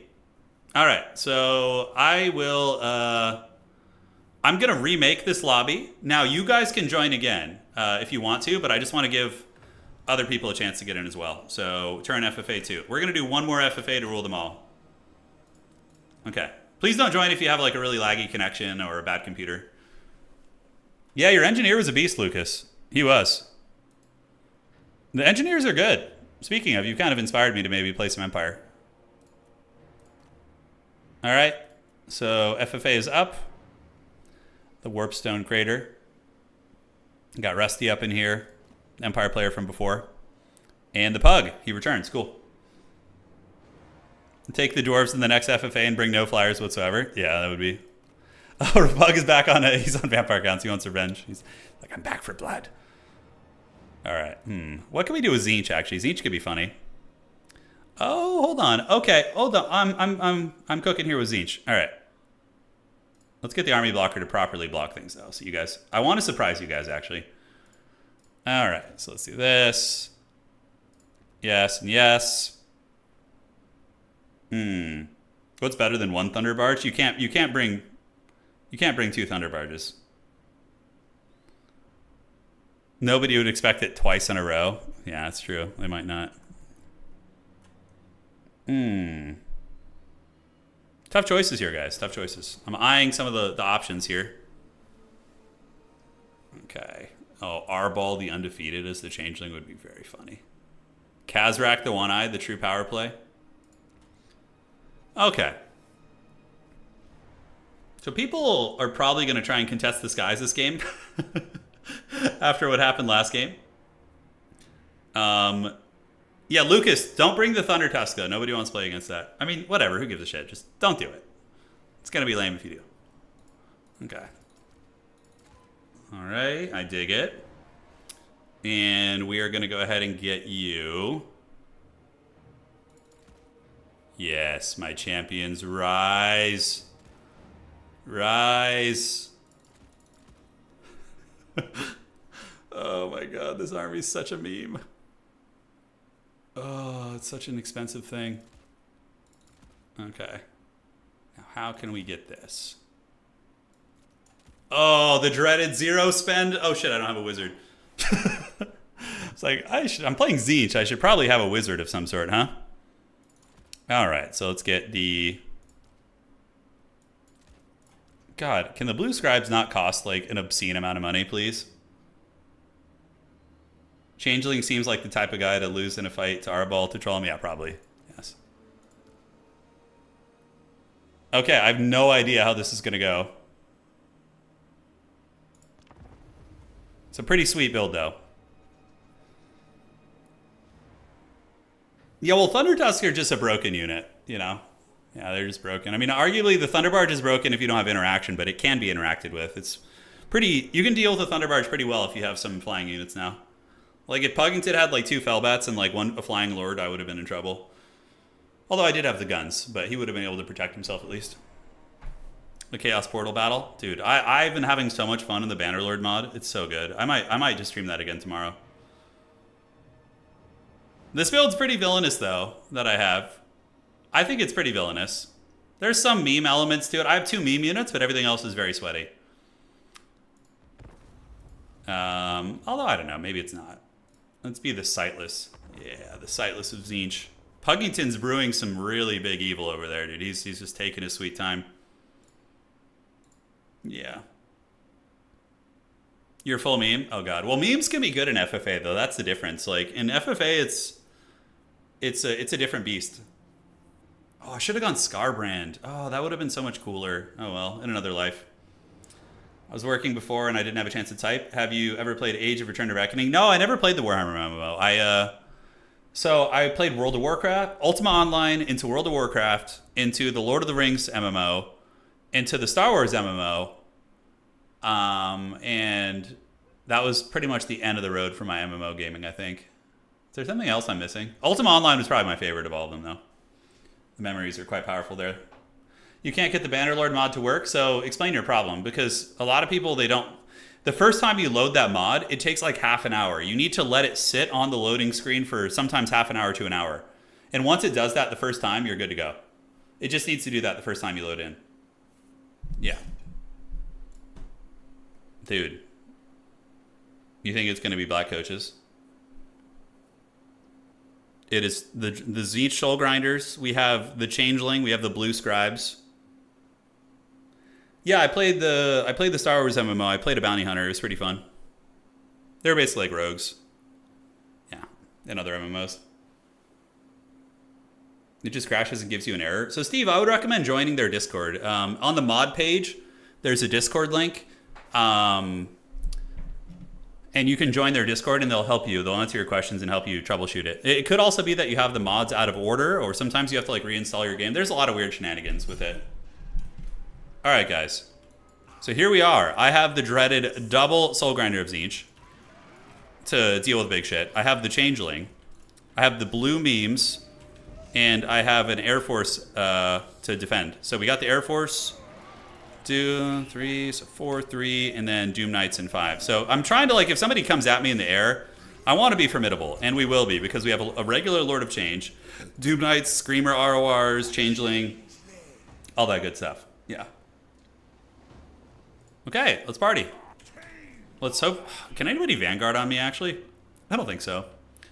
This map isn't going to be great for our shooting because it's a lot of hills and slopes and stuff, but let's see what we got. Okay, I don't want any of that smoke. Look at Reginald. He goes like full Air Force this time. I love it. Oh, that's so funny. All right, so we're going to turn into our big scary, and we got some magic, which... Puggington probably wants revenge. Oh, God. Are they coming after me? Okay, let's start poking. Satang is here to party too, guys. We got Satang the Watcher. So he's going to be able to put some hurt down on some of these vampire flying units. So we need to get... Oh, my God. We got Bellicor over there. Okay, screw the ogres. If the ogres are running towards the back of the map, they can just hang out over there if they want to. He can chill there as we collapse in on the poor vampire army. Look at him. Look at him. Oh... So, yeah, I should have done Sisters of Twilight. That would have been a fun pick too. But Satang is very fun. Okay, Soul Grinders are closing in. He's rapidly running out of space. The demons and I need to have a non-aggression pack. But what spells do I have? Oh, I do have Rancid Visitations. That's pretty good, actually. And the Armor of Darkness. All right, so let's get you guys in. And the Fell Bats, we can go. Yeah. Ogres are creeping, but they're very slow. The demons, I mean, we should really, you know... Oh, my God, is that Helman Gorst on his cart? Oh, my God, yes. Oh, yes. Oh, yeah, give me the Helman Gorst snipe. All right. Oh, Helman Gorst is getting shadow realmed right now. All right, and the 2 Soul Grinders on Helman Gorst. Poor Puggington, both games, Helman Gorst at like half health already. Oh, my God. Okay, are they going to come for me here? I think they're thinking about it. All right, let's hit these Vargeist. Let's hit Satang on them. And we could use Watch by the Watcher to reveal any hidden units on the map. The ogres are just in their own spawn, basically. Okay, so we get a big shot there. So we need to just get Helman Gorst Shadow Realms. I'm going to go Rancid Visitations him. Oh, yeah, this is some evil cackling. All right, Blue Scribes, let's get it. We're going to go get these Fellbats. And Helman Gorst is not long for this world. He is literally dying on the edge of the map. And we're going to get him with the Rancid Overcast. Yeah. Our Air Force should be able to kill this unit of Fellbats pretty easily. We're going to keep the Doom Knights nearby to screen as well. All right, so here comes the Overcasted Rancid. That's so many points for me, guys. It's just getting wrecked so badly. Oh, man. Poor Helman, dude.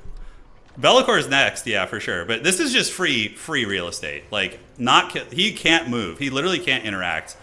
So we're going to go after your boy. Ooh, he's got the Corn's Bloody Fist. I think getting the Corn Demon is going to be a little bit more cost effective. So we're going to pull back now and just continue shooting. The ogres are just in La La Land over there. I don't know what they're going to do. They're going to be too far behind on points. They just won't be able to win. Let's use the Zinch. Now let's save this army ability. All right, so we're running a little bit. That is a big demonic Air Force, guys. And I don't have any super useful magic against them. Oh, big shot right there. All right, let's keep kiting them while we poke them. That's going to be cost effective. And the Soul Grinders have gotten some good damage in there too. All right. So let's get the Soul Grinders waddling. Satang is going to keep shooting. And we're going to go ahead and attack right here with you guys. Yes. And we'll get the big boys in the sky to help out here. So we're going to fight here and fight here with the Screamers. And the Blue Scribes can also help out there too. We can even use the Flaming Sword of Ruin. Oh, that's going to be some nasty magic there. I don't know what it's going to be, but it's going to be nasty. All right. So one Soul Grinder is getting its butt kicked pretty bad. Ooh, that shot, man. That hurt. Okay. Let's get the Javelin, and we want to throw, although I'm having trouble getting a click on that unit, so we're going to try. We do win the Air Force fight here, though, with the Doom Knights, which is good. And now we need to throw at Corn's Bloody Fist here. My Greater Chicken, oh my God, that is doing so much work. All right, let's get the nuke there, and the Javelin going here, too. All right, so we're definitely trading well into the Demonic Army. Satang is just dunking on people right now. Get the Soul Grinder running out here. We need to get away from you. How's the Air Force fight going? Do Blue Scribes have any useful spells? Plague, nothing really good, unfortunately. So we could do Fog of the Damned, I guess. Flaming Sword of Ruin might be helpful, but yeah, now the Vampire Air Force is here, so our times of cackling are in some trouble. Satang needs to run away. He does have his big anime punch, but where's my big bird? Oh, shit. Okay. I need to get this bird out of here. This is all bad news bears. He's getting revenge for the Helman Gorst beatdown. But Rusty's looking pretty Chad. What the hell's going on with Bellicor? He's like going all bananas here. All right, let's run up that way. All right, so the Greater Demon is here. Oh, this is just the Zinch Demon. So we could probably bully it with our 2 Soul Grinders, actually, and we can use the Blue Scribes there as well. We need to get Satang out of there, too, if we can. Our big chicken is going to run around this way. Hopefully, Satang will live. We are being hunted by a Terror Goose. And the vampires came in and just swept up a bunch of points there, too. They swept up a whole bunch of points. Yeah, no really good spells this time. I do have Enfeebling Foe, which is probably what I'm going to do. Yeah, probably Enfeebling Foe. Okay, we got away with Satang. We do have Blood Knights. Oh god, no, not Blood Knights. Do I have any slowing abilities? I don't think I do. Veil of Shadows. I don't think it does that much damage. All right, so we need to get both of these throwing into the Blood Knights. Oh, thankfully someone Mel cost them. Oh, flee the city. We'll use the freebie there to nuke those guys. All right, so we're getting the Javelin shots. Let's get the big man to turn around. Blue Scribe shoot them, and Satang can shoot them too. All right, so our chicken is fleeing the scene. Blood Knights are getting damaged pretty heavily. Ogres are just... They're camping in the corner, which is going to be... They can't win. You only get 2,500 points for last thing. I have no idea what he thinks he's doing. But it's fine with me. I mean, we'll go over and poke in a little bit. So up in the sky, we do have this flying greater chicken. So let's see if we can blast this thing. And I just want to get some new spells, so I'm going to do an Enfeebling Foe on you. Yeah, we're going to do that. All right, so he's been enfeebled. Satang is going to wind up his shot on him. Bellicor is still cackling over there pretty good. And we get one attack there. Our chicken gets contact. Oh, yeah, that was a nice shot right there. And you guys need to attack. I don't know what the hell you're doing. All right, get in there. Come on, boys. So what spells did I get? Death Frost is actually very useful. Oh, Malediction of Madness. We got a Rampage. And then we got Von Hells and Brain Gobbler. So I'm thinking of just Death Frosting this chicken. Why are these guys? They just can't attack here, I guess? This is weird. Okay, almost got him down. Blue Scribes are still shooting. I think this thing does not have spell resist. Yeah, it does not. So we're going to go ahead and just nail him with the Death Frost to try and finish him off. Just get him taken down here and pull back. We accidentally shot our own bird, which is always fun. And now the Soul Grinder should be able to pop him in the face. There's the Javelins of Doom. He's disintegrating and unstable, which is outstanding. So that is for sure a goner. Okay, so now let's go start working on these vampires and do this and poke these guys. Yeah, he can't win. He can't win. The ogres cannot win. It's going to be impossible. They're not. As long as you don't leave them too many points, then they're not going to be able to win. Yeah. Okay. So Malediction, Forbidden Fens, Curse of the Midnight Wind, Fog of the Damned, or Brittle Bone. Oh, interesting. Some Skaven magic. The undead are fleeing the scene. Bellicor is being escorted, and another shot there. Let's go after these and keep moving up. And what else do we have? We have our chicken back, which is nice. So we'll keep hustling after these guys. They do have the Blood Knights, which is scary. I could try and snipe that Necromancer. Not going to be easy, but we do get some great shots into the Terrorgeist there. Oh, what the hell is that? Pit of Shades? Okay. And I do have the army ability as well. I could use the army ability to get a snipe here. Ogres have moved a little bit. I mean, we'll definitely go engage them in the end. When I assume we'll be the last one standing. I don't know. The Vampire Army is looking really raggedy, and they haven't had Helm and Gorse for a while, so let's see if we could shoot this thing down. Yep, so we get some nice shots there. Hit his big Terror Goose. Brittle Bones will lower its speed, so we're going to do that. I think that's actually not a bad idea. And Blood Knights, we can switch onto them. Switch onto you guys. Let's get the chicken to go over here. And what spells did we get? Did we get anything good? Witch's Brew and Swiftwing. Nothing too crazy. Another big shot there. Let's get our chicken to dive in here and you guys to go back on the goose. And yeah, hopefully we can survive this. It's not going to be easy. Let's run away with the injured one. Blue Scribes are up. We could use the army ability to try and finish off the Blood Knights. Another big shot from big old Satang. We need to get that goose down, man. The goose is a problem. All right, let's keep waddling. And the Blood Knights have got to be close to crumbling. Satang has some ammo left, but honestly, I think even just melee Satang might be good. Let's see. All right, so the chicken can do this. Let's go continue sniping you. And we need to get this other goose that's on its way back in. So we're going to shoot that thing, run you down here. Blood Knights are just going to get their kill. There's nothing I can do about it. Although I could use the Zinch Army ability to at least bring them down with me, which might be good. We're going to see if he dodges it. Maybe he will, maybe he won't. But looks like he's going to stay the course. And we do get that big shot there. And Satang gets in there and knocks some of them into the army ability, which is great. So we can also use the Giant Leap, which will do good damage. Okay, so the other one is crumbling. And oh, we got Regrowth! Let's freaking go! Oh yeah, Regrowth on Satang is so good. That's so good. Nice, and the Blood Knights are disintegrating now. Okay, now we're back in business, ladies and gentlemen. This thing is crumbling, and the other one is crumbling as well. And the Ogres will move eventually, but as long as... Ooh, Puggington might actually win this. If he can beat me on the points on the last man standing, maybe. So that thing is crumbling down. We can attack this guy. Let's keep going here. Although I'm going to get points off the Ogre, so it's probably not going to happen for him. Okay, let's get the Greater Demon to cackle there. Farm some more points. Do you manage to hit this? Let's get the Blue Scribes over here. How much Winds of Magic do we have left? We have 11. Okay. Not a whole bunch. And the other goose is crumbling out. Ooh, nice breath attack there. That was clean as hell. So we need to get our chicken away. Yeah, he's got 11.9, so he's going to be probably eliminated. I need to make sure to try and eliminate him. Satang missed the shot, unfortunately. And the Ogre Kingdoms are coming now. Ooh, is my demon going to stabilize here? That's really good. All right, let's get the Changeling in there, and you guys to focus here. Come on, can we click this thing? Oh my god, it's so hard to click it. All right, now let's fight here. Yeah, we can just turn and fight. Spirit Leech, yeah, not a bad idea, honestly. The Chad Blue Scribe's carrying the day.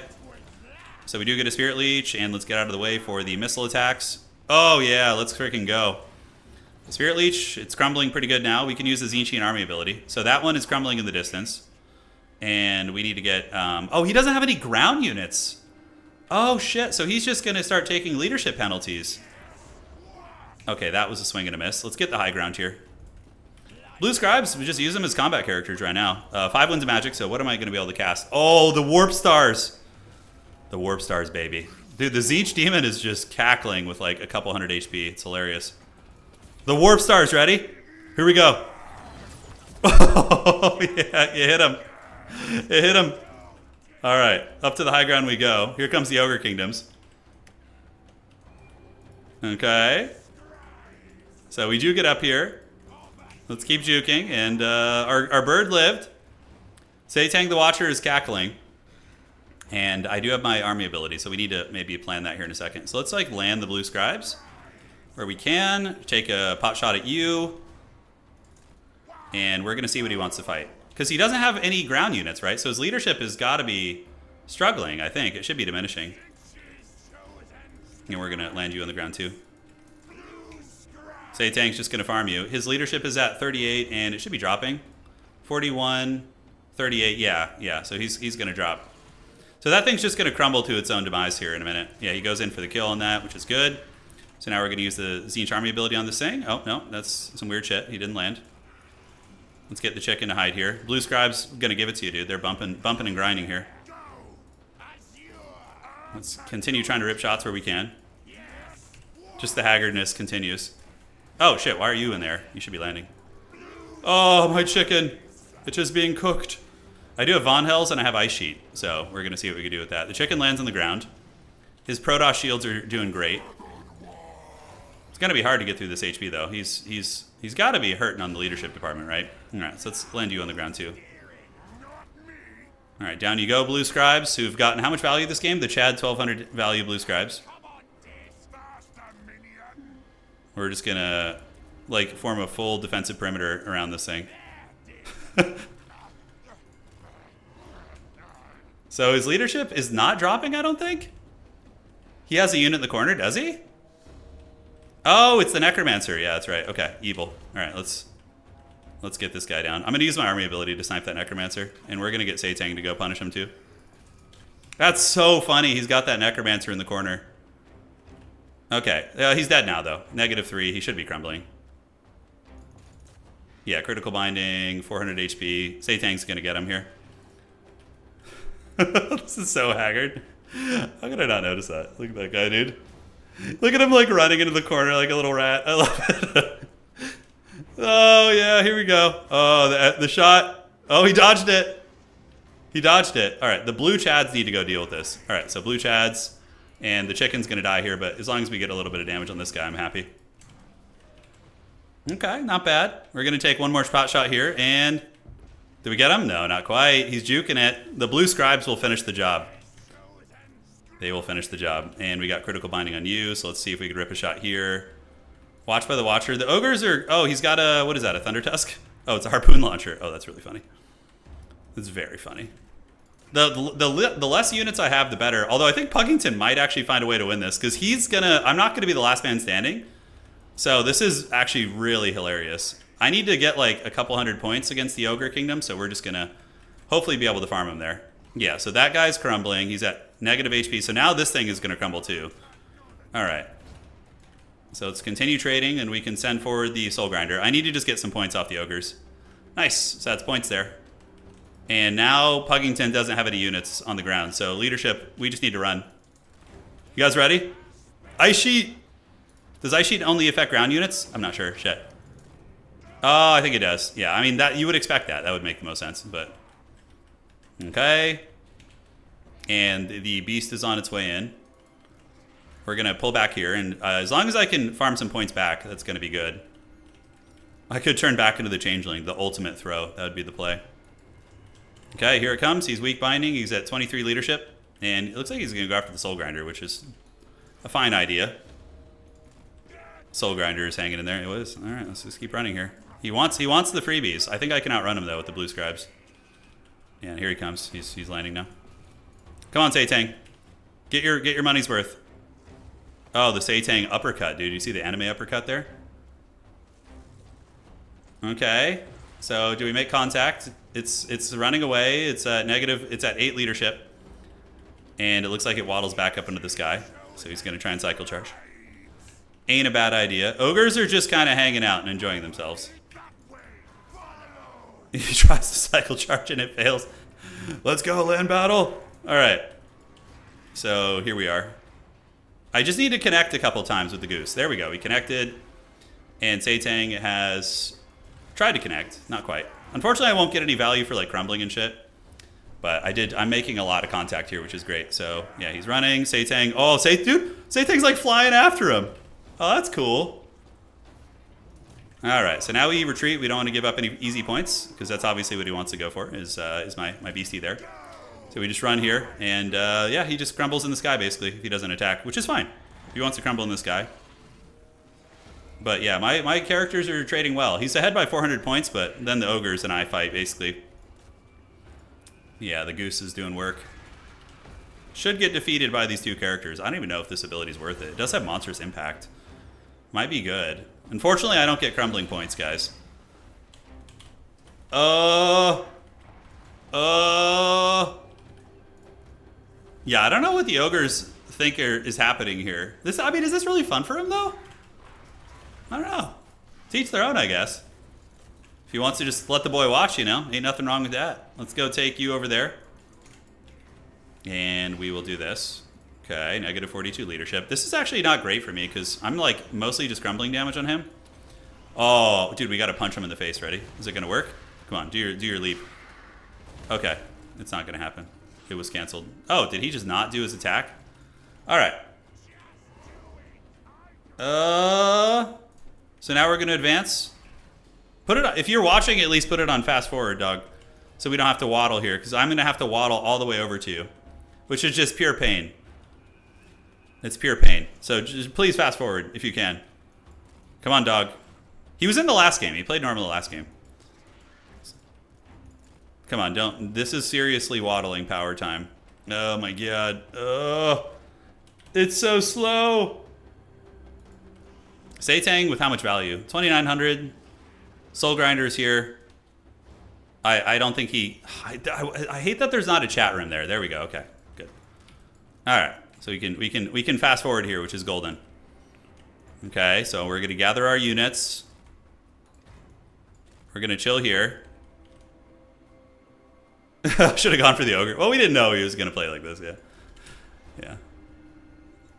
All right. So I'm going to let my units rest and recover. He's more than welcome to attack if he wants to, but I want to get my vigor so I can squeeze as many points out as possible here. Use the army ability. Will it give me enough, actually? I mean, it's better than nothing. Arcane Surge. Yeah, does that give me some WOM? It should give me some reserve, right? Yeah, 1 per 9. Yeah, we're up to 2 WOM right now. We can maybe get something out. I think that's as good as it's going to get. So we're diminished, we are winded, and we are fresh. Playing like an actual AI. I mean, he just loses, though. Don't you want to try and win, you know? Like, he just has no chance because his score is 0. You only get like 2,500 for being last man standing, so... Yeah, it's I don't know. I would want to win. Okay, so fading, fresh. Chad Tang is active now. You have time to write your novel, that's right. No, yeah, it is. Gorse dying in the first third. You got a lot of value off me and the demons, for sure. You played very well. Puggington probably still wins this. Because I gotta get like over 1,000 value from the ogres here, which is not gonna be easy, so. All right, that's good enough. We're animated. Yeah, we're golden. Are these... Oh, go forth, my minions, and prosper. I don't know what he's doing here, but we're going to just go get on those lead belchers. The fast forward micro. Let's go. Get on top of the lead belchers. Power fist. Oh! Oh no, I'm not going to get enough. Although we're getting in there. One lead belcher unit's dead. Satang's going bananas. Let's get on these pistols here. Okay. Yeah, pistols should be pretty good. So we're going to farm them for a little bit of value. Although those are man-eaters, so they're slightly stronger. Oh my god. We only need a couple hundred more points, guys. He can't shoot me because his things have too much mass, so we're just kind of grinding in here. Although I think he's going to probably get us before we can get the points. Oh, I'm just short. Pugington's going to get it. We need to get on the lead belchers. Get in the lead belchers.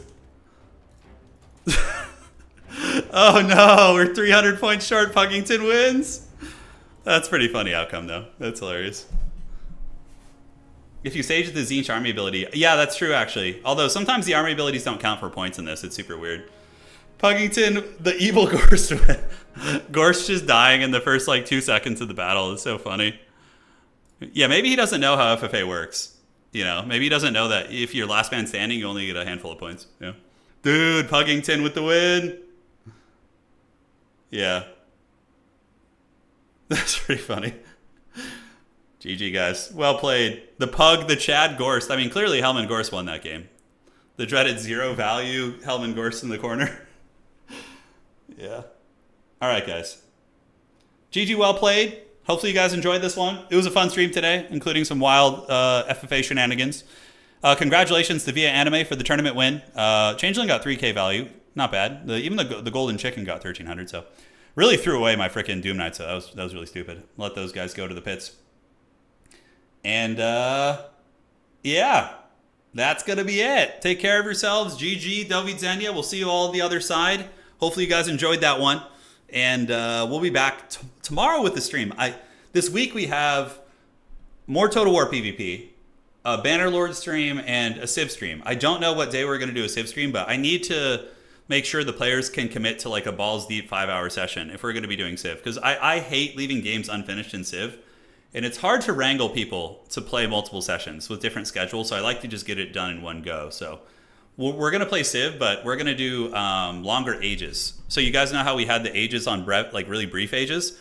We're going to do like a fast research speed, but the age length will still be long. So it'll be a lot of fun. All right, guys. See you around. Take care of yourselves. That is it. Well played to everyone who played tonight. And we will see you guys all on the other side. And hey, drop a like on the way out if you guys enjoyed what you saw. It helps out quite a bit.